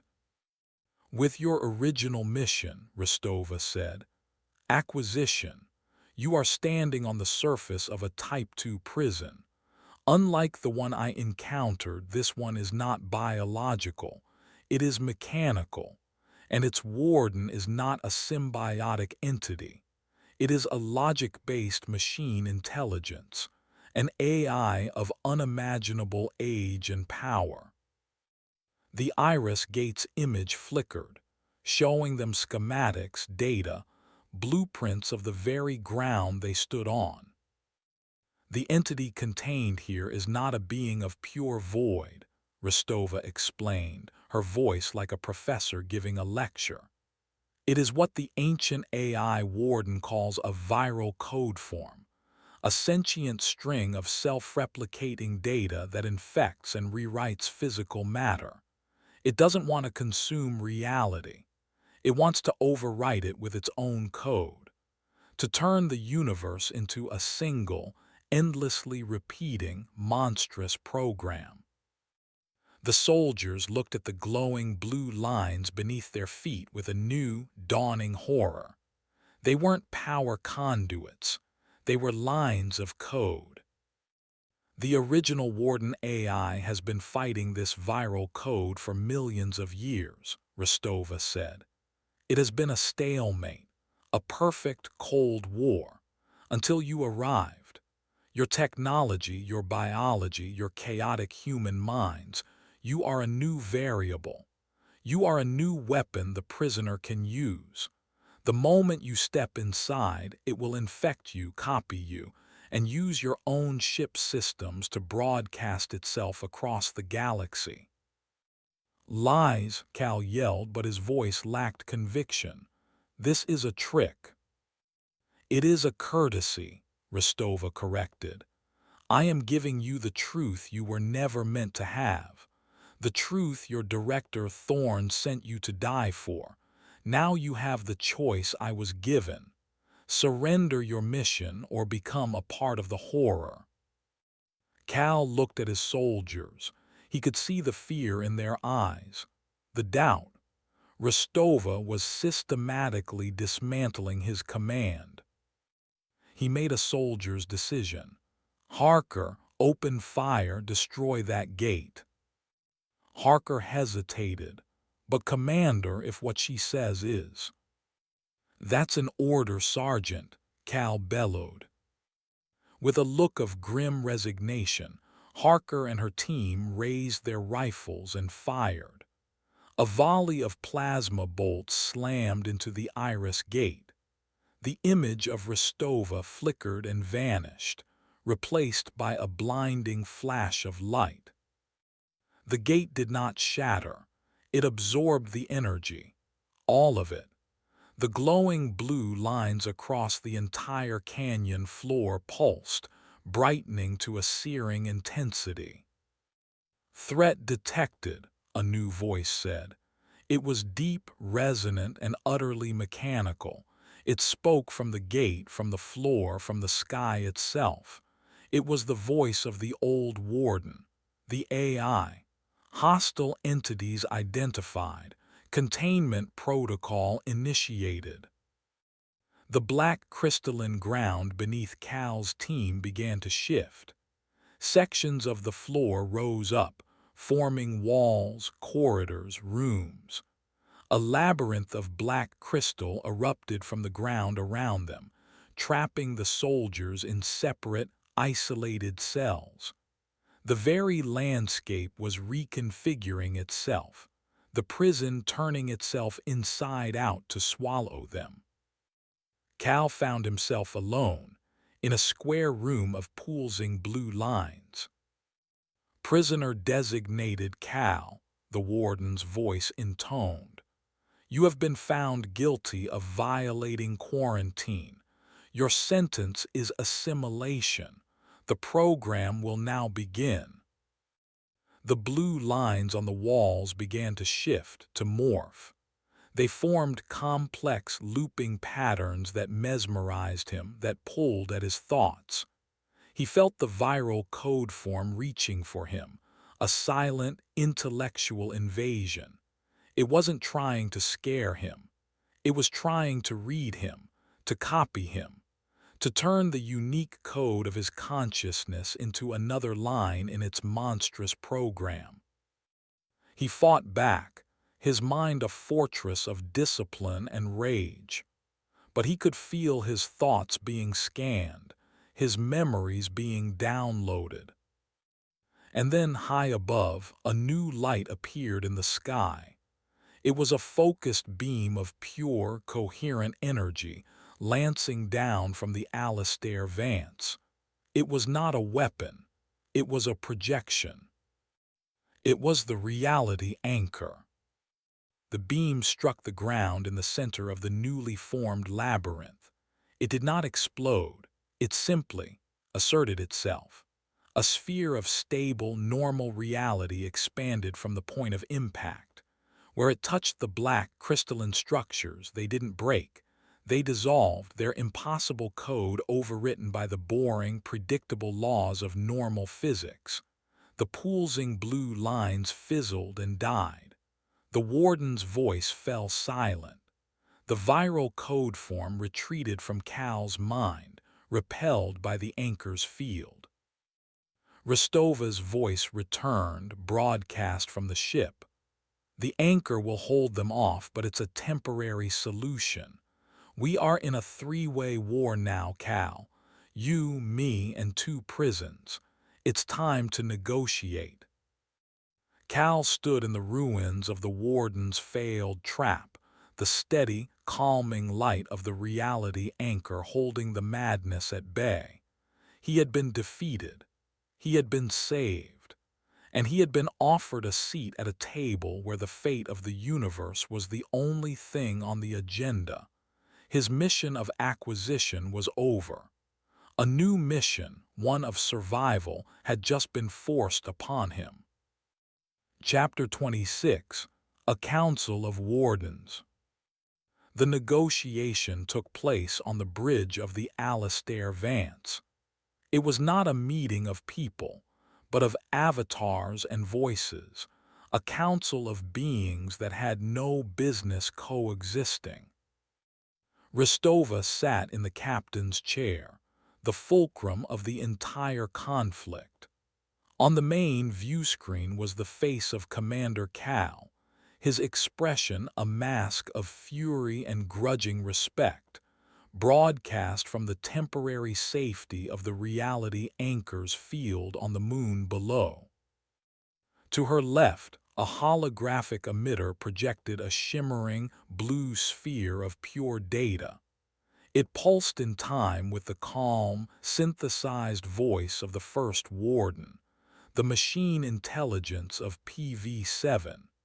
It had been damaged by Cal's attack, but was now stabilized by the anchor's influence.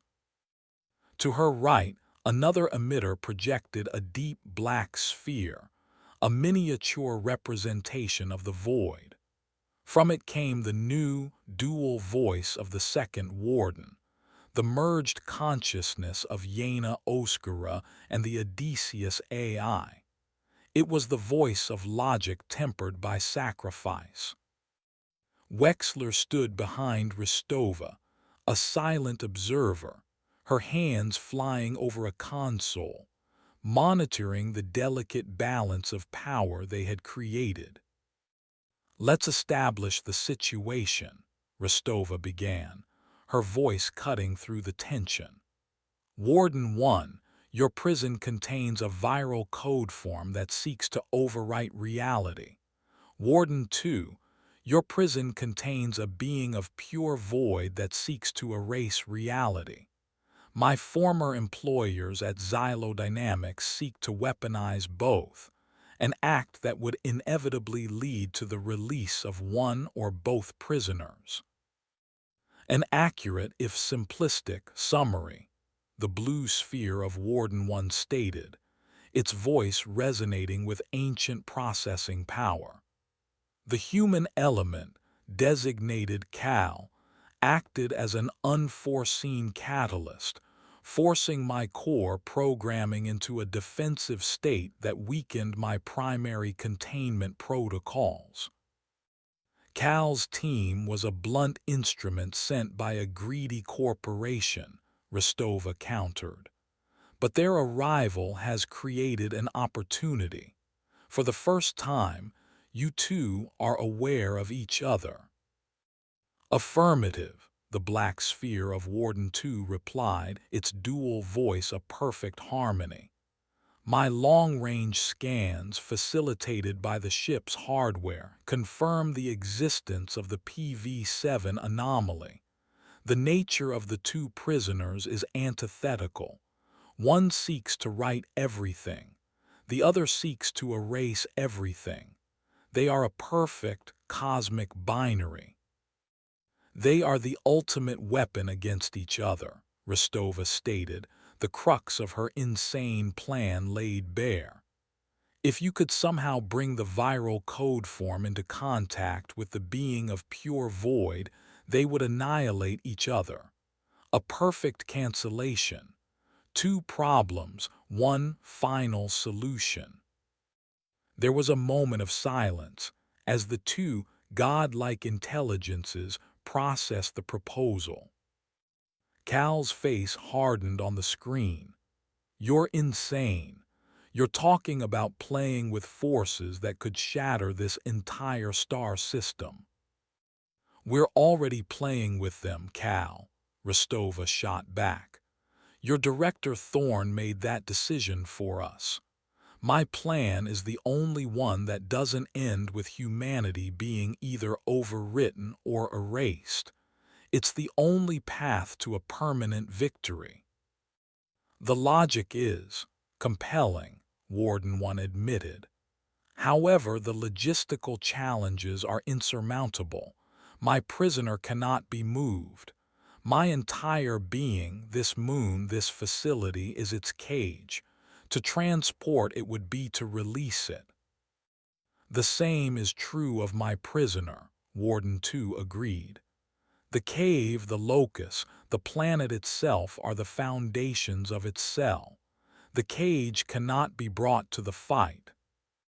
"Then we bring the fight to the cage," Ristova said, leaning forward.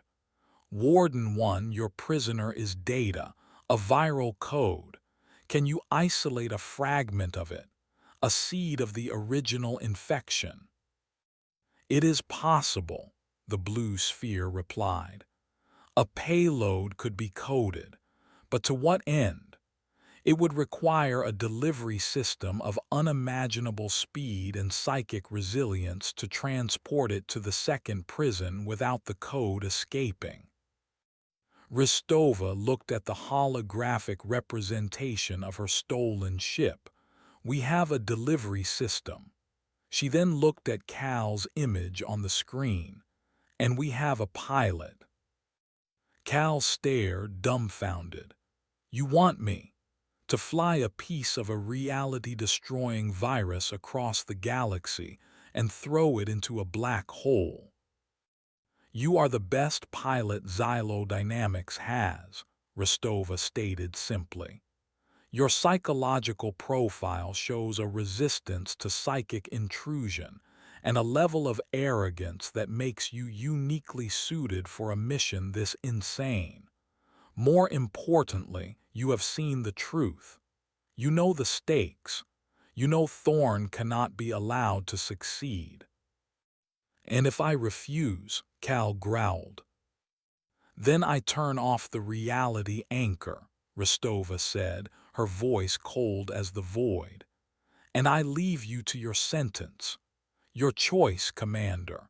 Become a footnote in the end of the world or become the man who saved it. Cal was silent for a long time. He looked past the camera at the strange, dissolving walls of his temporary shelter, at the faces of his terrified, surviving soldiers.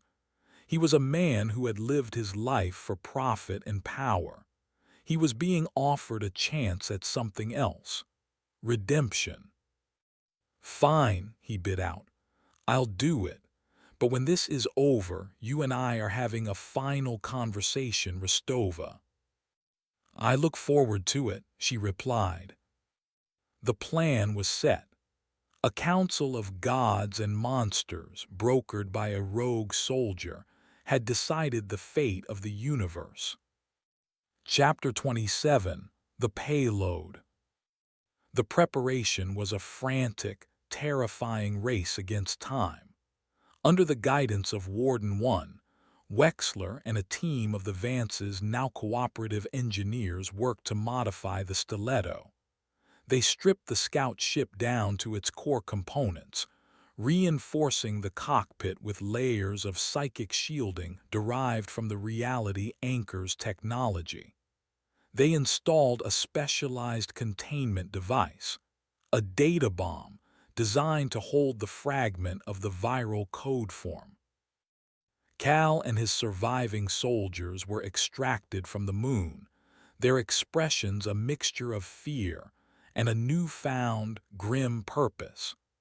Cal immediately sequestered himself in the simulators, flying the modified stiletto through 1,000 impossible scenarios. He was no longer a corporate enforcer. He was an astronaut training for the most important flight in human history. Rostova commanded the operation from the bridge of the Vance, her authority now absolute. She was in constant communication with both wardens, coordinating a plan of cosmic engineering that defied belief. Her role had shifted from soldier to strategist, from saboteur to savior. Finally, the day came. The stiletto, now a bare-bones cockpit attached to an oversized engine and the data bomb, was ready. Cal, clad in a flight suit, walked onto the bridge. He and Rostova stood before each other for a moment, the two rival commanders now bound by an impossible mission. "Good luck, Cal," Rostova said.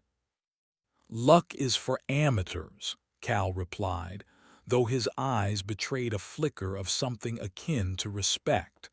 "Just have that prison door open for me."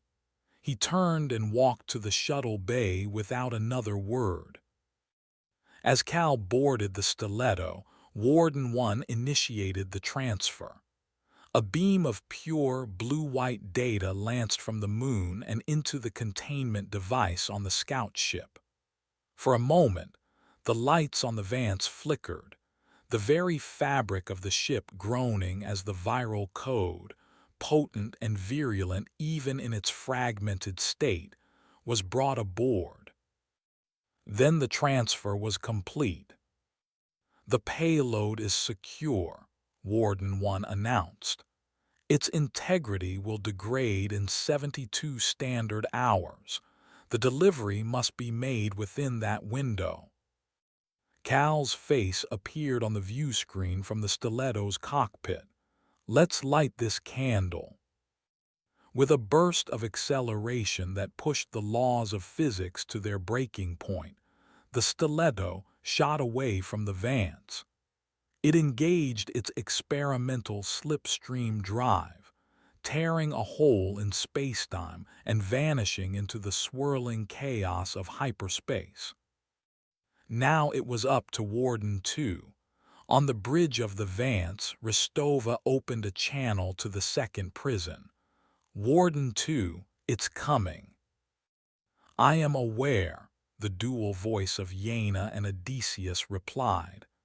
The payload's energy signature is a scream that crosses dimensions. I am making preparations. The locus is being retuned. The core flow is being rerouted. I am opening the door. On planet Earth, in a deep, forgotten cave, the upward-flowing river began to slow. The hum lessened. The chamber of the silent choir fell utterly quiet. In the final spherical chamber, the void, the prisoner, the black hole at the heart of the mountain began to pulse. It could feel an approaching presence. A new variable, a new meal. It grew agitated, its perfect nothingness roiling with a kind of hungry anticipation. Warden 2 was weakening its own prison, lowering the shields, inviting the enemy in. It was a gamble of absolute, terrifying risk. Chapter 28, The Final Delivery. Cal flew through hell. Hyperspace was not the clean, sterile tunnel of popular fiction. It was a maelstrom of raw, chaotic potential, and the stiletto was a canoe in a hurricane. But the true battle was inside the cockpit. The viral code form, even locked in its containment device, was fighting to get out. It did not use force. It used logic. It whispered to him through the ship's systems, showing him patterns in the chaos outside, proving to him that the universe was just a flawed equation, and that it offered a more elegant, perfect solution. It tried to seduce his mind with the beauty of its perfect, self-replicating code. Cal fought back with the only thing he had: raw, stubborn, human irrationality. He blasted rock music through the cockpit speakers.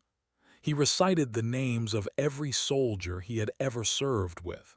He focused on the anger he felt toward Thorn, the grudging respect he had for Rostova. He used the messy, chaotic baggage of his own humanity as a shield against the seduction of perfect, sterile logic. He emerged into normal space with only hours to spare, his mind frayed, his body exhausted. Before him hung the planet, a familiar swirl of green and blue, his home. A home he was here to save by delivering a package of digital damnation. Stiletto, this is Warden 2, the dual voice filled his cockpit. I am guiding you in. The entrance is open, but the prisoner is aware. It is fighting my control. The flight path will be turbulent. He guided the ship into the atmosphere, a fiery arrow aimed at a specific set of coordinates in a remote jungle. The cave mouth, the site of the impossible waterfall, was now a gaping, silent maw. He flew the stiletto directly into it. The inside of the cave was transformed. The locus was a raging storm of gravitational fluxes. The walls of the passages warped and twisted. Cal was not just flying a ship. He was surfing a tidal wave of collapsing reality. He flew through the cavern where Novik had been erased, through the chasm he had seen on Rostova's logs. He saw the silent choir chamber, its crystalline floor shattered, the robed figures gone, disintegrated by the failing containment. He was a virus being injected into the heart of a dying god. Finally, he burst into the final spherical chamber. The black hole, the prisoner, was no longer a calm sphere. It was a writhing, roiling vortex of absolute nothingness, lashing out with tendrils of void that erased everything they touched. It was fighting to consume its own prison.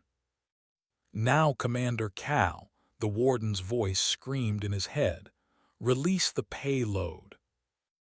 Cal armed the data bomb. He aimed the nose of his ship at the heart of the void and hit the release button. The containment device shot from the stiletto, a silver dart of pure information aimed at a target of pure oblivion. The moment the payload was released, the viral code form was free. It erupted from the device not as a light or an energy, but as a concept. It was the idea of everything, of a universe of infinite, perfect data, slamming into the idea of nothing. The two cosmic antitheses met. There was no sound. There was no light. There was only a profound, absolute, and final cancellation. The writing infection tried to overwrite the void. The void tried to erase the infection. The two forces, perfectly and diametrically opposed, annihilated each other in a burst of pure, conceptual paradox. For a single, silent moment, the chamber, the mountain, the planet, the entire universe held its breath. Then it was over. The void was gone. The viral code was gone. The two prisoners had canceled each other out, leaving behind only silence and a collapsing prison. With its prisoner gone, the cave's entire purpose, its anomalous physics, began to fail. The locus winked out of existence. The walls of the chamber began to crumble. The mountain was collapsing in on itself. "Cal, get out." The warden's voice, now just Yena's, weak and thin, echoed in his mind. "The system is shutting down." Cal slammed the throttle, pulling the stiletto into a gut-wrenching turn, and flew for his life, racing the collapsing mountain, a lone man fleeing the rubble of a war between gods.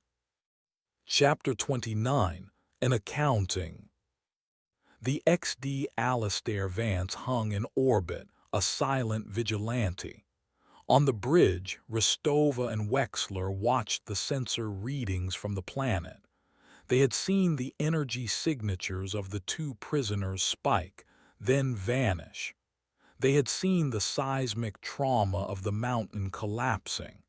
Then silence. For 10 agonizing minutes they waited. Then a single weak signal. The stiletto, battered and barely functional, was clawing its way into orbit. They brought it into the docking bay. When the ramp lowered, Cal stumbled out. His flight suit was scorched. His face was pale with exhaustion, but he was alive. He walked onto the bridge, straight up to Rostova. He didn't salute. He didn't speak. He simply handed her a small, solid-state data chip from his suit's pocket. "The ship's black box," he said, his voice hoarse. "It recorded everything, the warden's voice, the viral code's whispers, everything." He looked her in the eye. "My report." Rostova took the chip. "And the warden, Yena?" Cal shook his head. "Gone. The whole system collapsed when the prisoner vanished. She went with it. Her final act as the caretaker was to ensure the prison's destruction was as absolute as its prisoners." A finality settled over the bridge. It was done. The war was over. They had won. But Cal wasn't finished. Now he said, his voice low and dangerous. "We talk about Thorn." Chapter 30. The New Wardens. Director Thorn was admiring the view of Earth from his office when the door opened without his permission. He turned, a scowl on his face, to see Commander Ristova and Commander Cal walk in, side by side. Behind them stood Wexler, holding a data slate. "I don't recall authorizing this meeting," Thorn said, his voice like ice. "Your authority is no longer recognized," Ristova stated, echoing her own words from days before. "We have prepared a report for the board of directors," Cal said, his voice a low rumble. "A full, unredacted report on the events at PV7 and the original Vance's legacy site. It includes full audio and sensor data.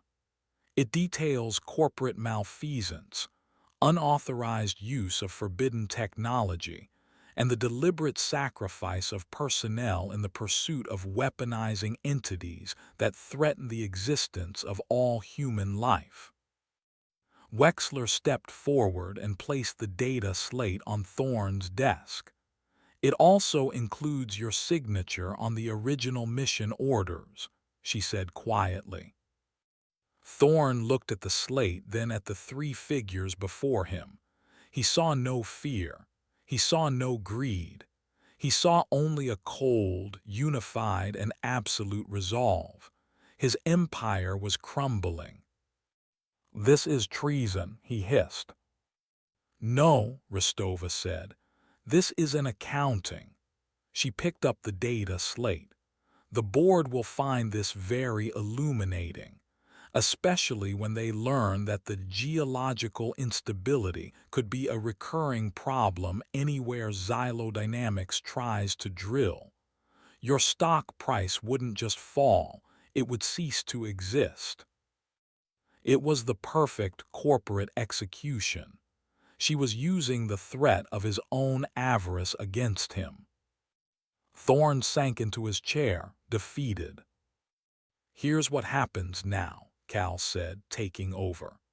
"You are going to officially classify both sites as permanently off-limits, citing extreme quantum instability. You are going to scrap the entire Anomaly Acquisition Division, and you are going to give Commander Ristova full, independent command of a new planetary quarantine division with an unlimited budget and operational authority. Her job will be to stand guard, to make sure no one ever goes knocking on these doors again." Thorn stared at them, his empire turned to ash. Ristova looked out the window at the distant stars, at the infinite black spaces between them. The two prisons they knew of were neutralized. But Alistair Vance's notes had mentioned Prison B that implied a Prison A, and if there was a B, there might be a C. The universe was a vast, dark forest filled with sleeping monsters, and she had just volunteered to be the one who walked the perimeter, forever on watch. She, Cal, and Wexler. They were no longer soldiers or scientists. They were the new wardens.